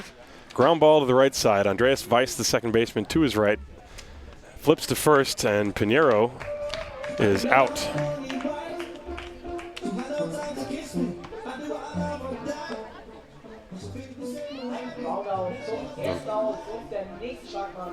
So there is the first out of the inning. Pinheiro didn't even make it halfway down the first baseline. I just want to see this again. If he stopped running once the ball was fielded, now it looked like he might have hurt his leg. That's the reason why. Looking on the replay, you see he pulls up after he hit the ball. Now the Disciples can ill afford to lose another starter. Josh Peterson is injured. Luke Steinlein was unable to pitch in the last game as Nate Sean Thomas looks at a ball inside, 1 ball, no strikes. And so we'll see what happened with Pinheiro if he returns to the field in the next half inning. Nate Sean Thomas singled and was stranded at third base his first time. The pitch hit in the air to center field. Dominic Buter starting in and a little to his right makes the catch. 2 down. And that's the second out, and Richard Klein steps up to the plate. But the Disciples have not done anything since their first 2 batters reached. They started the game with 2 singles. Klein had a bunt single. Steinlein bunted them to second and third, and then since then, there's been nothing. Nicholas Gubert has shut them down. The pitch to Klein, check swing, and it's a strike called anyway, 0-1. Now the Disciples now, as we're in the third inning, Klein runs his hand up to bunt again, and it's high and outside, 1 ball, 1 strike. They only scored in 1 inning in the first game. They scored all 4 of their runs in the 4th inning of the first game. So they haven't exactly been stringing the hits together today. There's a drive to the alleyway right center field. Long run for Gerd Tomer-Cotton, but he runs it down, and Klein is out number 3. A couple of hard hit balls in the inning, but the Disciples with nothing to show for it. They go in order, and we go to the 4th scoreless here between Paderborn and Haar. This is Haar Disciples Baseball, präsentiert von dem Gesundheitsunternehmen MSD.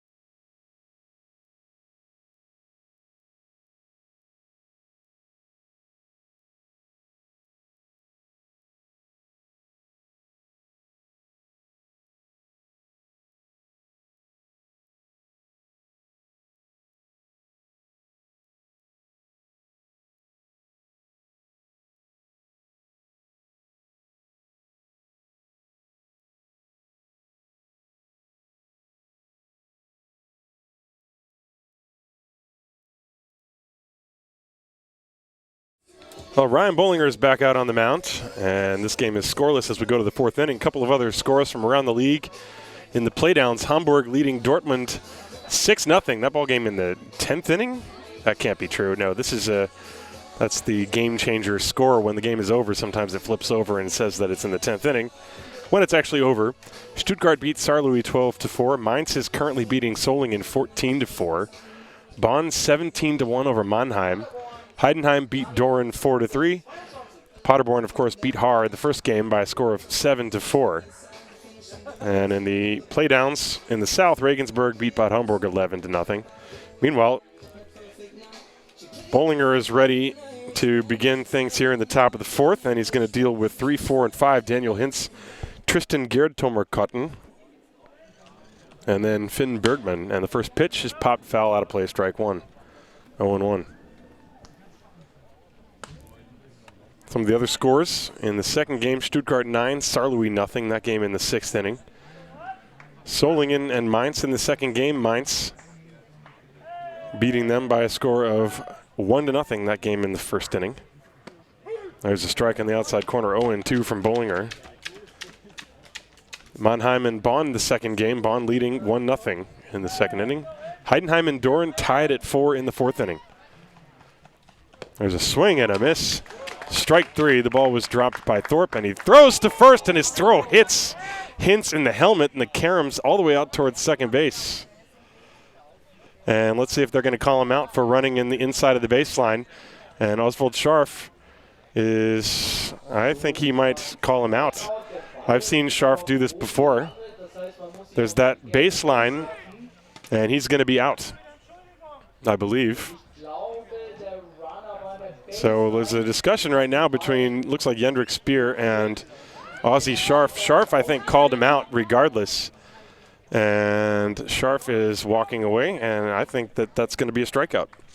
The throw, well, I don't know if I have it on the replay. I am going to apologize. I don't think I have it on the replay. It was a swing. It was strike 3. The ball was dropped. Thorpe created the lane and fired to first, and the ball hit Hintz. Looked like it hit him in the helmet, and the ball ricocheted all the way out to Richie Klein at second base. And Scharf, the first base umpire, called Hintz out for running in that lane between home plate and first base. And now Alex Wagner is in on the discussion. You have both umpires. Hintz is going to be out. He is returning back to the dugout. And Speer, he's putting up an argument. He's not too animated, but you know, he wants to get the explanation. But, you know, to the naked eye, it did look as if Hintz was running on the inside, you know, the fair side of the line, and that's not where you're supposed to run. Of course, when you're running to first base, it's pretty rare for the hitter to really actually be thinking about this. In Hintz's defense, he's just trying to run to first base, and the shortest distance between 2 points obviously is a straight line. And right now, Wagner is continuing the conversation with Jendrik Speer, and he turns around and heads back to home plate, and it's going to be a strikeout. So that's Bollinger's 5th strikeout. 1, 2, 3, 4, 5, excuse me, that's his 6th strikeout. And now Tristan Gerdtomer-Kotten is going to step up with 1 out, and the pitch, the bunt is popped over the screen and out of the ballpark, strike 1. Gerdtomer-Kotten in the first game had a big day. He had 3 runs batted in, plus a run scored. Hit that big 3-run home run in the 7th inning. This ball game's scoreless in the 4th. And the 0-1 pitch missed on the inside, off the inside corner, 1-1.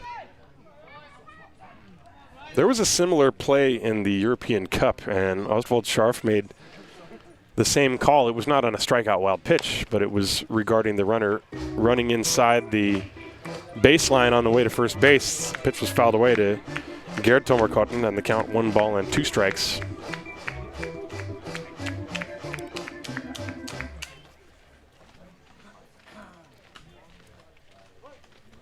On the 1-2 pitch. Swing and a miss, strike 3. That's strikeout number 7. That was an off-speed pitch, and there are 2 down.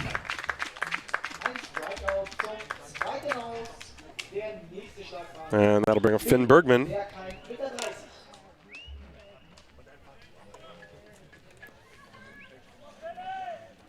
Bergman singled, and then he got picked off in the second inning. First pitch is low, ball 1.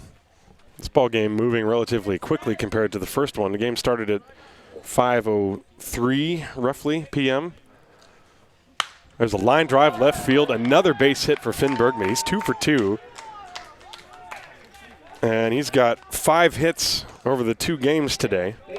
Excuse me, 6 hits. No, 5 hits. Never trust my own handwriting. So 2-out single for Bergman, and he's on first base. And that'll bring up Andreas Weiss. No score in the game, top of the 4th.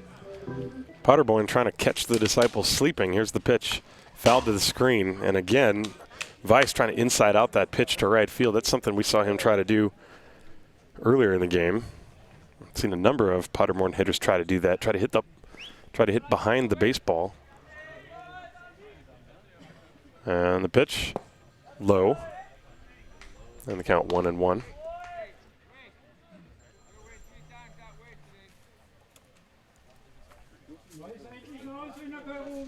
Runner on first base, Finn Bergman. And the pitch. A bouncing ball foul down the first baseline, and the count 1-2 to Andreas Weiss.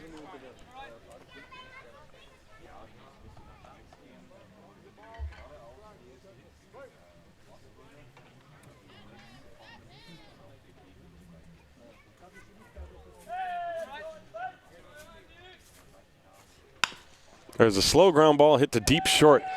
And it's a tough play for Pinheiro. The throw to first base is not in time. Runner trying for third. Wallace's throw is also not in time. Squirts away.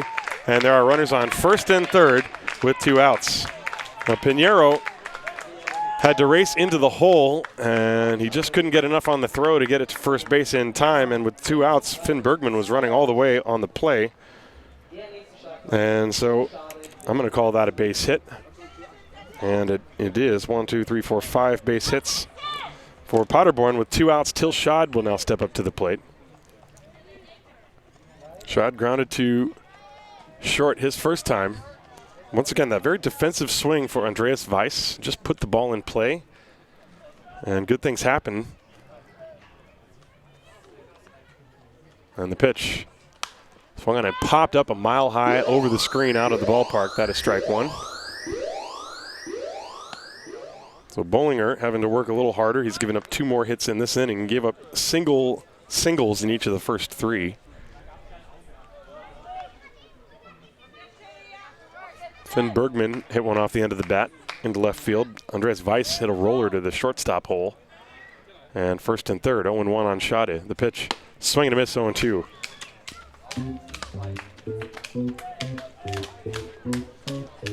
Now the Disciples fans starting to feel a little bit uneasy about the way this day has gone.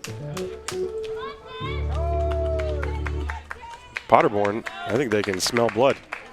0-2. There goes the runner from first. Fastball high, and it's off the glove of Thorpe, but he's able to recover very quickly and at least keep the runner at third base.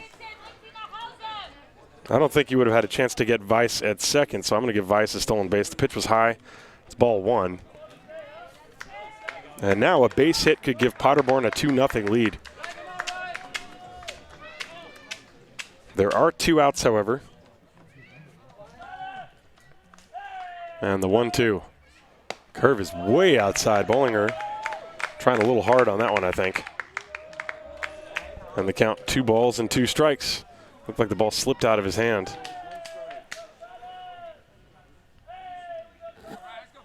There's the 2-2. Popped up again. Well, Paderborn, they've been fouling off a lot of pitches and just taking weak hacks just to get the ball in play. And so far they have runners on second and third. 2 outs, 2-2 the count until Schade. Bollinger is set. Here's the pitch. Strike 3 called, and Thorpe can't find the baseball, and he's going to have to throw to first base. A run is in. Thorpe's throw to first is late, and it's off of Wallace's glove, and that's a strikeout passed ball, and a run scores. And Paderborn leads 1-0. Well, that is just strange. It was a pitch right down the middle. And that's got to be a passed ball. No way that's a wild pitch. It was a fastball right over the inside corner. So Bollinger now 3 strikeouts in the inning. But he's still not out of the inning. And the hitter is now Dominic Buder. 1-0 Paderborn. Fouled away, strike 1. First pitch. Bollinger has a chance to strike out 4 in the inning. But, you know, he'd rather have just gotten that last strike. I don't know if Thorpe was crossed up on the pitch or if it just had extra movement or what, but he couldn't squeeze it. Here's the 0-1. Swing and a foul again, 0-2. Well, Bollinger with 1, 2, 3, 4, 5, 6, 7, 8 strikeouts. 3 already in this inning. He's 0-2 on Dominic Buder. There goes the runner. Swing and a miss, strike 3. And Ryan Bollinger with 4 strikeouts in the inning. But he has to deal with a run. That's going to be an unearned run. 1 run on 2 hits. No errors and 2 left on base. We go to the bottom of the 4th inning. 1-0 Paderborn. This is Hard Disciples Baseball, präsentiert von dem Gesundheitsunternehmen MSD.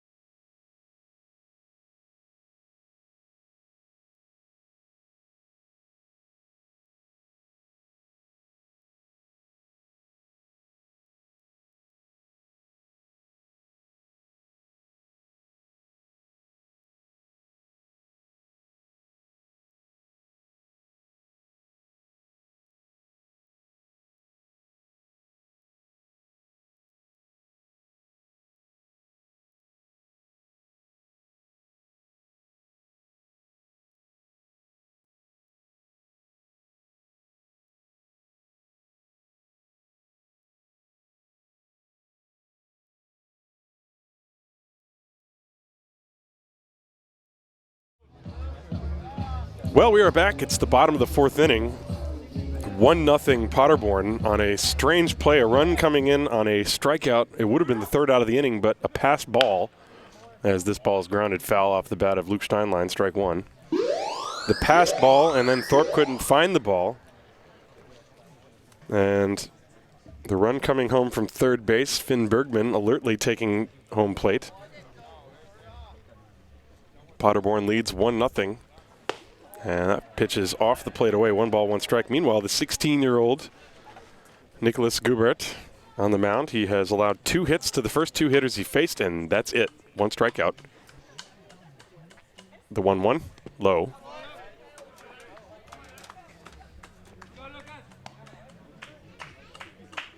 Well, he's not a big fellow, and he's not throwing overly hard, but he's hitting the spots. And the Disciples are just hitting it right at the defensive alignment of Paderborn. There's a good pitch right on the outside corner, 2-2.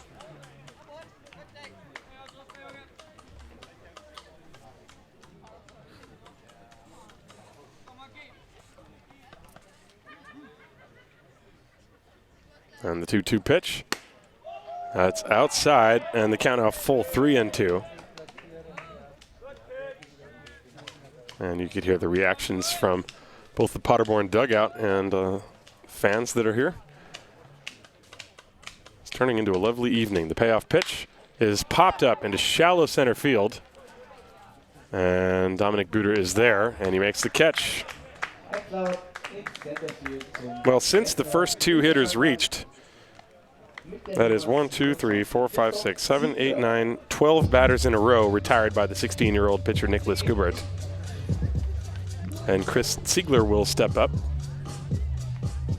Meanwhile, Ryan Bollinger has thrown 77 pitches in 4 innings. Paderborn has really fouled off a lot of pitches and made him work.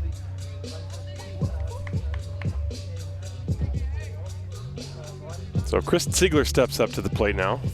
Ziegler had a chance to give the Disciples the lead as he takes a breaking ball strike over the outside corner. He came up with runners on second and third, and 1 out in the first inning and hit a little looping line drive that was caught by the second baseman Weiss.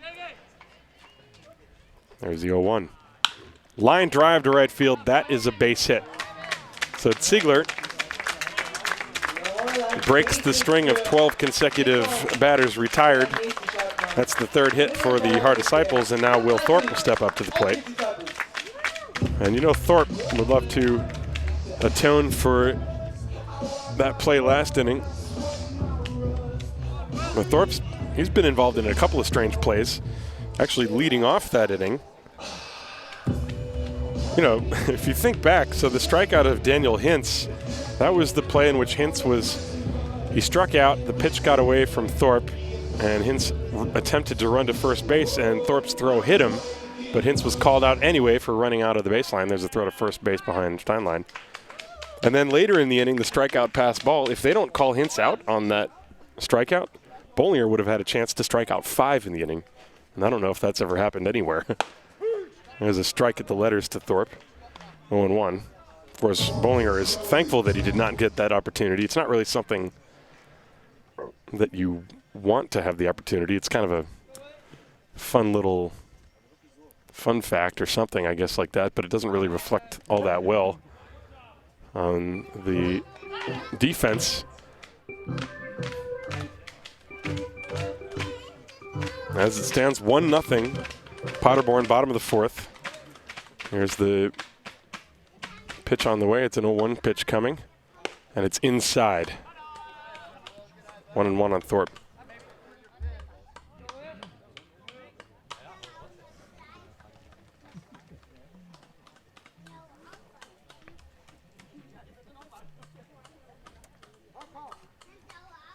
And Thorpe asked for time. Looked like he was swatting at flies up there. Thorpe in the first game, he was 0 for 5. And 0 for 1 today, so looking for his first hit. There's another attempt on Steinlein at first. He's back easily.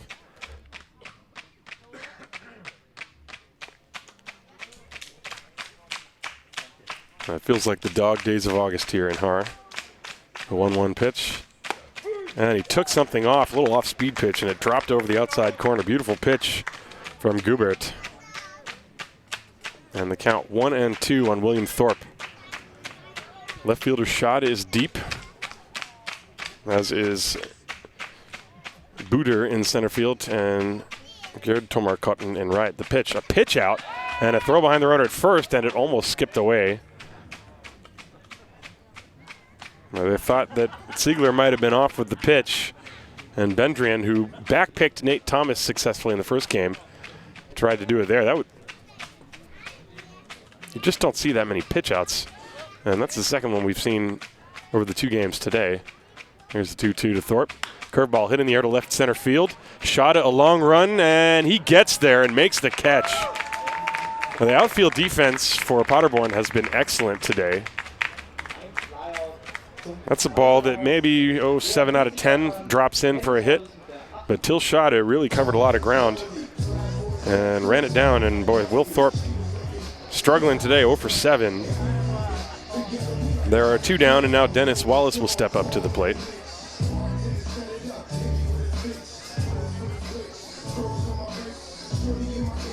Nicholas Gubert has thrown 43 pitches. So he's in good shape. And the pitch on the way to Dennis Wallace. That's a strike. Wallace struck out his first time. That's the only strikeout for Nicholas Gubert.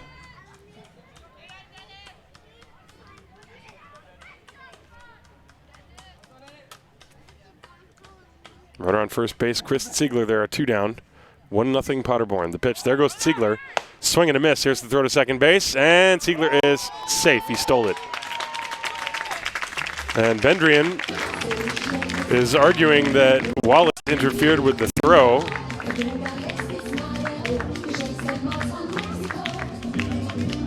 And looking at the replay, well, Wallace, Bendrian probably does have an argument. The 3 umpires are going to convene. The rule is that if the batter actually leaves the batter's box, then it could be construed as interference, and they could actually call the runner out at second base.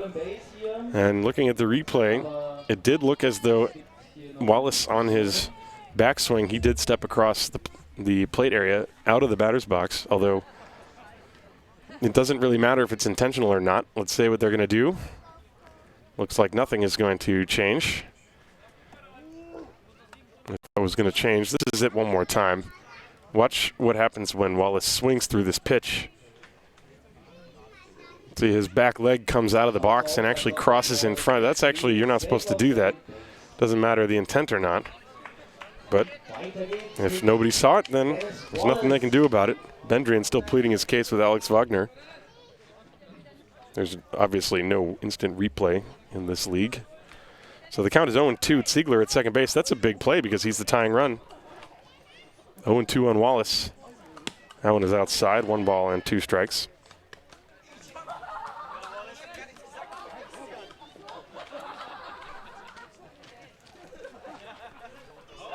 One ball, 2 strikes, the count.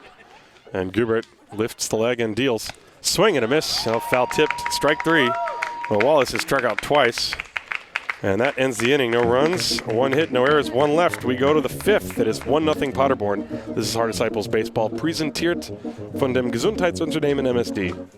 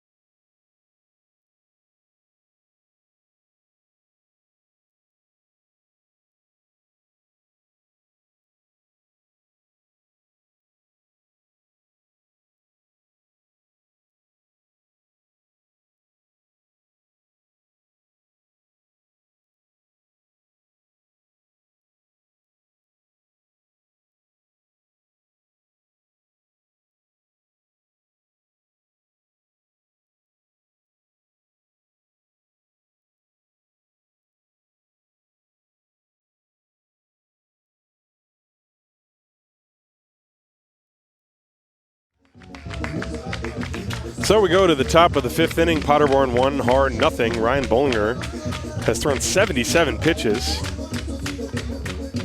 He's struck out 9, allowed 5 hits and 1 unearned run. That was because of the passed ball, and he's going to face Maurice Bendrian, who lines one to right field, tailing away from Steinlein, and it is fair. Steinlein in the corner, slides to cut it off. A quick throw to second base. The throw is not in time. Bendrian with a leadoff double.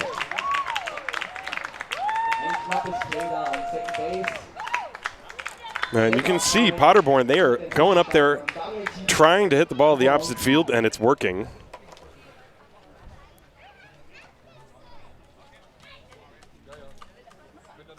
And so Bendrian with a leadoff double. And now the top of the order, Daniel Thieben, who has struck out twice, will step up to the plate.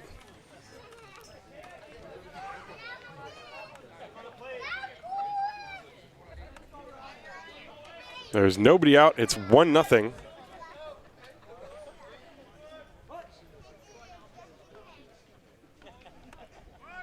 And he bunts through one. Does Thieben. That's strike 1. Thieben has struck out twice. This ball game has a sort of eerie feel to it. There have been a couple of strange plays already, one of which resulted in the run. The passed ball on the third strike is a ground ball foul. 0-2 as Teben. They're really waiting till the ball gets deep and then trying to hit behind the ball. It's clear the way they've been swinging. Teben trying to hit a ground ball to the right side to move Bendrian to third. There's the 0-2. And a foul tip, and he just got a piece. Well, Bollinger had to really work last week. He didn't get much run support. He only got a Will Thorpe home run as run support. And today he has gotten no support. 0-2. That time Bendrian was really dancing off the bag at second base, and Bollinger just stepped off. Now this is when the cat and mouse begins to pick up. It's a tight ball game. 1-0. Paderborn leading the pitch. Fouled away. Teben staying alive. But all those little foul balls that they've been hitting, they all add up. They keep adding up to basically Bollinger. His pitch count has really ballooned. He's in the 80s, and we're only in the 5th inning. So unless something changes, he is not going to pitch a complete game. 0-2. And a ground ball pulled foul, and even that was a small victory for Daniel Teben. He's just flicking the bat out there. He had kind of a little smile on his face. He's fouled the slider off a couple of times. And it forces Bollinger to throw yet another pitch. Teben is a pitcher, so he knows what that feels like to be frustrating. 0-2. Fouled away again. That's the third consecutive one. It seems like every single hitter has had at least 2 or 3 foul balls.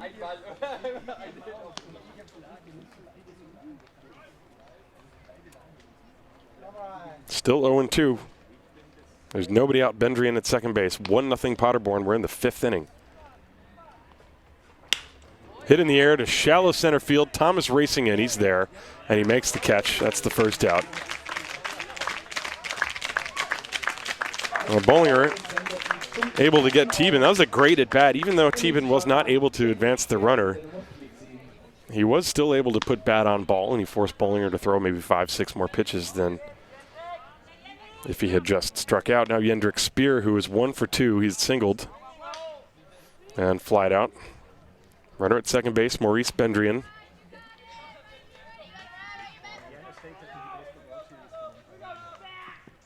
And the pitch to Speer coming right now. Fastball right in there, strike 1.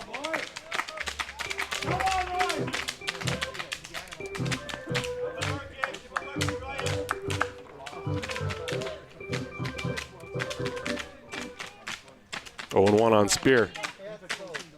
Fouled away in the count. 0-2. Well, usually Bollinger's slider is the pitch that gets a ton of swings and misses. Today, it's been generating a lot of foul balls, but not so many swing and misses. And you wonder if that has to do with whether it just doesn't have it today or if that's the approach of Paderborn. Fastball is high. 1-2. It's a fine line.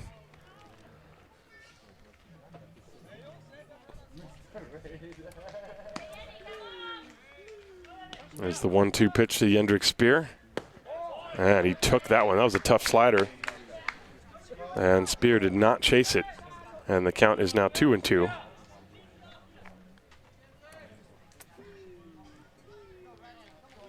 One out. Line drive caught by Bollinger, and nobody's covering second, so he has no chance for the double play, but there are 2 outs. Well, let's look at that on a replay.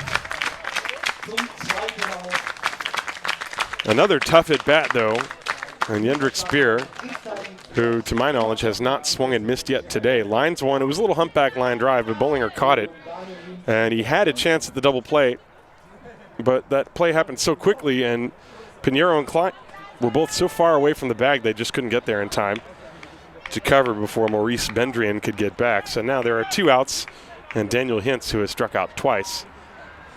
Fastball is a strike called at the letters, and Hintz has a look of disbelief on his face.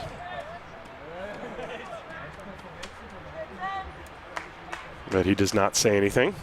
1 strike the count to Daniel Hintz. Runner on second base, Maurice Bendrian, 2 down. The pitch, swing and a miss, strike 2.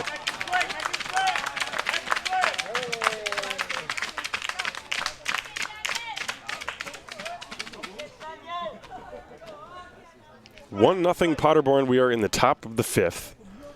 This is a battle for Ryan Bollinger. And the 0-2 pitch, fouled away, just got a piece.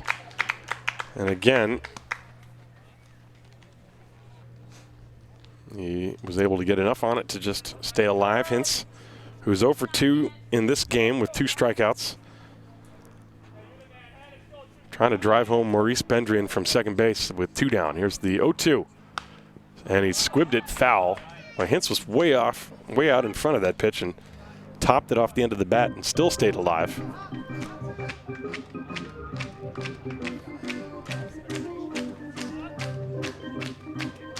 No balls, 2 strikes, 2 outs. 1-0 Paderborn, top of the 5th inning.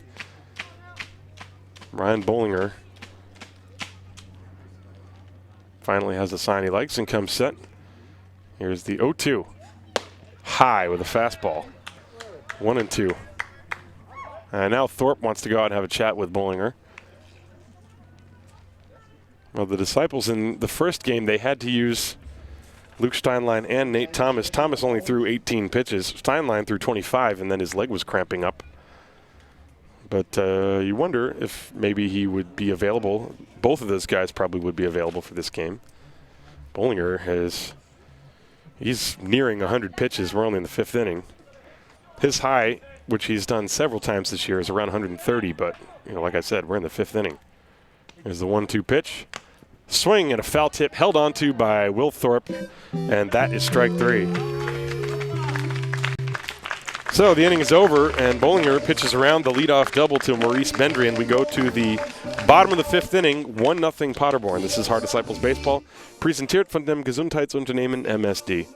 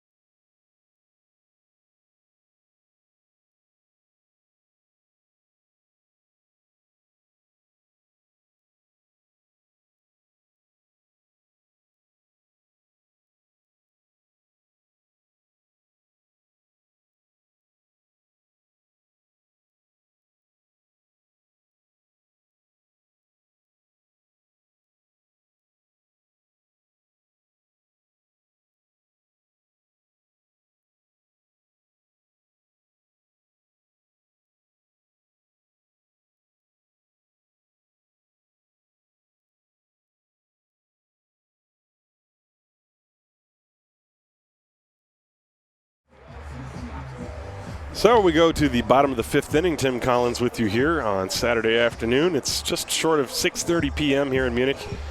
And Paderborn leads this ball game by a score of 1-0 over the Hard Disciples.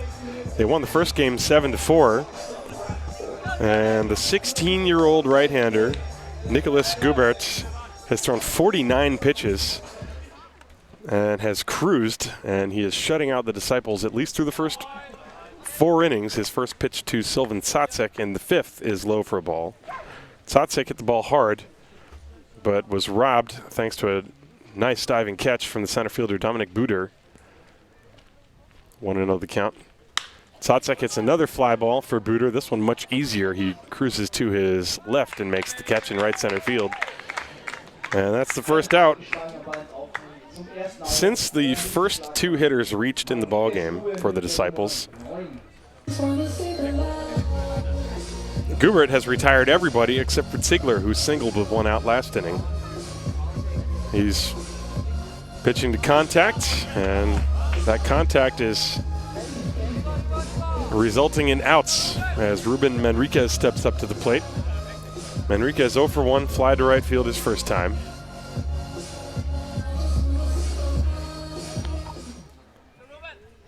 And here's the pitch. That's outside, ball 1. Well, Ryan Bollinger at 95 pitches for the Disciples. Wonder how much longer he's going to go in this game. That's a strike.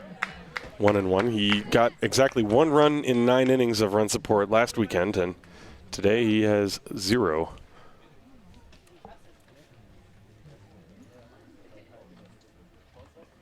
There's the 0-1 to Manriquez. Curveball hit on the ground to second base. And it's Andreas Weiss who throws to first in time, and there are 2 down.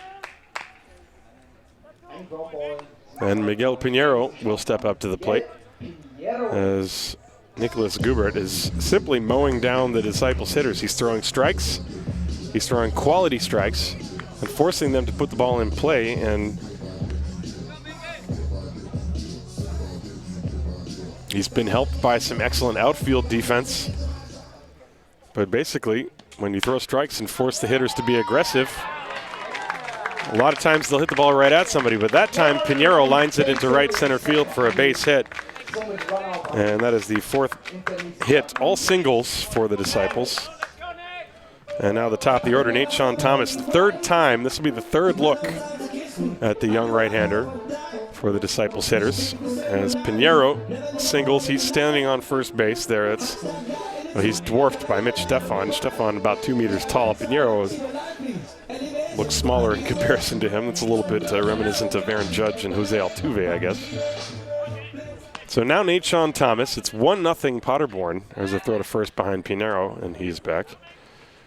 This is the type of ball game with the body language you see the players exhibiting. It's 1-0, but it feels like it's much further than that for the Disciples. The pitch hit on the ground to short. Jendrik Spear gloves and flips it to second, and that's it. The inning is over. The 5-4 force out. 6-4 force out. And no runs, 1 hit, no errors, and 1 left. And we're going to go to the 6th inning. Nicholas Gubert is pitching a shutout against the Haar Disciples, and he's out pitching Ryan Bollinger as Paderborn leads by a score of 1-0. This is Haar Disciples Baseball, präsentiert von dem Gesundheitsunternehmen MSD.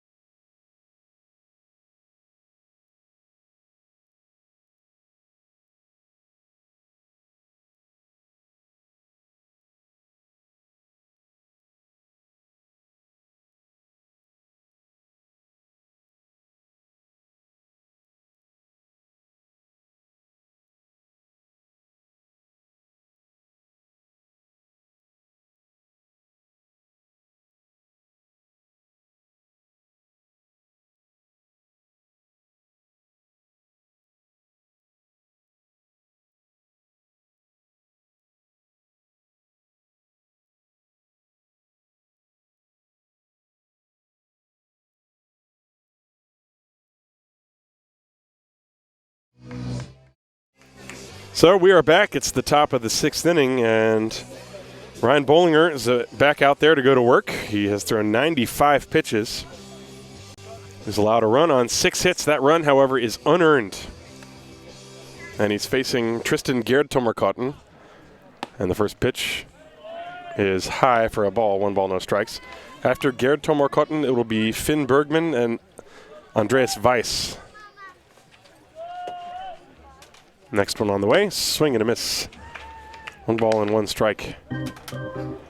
Now, to the naked eye, it looks as if Paderborn has taken an approach. There's the 1-1.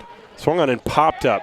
Shallow left center field, Sacek and Pinheiro, and it's Sacek who makes the catch.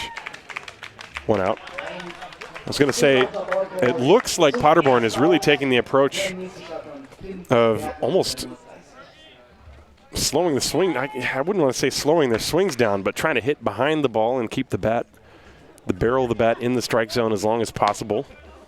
I could be making this up, but it really looks this way. And it's worked. They've been able to fight off a lot of pitches. There's a breaking pitch strike to Finn Bergman. Finn Bergman has had a fantastic day. 2 for 2 in this game.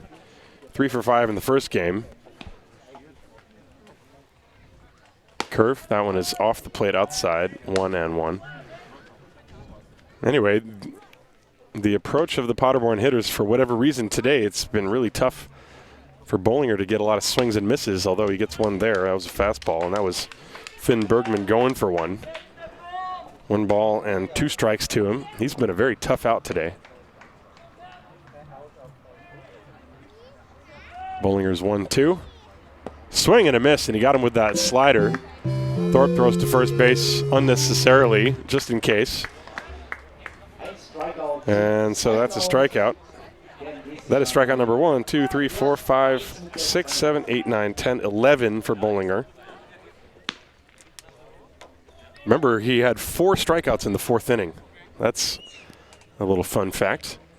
First pitch is inside to Andreas Weiss, 1 ball, no strikes. Weiss is 1 for 2. He singled and struck out. He also stole second base. And the 1-0. Whoa, that one goes behind him. Well, let's look at that again. That was odd. That certainly looked like a message pitch, but I have no idea what the message would be for. There's a strike. 2 balls and 1 strike. Just looking at the body language of Bollinger on that, but I have honestly no idea. There's a ground ball over the mound, fielded by Pinheiro on the run. He throws to first and got him. 6-3 on the putout, and would you believe that is the first time in 2 games today that the Har Disciples have had a 1-2-3 inning against the Paderborn Untouchables. So we go to the bottom of the 6th inning, no score. 1-0 in favor of Paderborn. They did not score in the inning. No runs, no hits, no errors. Nobody left. This is Har Disciples Baseball, präsentiert von dem Gesundheitsunternehmen MSD.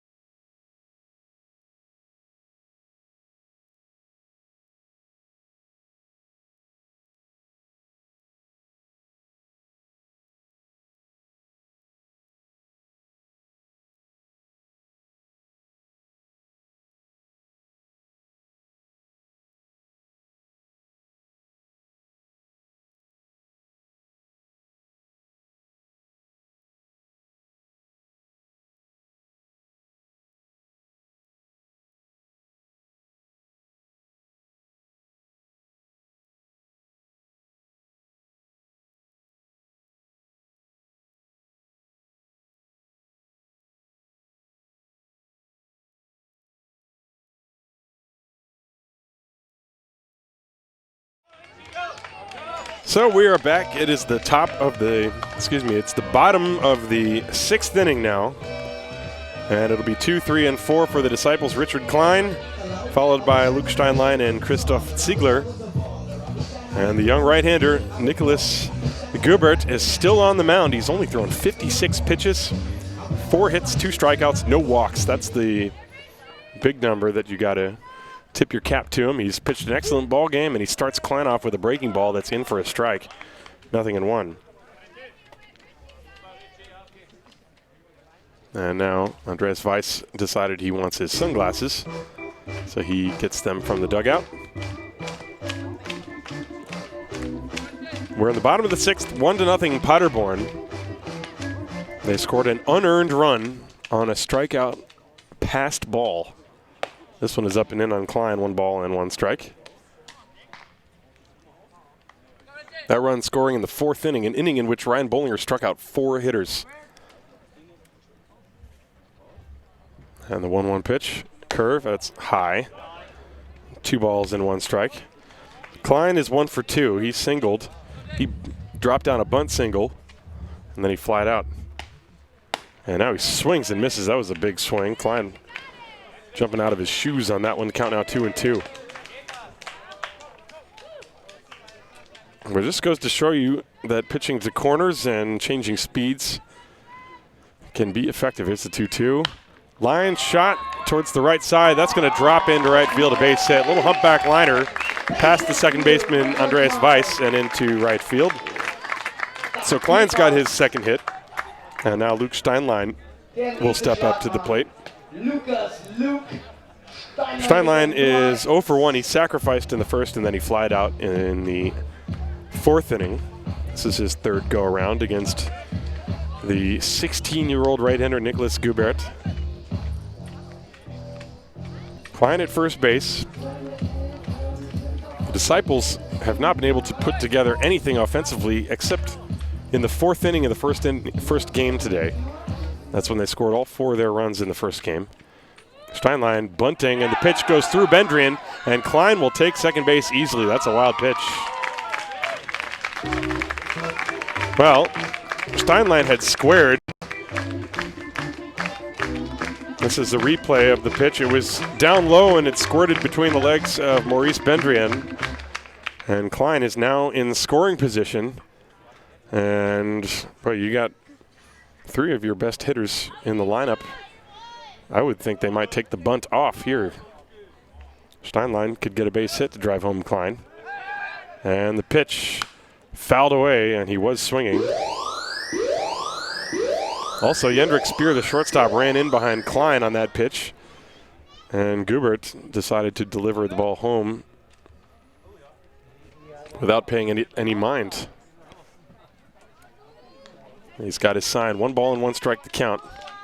The pitch. A line shot to the right side. Base hit into right center field. Klein is being waved around, and now he's held at the last moment. Steinlein got too far off first base, and he goes back. So it's a base hit, 1st and 3rd. Boy, Philip Howard, the coach, waving Klein until the ball had been released from the hand of the right fielder, Gerd Tomarkotten, just to make sure the throw was going to be good, and it was a good throw. And then Klein was held at 3rd. So 1st and 3rd and nobody out. And now the Disciples are in business. They have the tying run 90 feet away. Christoph Ziegler, the hitter. Ziegler 1 for 2. In a ball game, the Disciples have been frustrated offensively on a day that they've been frustrated offensively, when you really think about it. Got to give credit to the pitchers for Paderborn. They have made quality pitchers. And now the pitch in the dirt, and that's a heck of a block by Bendrian. And here's the throw to second base. It is not in time. Steinlein went on first move, and boy, that was close at second base. And Bendrian thought he had him. Jendrik Speer came forward to receive the throw. But that'll be a wild pitch. He was not running on the pitch. And so now a base hit could give the Disciples the lead. They have Klein at 3rd and Steinlein at 2nd with nobody out, 1 ball and no strikes to count to Chris Ziegler. And the pitch to him. In the dirt, this one off the glove of Bendrian, but does not go too far away. Boy, it's been a long day. I mean, it's a hard job to squat behind the plate just for 1 game, but to do it 2 games in a row. And now Bendrian, catcher, he's been in sort of all over the place this inning. That one he was able to save, the 2-0. in the dirt again, blocked by Bendrian, and the count 3-0. And now the young right-hander, Nicholas Gobert, is in trouble. He's got a 3-0 count. You have Will Thorpe, the cleanup hitter, the 5-hitter on deck. And Maurice Bendrian wants to give his pitcher a little bit of a word of encouragement. Bendrian, only 2 years his senior.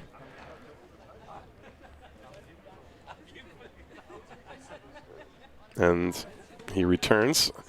Now the inning began, Richard Klein, a little bloop single. He went to second on a wild pitch. Steinlein blooped a single. Klein went to third, and then another wild pitch moved Steinlein to second.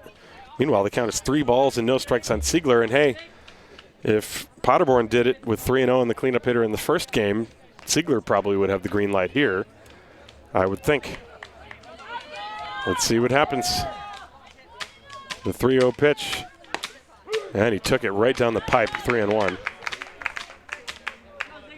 He very well might have had the green light, but just did not want to swing at it. Some hitters do not feel comfortable swinging at 3-0 pitches. Here it comes.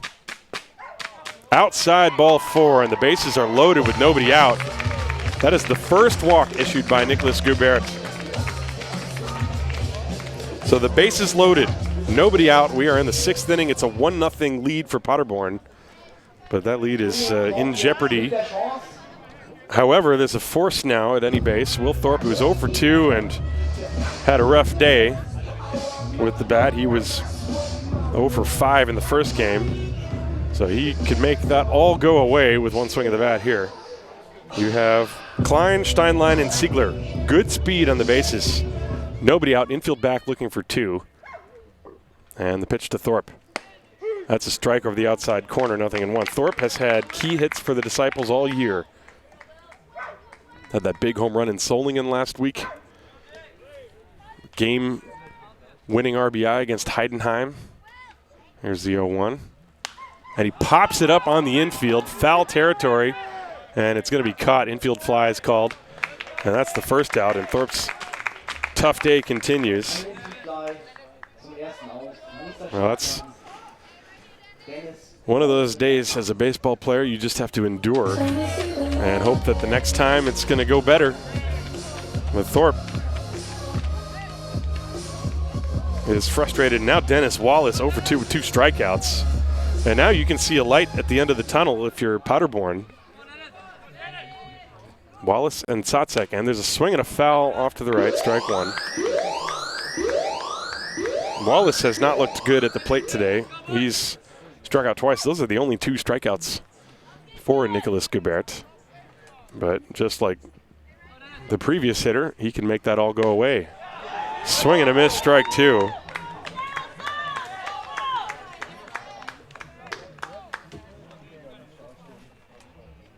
Sylvan Tsatsek on deck, barring the double play.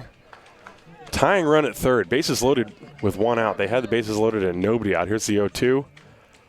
Popped foul, and Wallace stays alive.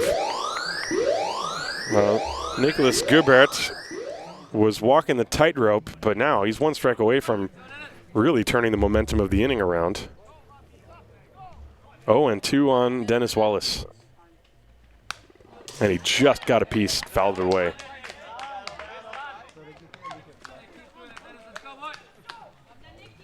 Klein is at third, Steinlein at second, Ziegler at first. 1 out. 1-0 Paderborn, bottom of the 6th.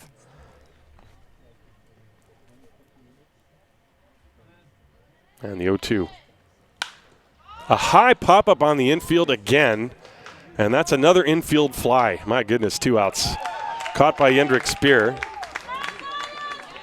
Well, with the bases loaded and nobody out, the Disciples have hit the ball a combined 200 feet. And now it's up to Sylvan Tsatsek to try to get a 2-out hit and give the Disciples at least a tie or possibly the lead. Well, what a pitching performance. Regardless of what Tsatsek does, Nicholas Gubert has pitched a great ball game so far. And he's still only in the mid-70s. He's in this thing. He's got more gas in the tank, I would think. Tsatsek is 0 for 2, the pitch. A line drive, base hit to right field. Klein scores. Around third is Steinlein. He is going to score Going to third is Chris Ziegler. The Disciples lead by a score of 2-1. On an RBI single off the bat is Sylvan Sotzek.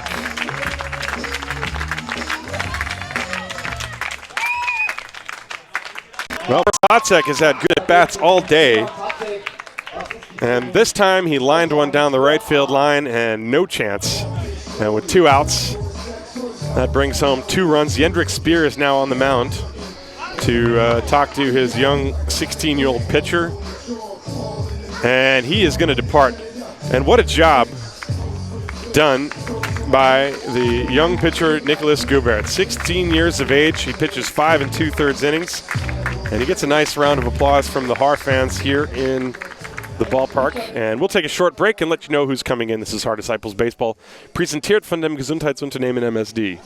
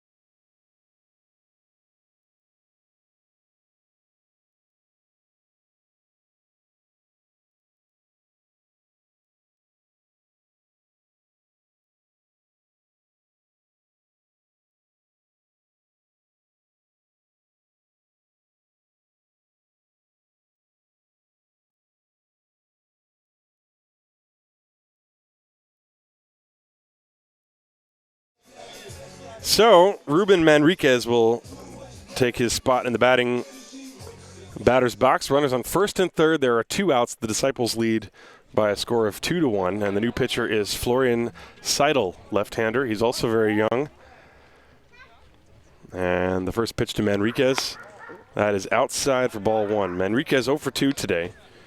So what a job by Nicholas Gubert. He's still responsible for the 2 base runners on first and third. Sotzek at first and Ziegler at third. And the 1-0 pitch, that's a curve, and it's high and outside, 2-0. I think Seidel thought it should have been called a strike. Manriquez up there with 2 outs. The Disciples finally were able to get some runs against the young right-hander, Nicholas Gubert, and now Florian Seidel on to try to get the final out this inning. Here's the 2-0. Little tapper, that's a foul ball. It goes backwards. 2-1 count. Manriquez in this game 0 for 2. In the first game he had 1 base hit to drive home 2 runs. So he's 1 for 6 on the day. First and third with 2 outs. The 2-1 pitch. A little squibber in front of the plate. Bendrian fields, throws to first, and it's in time and the inning is over. So Florian Seidel comes in to get the final out, but the Disciples score 2 runs on 3 hits. There were no errors and 2 left on base. And we go to the 7th inning. Haar 2, Paderborn 1. Haar Disciples Baseball is brought to you by MSD.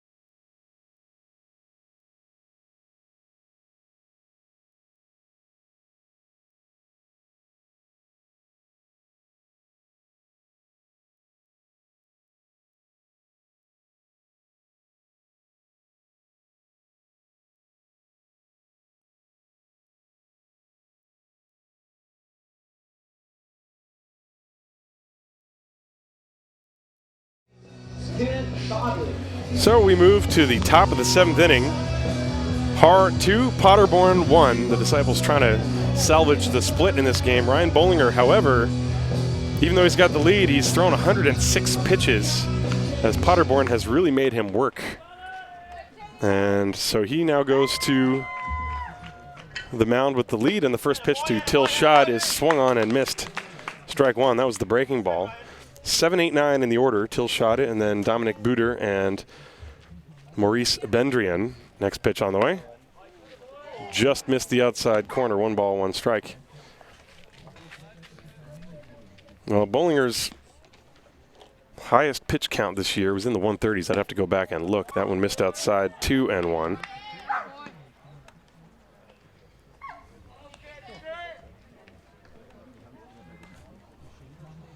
And the 2-1 pitch to Schad. Swing and a miss, 2 and 2. That was a good pitch fading away from him.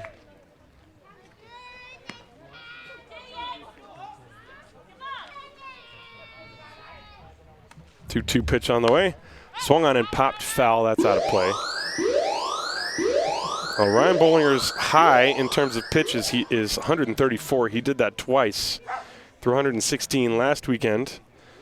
He threw 130 against Mannheim, 124 against Regensburg. So he's worked into the 130s several times. There's a swing and a miss, strike 3. Strikeout number 12 for Bollinger. But 130 pitches, unless he gets a little bit more economical, is probably not going to be enough to complete this ball game. So the Disciples very likely will have to use either Steinlein or Nate Thomas again. And the pitch is inside to Dominic Buder, 1 ball and no strikes. Schade with that strikeout is now 0 for 3. But it was Schade who struck out and reached on the passed ball. There's a fly ball to center field. Nate Thomas makes the grab, 2 down. Buder is out. 1 center fielder flies out to the other. And that's what Bollinger wanted, a 2-pitch out. Maurice Bendrian will be the next hitter. Well, Ryan, he is a workhorse, that's for sure. And he has certainly earned his reputation as a, I guess you could call a bulldog. And the pitch on the way, that's a curve, and that's a beauty. Strike 1. He's only had 1-2-3 inning in this game, and in fact, he had another one, but it was with a single and a caught stealing. So technically he's had 2, but it wasn't a perfect 1-2-3 inning. Pitch is high.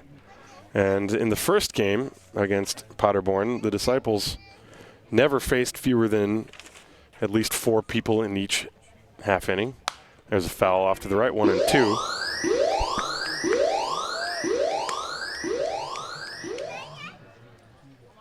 Another big left-hander from North Dakota with a 1 ball, 2 strike count on Maurice Bendrian.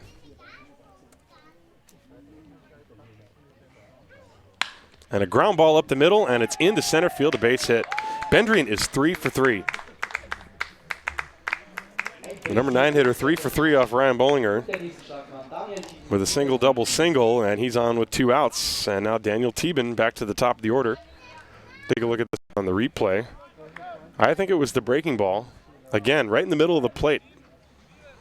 And we mentioned that his breaking ball hasn't gotten the results that he's used to seeing. And now meeting on the mound, Philip Howard out of the dugout for the Haar Disciples.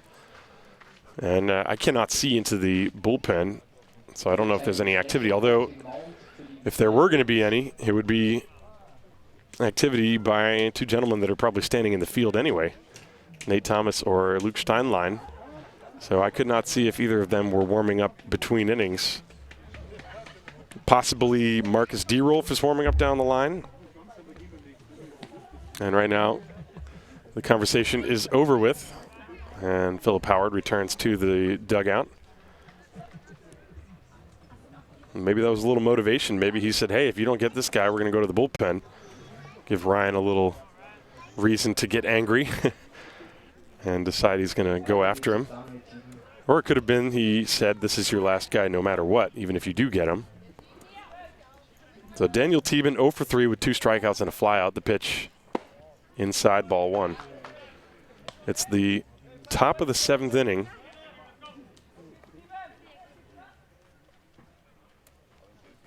Munich-Haar 2, Paderborn 1, trying to split the doubleheader. And instead a throw to first base, and Bendrian back very easily.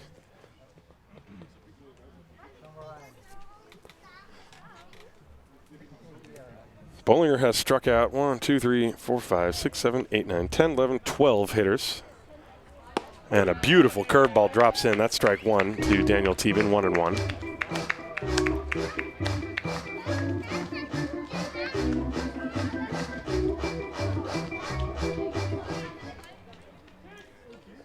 And the 1-1, runner is going. Pitch is low and inside. Throw to second base by Thorpe. He's safe. He just got in there. Just got the foot in there. That play developed very quickly. Pretty late slide by Maurice Bendrian, but he stole it. It looked like he was safe to the naked eye even from back here, but that was a real bang-bang play. Second base. And so the count is 2 balls and a strike. It was a tough pitch for Thorpe to throw on, a breaking ball. Klein went to cover, and he slapped the tag down. And I guess now they're going to talk about the call.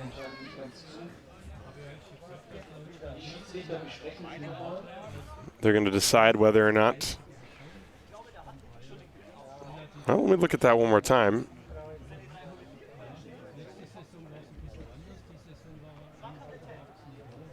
I wonder if Thorpe was maybe complaining that Teben had interfered with the throw, but that time he clearly did not. There was the play earlier in the game where I believe it was Dennis Wallace actually left the batter's box and got in the way of a throw, and that didn't actually affect anything. And so that stolen base puts the tying run at second base. Maurice Bendrian has been a force in both of these games. He's done a good job behind the plate. He's gotten hits, gotten on base, picked off a runner. And he's trying to make his presence felt. He's the tying run out there on second base with the number 6. And the count is 2-1 on Daniel Teben, the leadoff hitter, and the pitch just missed inside. Bollinger not happy about that, I don't think. Count 3 balls and 1 strike. Let's take a look at this one again. Thorpe, you see Thorpe set up inside.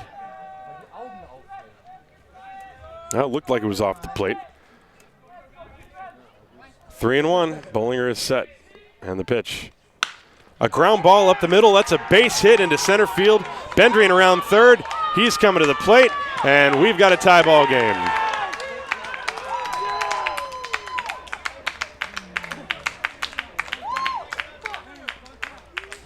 So Daniel Teben, it's a base hit on a 3-1 pitch and drives home Maurice Bendrian, who had stolen second base on a very close play, and Paderborn ties the game. Boy, in the first game, the Disciples held Paderborn in check until the 7th. And today, again, Paderborn is able to tie the game in the 7th inning.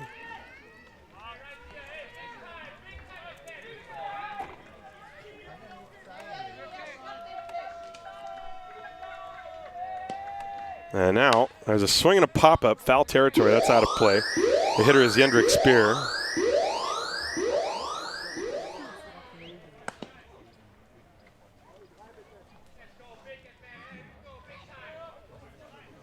Two down. Again, a 2-out rally, just like the first game. There were 2 outs and nobody on base in the first game.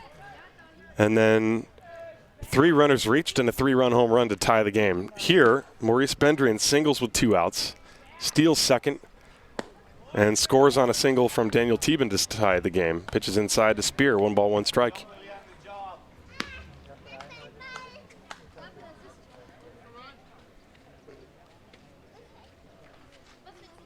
And we've got a ball game again. The go-ahead run is Daniel Teben. He's at first base, taking a short lead. And a throw over there, and he was leaning, but he's back.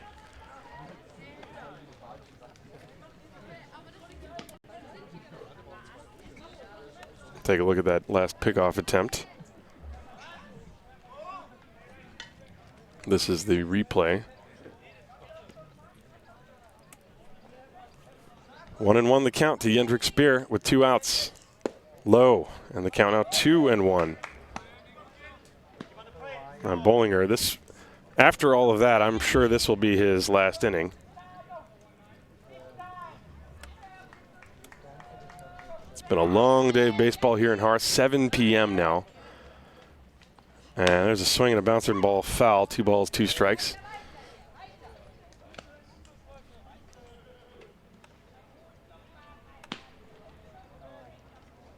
And Bollinger really working his way through for this. Couple of stories in this game. Nicholas Goubert, the 16-year-old right-hander, pitched excellent, and he's off the hook now. He would have been in line for the loss, but no longer. The pitch. Line drive, base hit, left center field. Tsatsek over to cut it off, and the runner trying for third. The throw is not in time. Spear stops at first base. First and third with 2 outs. And again, it's like you get to the 7th inning and 2 outs, and then the pitchers hit a wall. Just like the first game against Kevin Treasel, Paderborn showing late inning comeback prowess, and Philip Howard had started out of the dugout. I think he was just looking to see who's warming up in the bullpen.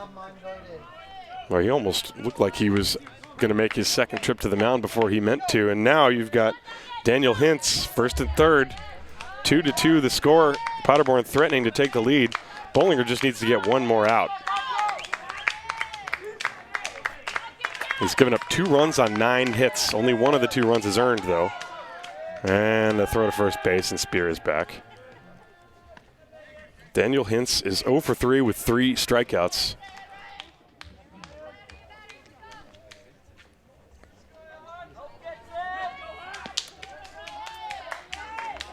Bollinger set the pitch. Swing and a miss, strike 1.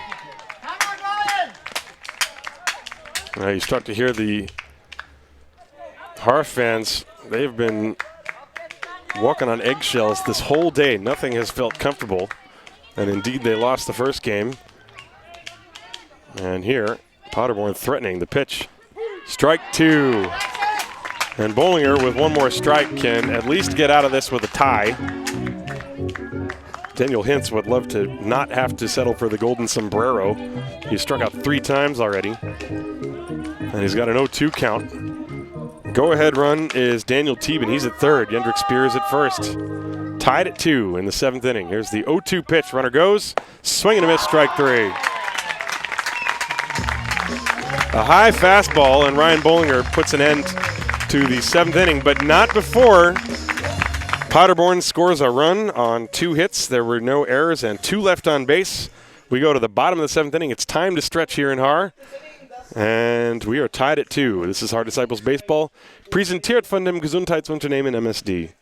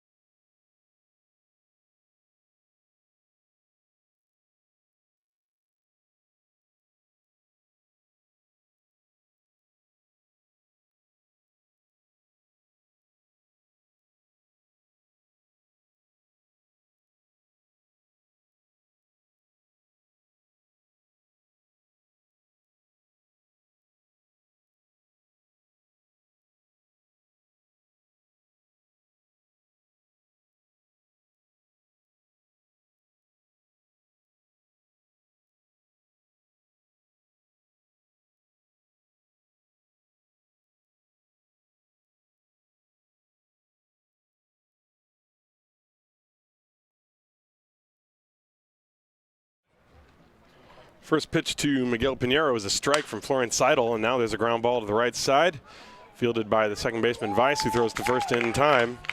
And Pinheiro is thrown out, 4-3. 1 out.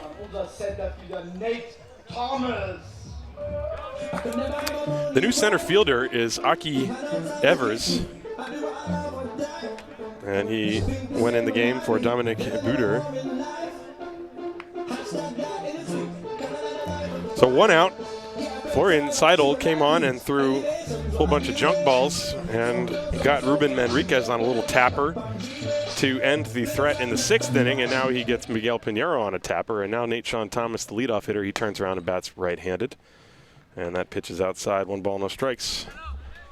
9-1-2 in the order, and with the first hitter already disposed of.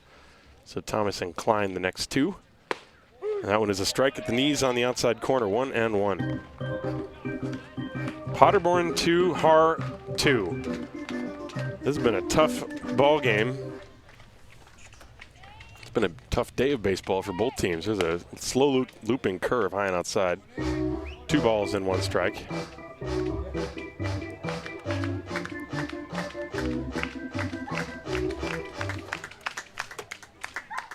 The 2-1 pitch. Missed outside, 3 balls and a strike. The Disciples would love to get Thomas aboard.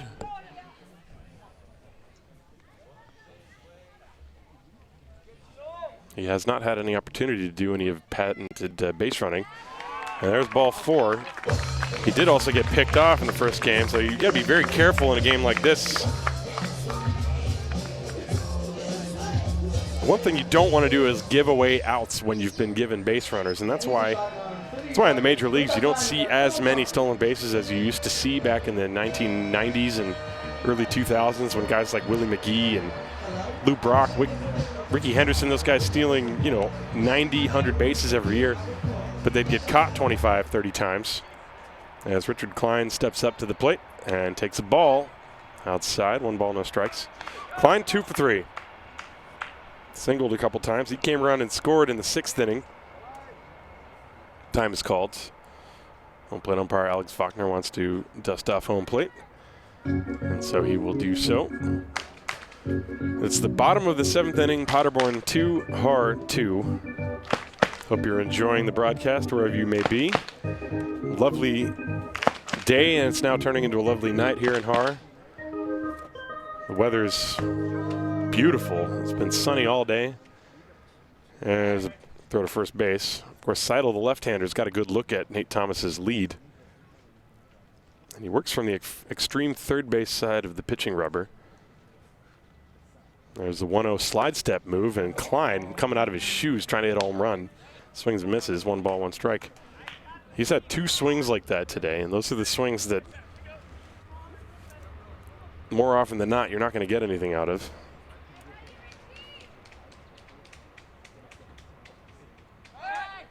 Well, that was close to a balk if I've ever seen one. The pitcher, Florian Seidel, lifted the foot up and put it back down in the same spot in front of the plate. Well, he did step towards first, ever so slightly, but as long as he doesn't cross the front leg over the back leg. There goes Thomas, breaking ball outside, throw to second base, no chance, he slides in. So Thomas steals second base.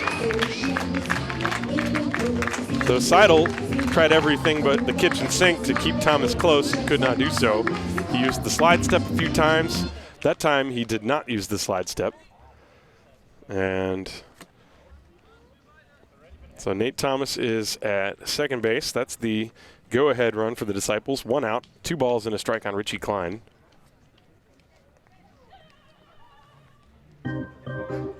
Just going back to that balk move, I mean, every great left-handed pitcher who has a great pickoff move, they're pretty much always balking all the time. And it's just a matter of, you got to sort of get to know the umpires, what they're going to call and what they're not going to call. I know this because I was a left-handed pitcher as well back in the day. 2 balls and 1 strike to Richard Klein. And he swings and fouls one to the screen, 2-2. Well, sometimes a pitcher like Seidel, so Seidel is not throwing hard at all, but he's throwing it to the corners. and he's got kind of a funky delivery. And the Disciples hitters, they seem to be sort of jumping out at the pitch. 2-2 the count. This ball popped foul. And Seidel, he's changing his windup on every delivery. That time, he lifted the leg, and he actually turned back towards Thomas at second base, who thought for a moment he was going to come that way. Of course, if Seidel does that, then it's a balk.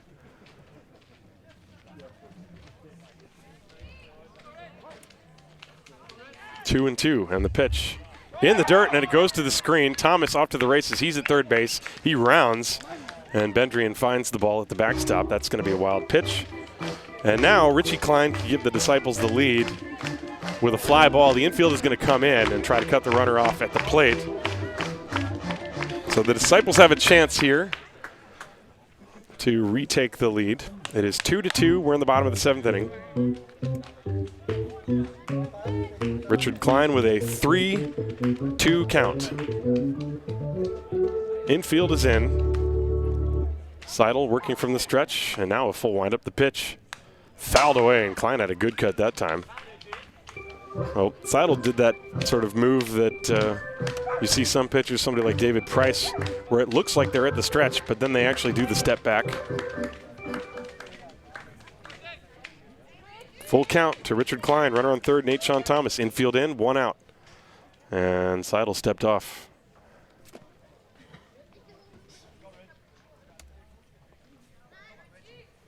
Well, Seidel, who's been changing his delivery a lot, should be careful about a balk, I guess. And the pitch hit in the air to right center field.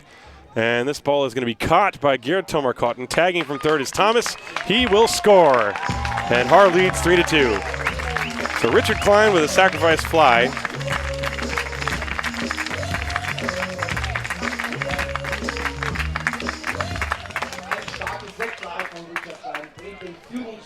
Tristan Gerd Tomarkotten with the catch in right center field, and really no chance to get Nate Sean Thomas at the plate. So there are two down, nobody on. The Disciples leading 3-2. And Luke Steinlein steps up to the plate. There you see Aki Evers in your screen. Steinlein takes a breaking ball outside. 1 ball, no strikes. Evers standing right in front of the center field camera. Why not get a good view? There's the 1-0 pitch from Seidel. Low, and the count 2-0. Nobody out, nobody on, 2 outs. 2 runs, 9 hits for Paderborn. 3 runs on 7 hits for the Disciples. And that curveball missed outside. Ball 3.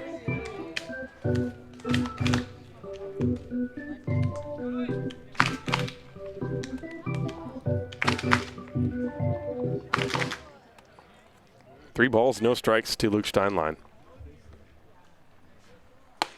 And the fastball right in there, 3-1.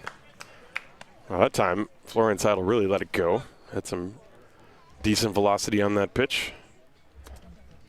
And the left-hander begins his delivery. Here's the pitch on the way. And a curve is in there for strike 2. Full count now.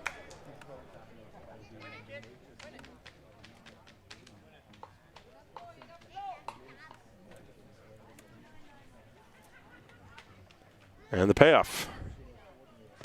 That's ball 4. So Steinlein takes the curveball down and in. So Seidel with his second walk in the inning. The Disciples have scored a run without a hit. Seidel walked Nate Thomas. Thomas stole second. Then the wild pitch put him at third. And then Richard Klein with the sac fly. So now Chris Ziegler will step up to the plate. Ziegler is 1 for 2 with a walk. So it's lefty against lefty. Steinlein is on first base. And Ziegler looks at a looping curve, and it's in there at the top of the zone for a strike. 0-1 from Florian Seidel to Chris Ziegler.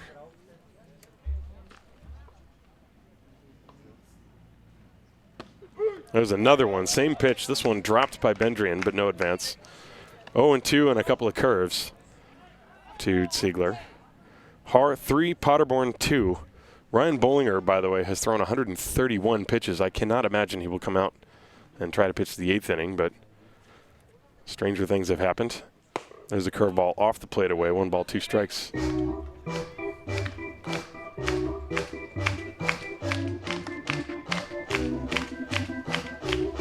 Florian Seidel comes set. There goes Steinlein, curveball, swung on and popped up. Foul territory behind the plate, out of play. And the count's still 1-2. Steinlein was off with the pitch, and why not? 2 strikes and 2 outs.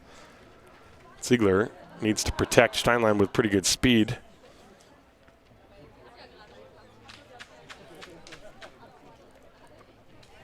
We are in the bottom of the 7th inning. Ball game that started a few minutes past 5 p.m. 1-2. Swing and a miss. He got him on a slow, tantalizing breaking ball. And down goes Ziegler, but the Disciples get a run without the benefit of a hit. 1 run on no hits, no errors, and 1 left on base. And we go to the 8th inning.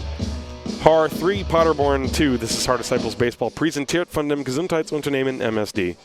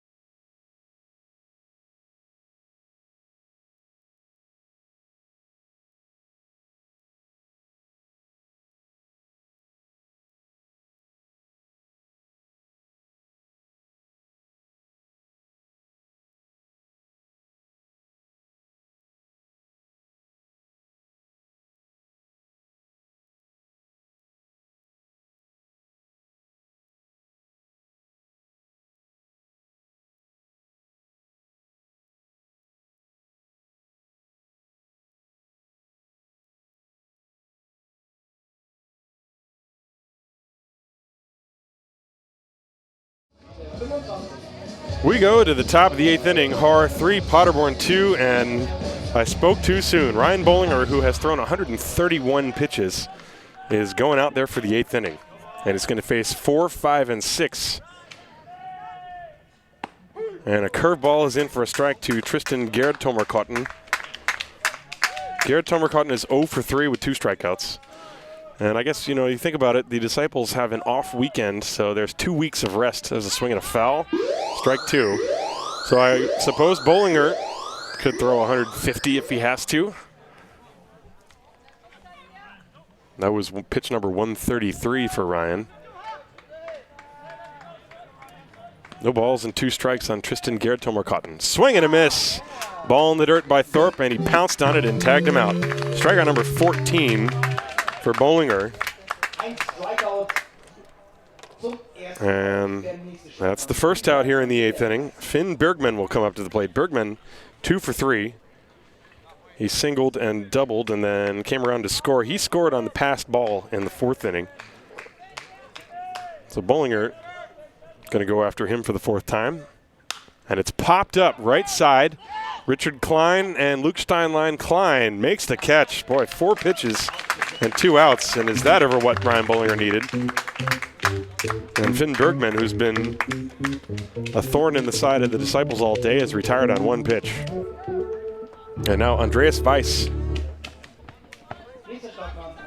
with 2 down in the 8th inning. Bollinger has really had to battle. He's had to deal with a lot of foul balls.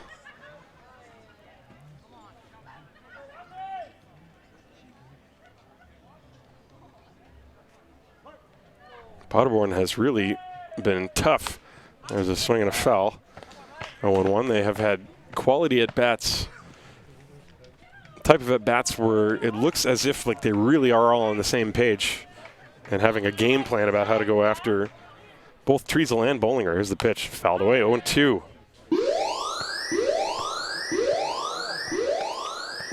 Now Bollinger, who has 14 strikeouts,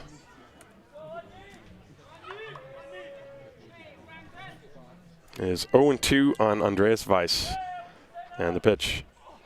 Strikeout number 15 for Ryan Bollinger. And you can hear him grunt as he released the ball. Fastball, and boy, how many pitches did he throw? 1, 2, 3, 4, 5, 6, 7 pitch inning for Ryan Bollinger. So that brings his total to 138 in the game.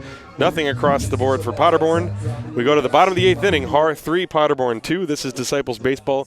Präsentiert von dem Gesundheitsunternehmen MSD.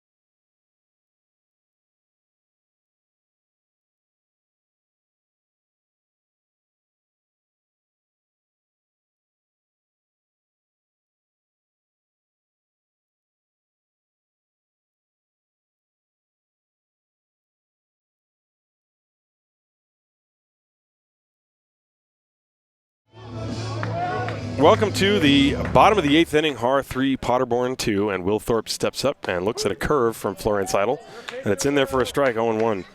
Thorpe has been frustrated with the bat today. 0 for 3 in this game, 0 for 5 in the first game, and the 0-1. There's a ground ball. That is a base hit to left field. So Thorpe is at least going to, if this is going to be his final at-bat of the game, then he will at least go out on a good note. It's a leadoff single, and it's important. The Disciples, I mean, they have a 1-run lead. They would love to try to extend it a little bit and get some insurance. There's a perfect shot of Aki Evers, the center fielder. And now Mitch Stefan is going to pinch hit for Dennis Wallace. Wallace was 0 for 3. Mitch started the first game. Thorpe off first base. The pitch, that's a strike to Stefan. Stefan in the first game was 0 for 3 with a walk and a run scored. 0-1 to him here from Florian Seidel. Seidel came on in the 6th inning with 2 outs and retired the side. That pitch is high, curveball, 1 ball, no strikes. Gave up a run without a hit in the 7th inning thanks to 2 walks. Nate Thomas stole second, reached third on a wild pitch, and scored on a sac fly by Richard Klein. That is the difference in the game so far. A long hold by Seidel. The pitch outside, 2-1. Paderborn got their first run in very odd fashion. That was in the 4th. There were 2 outs and runners on second and third. And the 3rd strike was called on Till Schade, but the ball went off Will Thorpe's glove for a pass ball. It was a breaking ball, ball 3 to Stefan, 3-1. And Tilshada reached first base while a run came home to score. So the run scored on passed ball on strike 3. And then Ryan Bollinger went on to strike out 4 in the inning, which is something that does not happen so often in baseball. There's the 3-1 pitch. And that's ball 4. So a single and now a walk. That is the 3rd walk issued by Florian Seidel. And Sylvan Tsatsek. Tsatsek is the guy who drove home the Disciples 2 runs in the 6th inning. He got a very clutch 2-out single down the right field line off of the young right-hander Nicholas Gubert.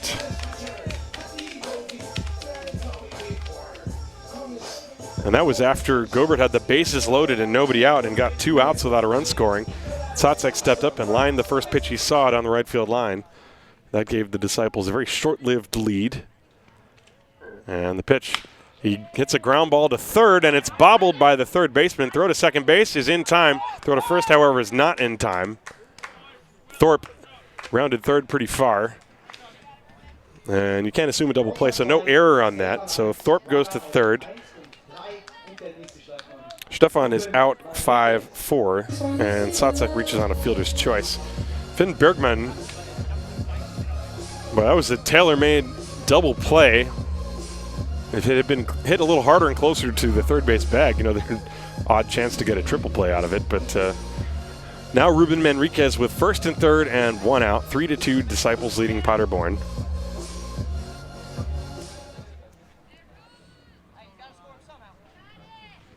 Tsatsek a very short lead at first. And the pitch, that's a curveball outside. 1 ball, no strikes. There's 1 out in the inning. Thorpe is at third. Tsatsek at first. There you see Sylvan being held on by Daniel Hintz, the first baseman. Got a very short lead. And this pitch is low, and they count 2-0. Well, Florian Seidel has only given up 1 hit since coming into the game. That was Thorpe's little roller through the left side. But he's walked 3. And he's thrown a wild pitch. And now he steps off and checks on Thorpe. First and third with 1 out. 3-2 Haar leading Paderborn. We are in the bottom of the 8th inning. And that pitch missed inside. 3-0.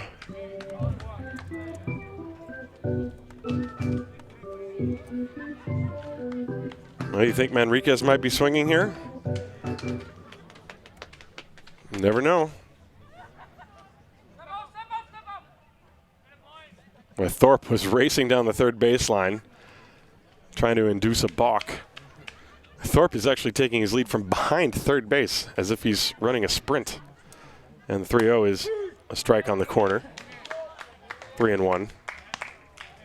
Well, sometimes a young pitcher may make the false move and get called for a balk. Thorpe, I think, is afraid of a line drive down the third baseline. He is deep. He's almost in left field. Runner goes from first. That is high, ball 4. So the bases are loaded. That's the 2nd walk in the inning. 4th in 2+ innings for Florian Seidel. But this is his ball game. Nobody in the bullpen for Paderborn. They're going to see how long he can go. And the Disciples now, Miguel Pinheiro will step up to the plate with the bases loaded. You have Thorpe at third, Tsatsek at second, and Manriquez at first. There's 1 out in the inning. Miguel Pinheiro is 1 for 3, but he's hit 2 ground balls, and if he hits another one, they could turn a double play. And the pitch to him. Outside, ball 1, but of course, Seidel has to prove he can throw a strike. He's been... If the Disciples hitters have been patient enough, he has been wild. 1-0. And now 2-0 as he missed high and outside. Pinheiro, I think, now will have the take sign. You got to show that Seidel can throw a strike. Of course, the other side of it is you may never get a better strike. But it's only a 3-2 game. You have to remember that. And the pitch. Low, ball 3. 3-0.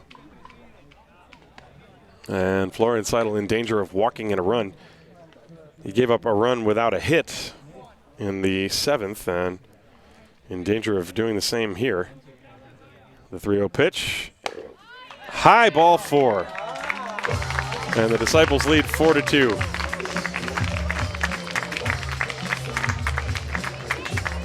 So Thorpe comes home to score, and that's got to feel good for him. He had been so frustrated offensively, and he leads off the inning with a single and eventually comes around to score. 3rd walk in the inning. And now Nate Sean Thomas will step up to the plate. You have Stefan, excuse me, that is Tsatsek at 3rd.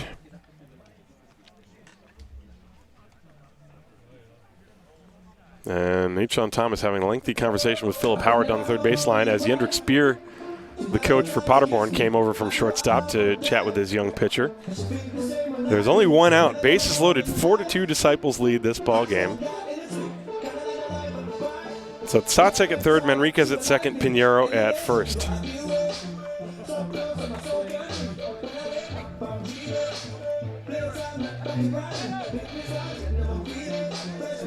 This ball game, 2.5 hours roughly.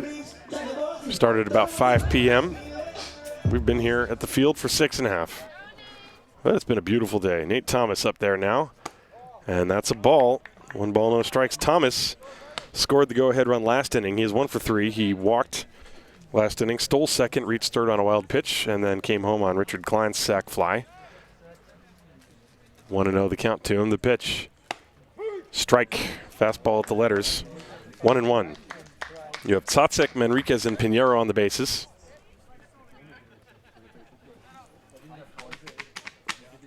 One ball, 1 strike.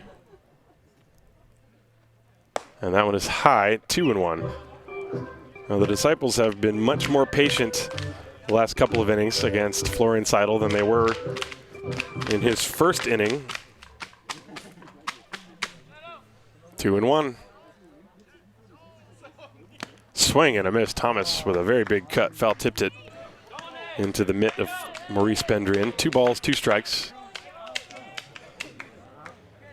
Tsatsek, Manriquez, and Pinheiro on the bases. 2-2 the count to Nate Thomas with 1 out. And the pitch. Outside, ball 3, and they now have a full count.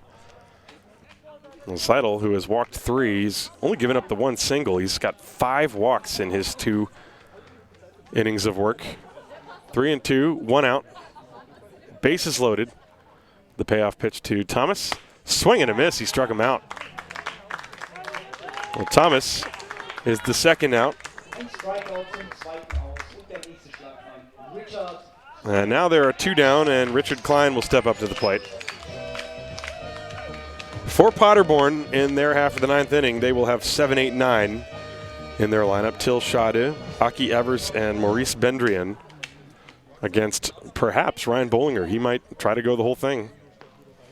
Richard Klein now with 2 outs and the bases loaded, looks at a strike. And for the first time in a while, Florian Seidel has thrown a first pitch strike. 4-2 Haar leading Paderborn here in the bottom of the 8th inning. And the pitch, swing and a miss. 0-2 Klein, again getting a little homer happy on that.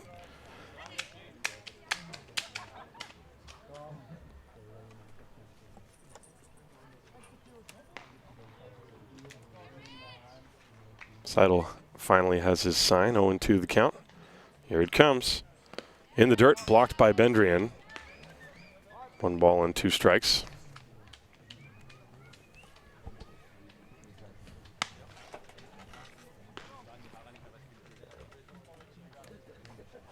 This game was started by Nicolas Goubert. He went 5 2/3. Gave up 2 runs. He is going to get a no decision, but he was fantastic. 16-year-old. And the 1-2 pitch. Hit on the ground up the middle. And it's a base hit into center field. Tsatsek scores. And around 3rd, Manriquez, he's going to score as the ball went trickling into shallow center field. And a throw behind the runner at 3rd. He's safe. As Pinheiro almost rounded too far. Richard Klein drives in 2 with a single, and the Disciples lead 6-2. So Klein now has 3 runs batted in. As Tsatsik and Manriquez score, Pinheiro goes to third. Let's take a look at this on the replay. Richie with 3 base hits on the day. Big curveball and big, he took that huge swing on the previous pitch. This time he really shortened up. And look at that wide turn by Manriquez coming around third.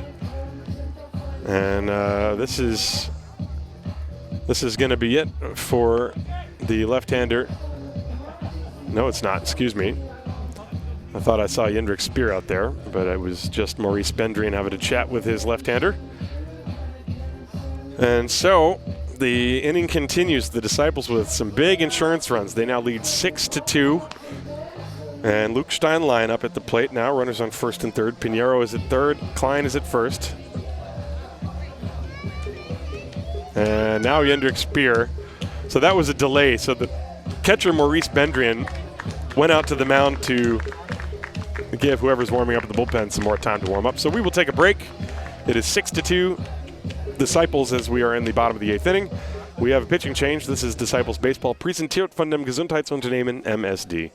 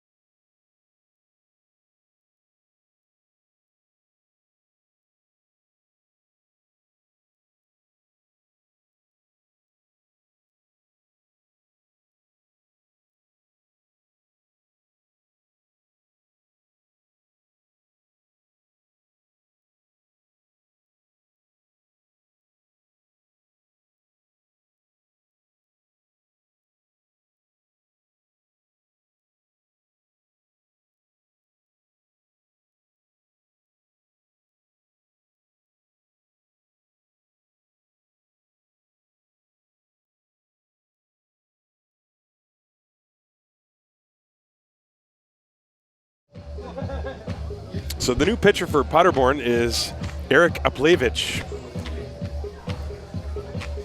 And he's going to come on and inherit runners at first and third with 2 outs. The Disciples 6, Paderborn 2. And Luke Steinlein is the hitter. Steinlein has a base hit today. In 4 plate appearances, he also has sacrificed and walked. First pitch, low and outside, ball 1.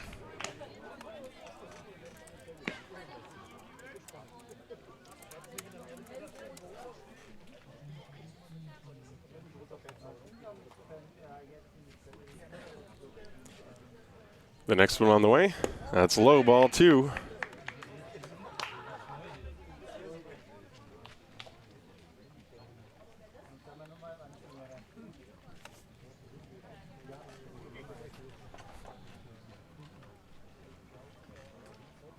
Steinlein taken all the way, a back pick from Bendrian, but Klein is back. Pitch was a strike, 2-1 the count now. Well, I do not have any information on Erik Aplevich, but he looks young.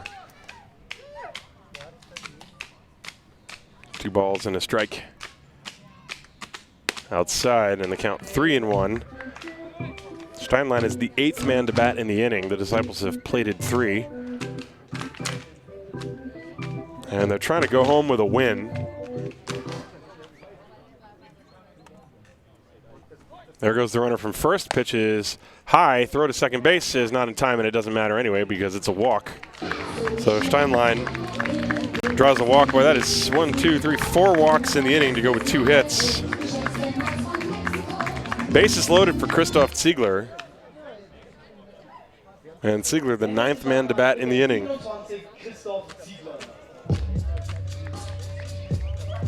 Disciples 6, Paderborn 2. But Paderborn running out some young kids that certainly look like they're poised. And the pitch on the way. Inside, 1 ball, no strikes from Eric Aplevich. Bases loaded.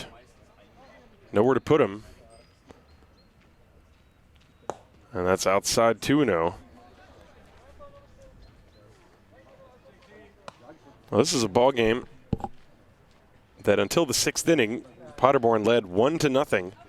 Finally, the Disciples were able to break through against the 16-year-old right-handed pitcher, Gubert. 2-0 on Ziegler. That's outside 3-0.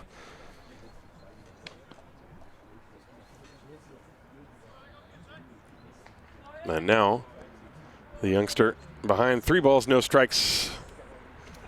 Disciples broke the tie in the 7th inning. Ziegler takes a strike. That was off the sac fly off the bat of Richard Klein, but Klein in this inning with a 2-run single after the bases loaded walk from Miguel Pinheiro. 3-1. Inside, that's ball 4, and it goes to the backstop. And the Disciples lead 7-2, bases loaded walk. And now, the 10th man to hit in the inning, William Thorpe, will come to the plate. And he started the inning. Remember, I mentioned at the beginning that he had had a very frustrating day. Well, he started this rally. This is a 4-run rally. He started it with a ground ball base hit, and that's got to feel good for him. 1 for 8 on the day over the course of the 2 games. 1 for 9, rather. And he could really put a cap on it. The bases are loaded.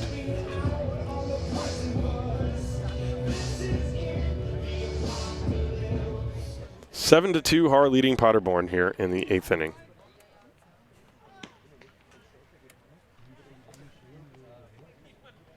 And this game has just slowed to a stop. Thorpe was waiting for Alex Wagner to put the mask on. Wagner is now waiting for Thorpe to get in the batter's box. And Aplevich on the mound was waiting to get the sign. Now he's got it. Here's the pitch to him. Strike on the outside corner at the knees. Thorpe has one of only 2 hits in this inning, although the Disciples have scored 4 runs. They have been given 1, 2, 3, 4, 5 walks. That's low. 1 ball, 1 strike.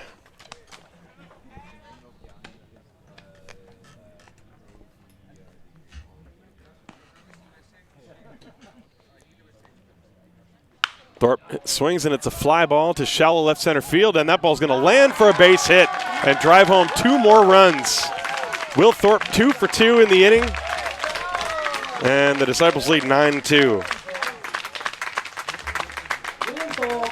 Well, it's funny how those things can change when you're hitting in tough luck.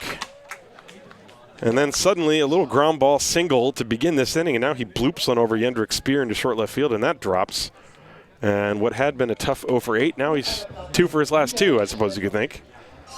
And he's scored a run and driven into in this very inning. And now Mitch Stefan steps up to the plate. This is Stefan's 2nd at bat in the inning as well. He pinch hit for Dennis Wallace and reached via the walk. Well, it is 9-2 Haar now. Now you might see Marcus DeRolf come on to pitch the 9th inning. We shall see. Pitch is drilled, fouled on the right field line. Strike 1 on Stefan.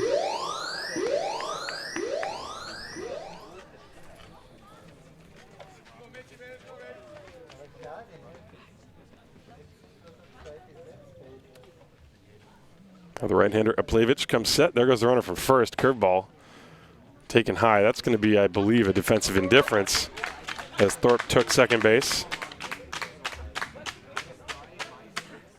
Nobody moved to cover. That run is of no consequence. 1 ball and 1 strike to Mitch Stefan. And that is a ball low, 2 balls and 1 strike.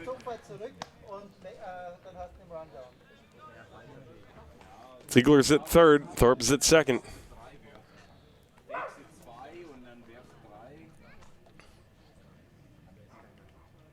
And the 2-1. Swung on and popped up. Shallow center field, the middle of the diamond, and Dendrick Spear makes the call and the catch. And the inning is finally over. But the Disciples extend the lead to 9-2. They scored 6 times in the inning with only 3 hits. 6 runs, 3 hits. And let's see, no errors and 2 left. We go to the 9th inning. And Marcus DeRolf will come on and try to finish this ball game. Haar 9, Paderborn 2. This is Disciples Baseball, präsentiert von dem Gesundheitsunternehmen MSD.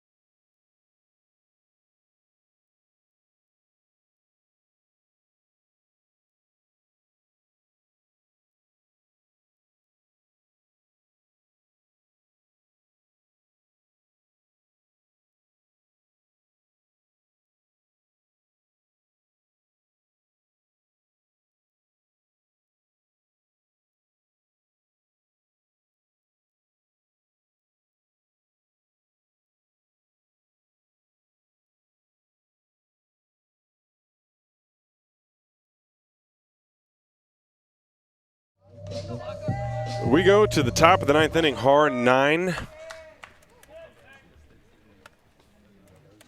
And Paderborn 2. First pitch from Marcus DeRolf is in there for a strike. 7-8-9. Tilschade, Aki Evers, and Maurice Bendrian. And Marcus DeRolf, once that lead was opened up, he's going to come on and try to get the final 3. And he throws a curve, and it's a beauty at the knees on the outside corner. 0-2. DeRolf this year in 11 innings. ERA of 3.27. 4 earned runs, 6 walks, 4 strikeouts. 0-2 on Tilschade. And a curveball swung on and foul-tipped into the mitt of Will Thorpe. And very quickly, that's the first out here in the 9th. Well, Ryan Bollinger struck out 15 Paderborn Untouchables, and that is the 5th time this year he had 15 strikeouts in a game. He also has struck out 16 once, 17 twice, and 18 once. So par for the course, I guess. 15 is his average. He had 15 strikeouts and no walks. 2 runs on 9 hits. Only one of the runs was earned. That pitch popped foul out of the play by the center fielder Aki Evers.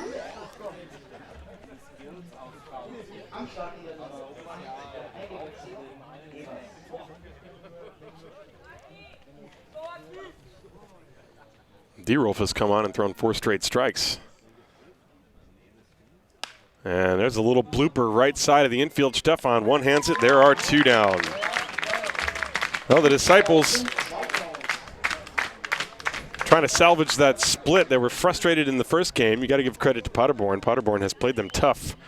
But today the wheels kind of fell off in the 8th inning for the Untouchables, as they allowed 6 runs on only 3 hits. And now Maurice Bendrian. Bendrian, excuse me, this is going to be a pinch hitter. This is, looks like Gianluca Oliva again. That is Gianluca Oliva pinch hitting for Maurice Bendrian. He had been 3 for 3. Oliva pinch hit in the first game and grounded into a 4-6-3 force out. So he's up there with 2 outs and nobody on. And Wagner, the home plate umpire, was not ready with the mask on. Got to put the mask on. 2 down, 9th inning, 9-2, Haar leading Paderborn. And the pitch on the way to Oliva. That's outside, ball 1. So D-Rolf came on. He struck out Till Schade. That was the 16th strikeout overall for the Untouchables. 1-0 the count to him. And that missed low. 2 balls and no strikes.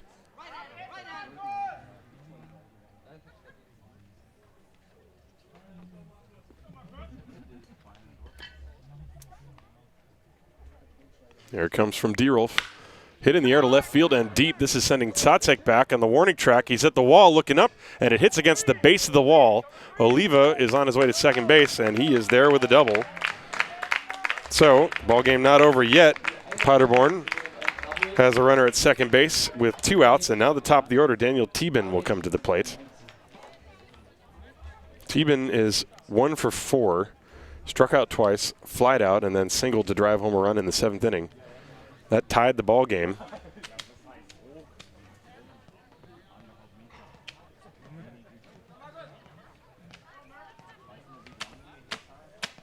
Paderborn took a 1-0 lead in the 4th on a passed ball. It was actually a 3rd strike called, but it was a passed ball, allowed a run to score. And they held that lead until the 6th when Sylvan Tsatsek drove home 2 for the Disciples to give them a 2-1 lead. But then Thieben's single in the 7th tied the game. And now he takes a ball inside, 1 ball, no strikes. The Disciples broke the tie in the bottom of the 7th on a sacrifice fly off the bat of Richard Klein. That was after Nate Thomas walked, stole second, reached third on a wild pitch. And there's a little cue shot up the middle. That's into center field, a base hit. Oliva around third. He's going to score easily. No point in throwing the ball for Nate Thomas, so it's 9-3. That ball cued off the end of the bat from Thieben, and he just floated it through the infield. And so 9-3 the new score. And that'll bring up Jendrik Speer. Speer is 1 for 4 today. I was telling you the story of the scoring. So the Disciples took a 3-2 lead in the 7th inning, and we're going to have a pinch hitter now, I think.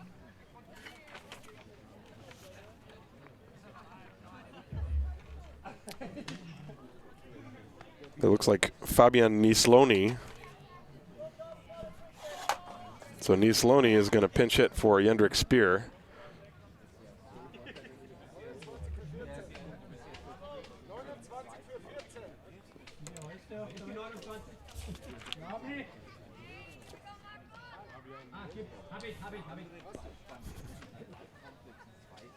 Nieslony has only had 3 at-bats all year. He's 1 for 3, so he's up there with a runner at first, 2 down in the top of the 9th inning. Daniel Thieben, the runner at first base. Marcus D-Rolf on the mound. 9-3, Haar leading Paderborn. And the pitch from D-Rolf. Strike called on the outside corner. Fastball from Marcus.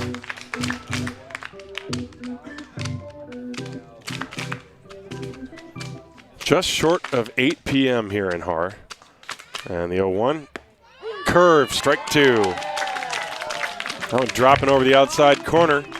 And the Disciples a strike away from ending the day on a positive note and securing a split with the Untouchables Paderborn. 0-2. And here's D-Rolf's pitch. Curveball in the dirt, blocked by Thorpe. No offer by Nieslony.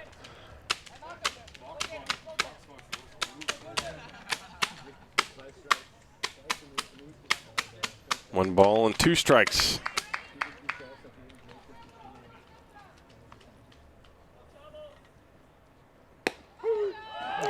And strike 3 is called on the outside corner, and the ball game is over. And the Haar Disciples win by a score of 9-3.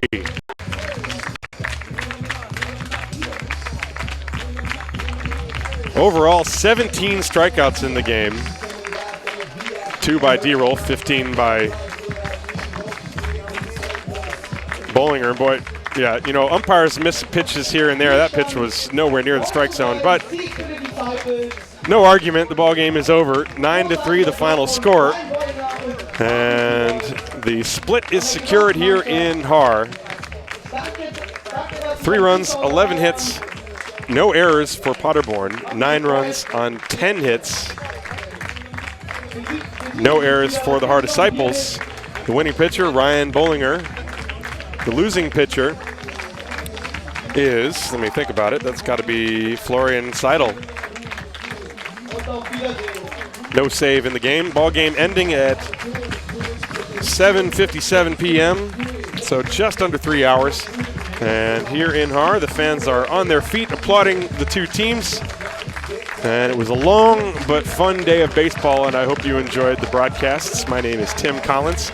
The highlights will be on my website a little bit later tonight. EuroBaseballTV.com is where you can find all the action. Don't forget, you can also listen on the radio, thanks to Sportdeutschland.tv, although it didn't work today, but normally they are of great help.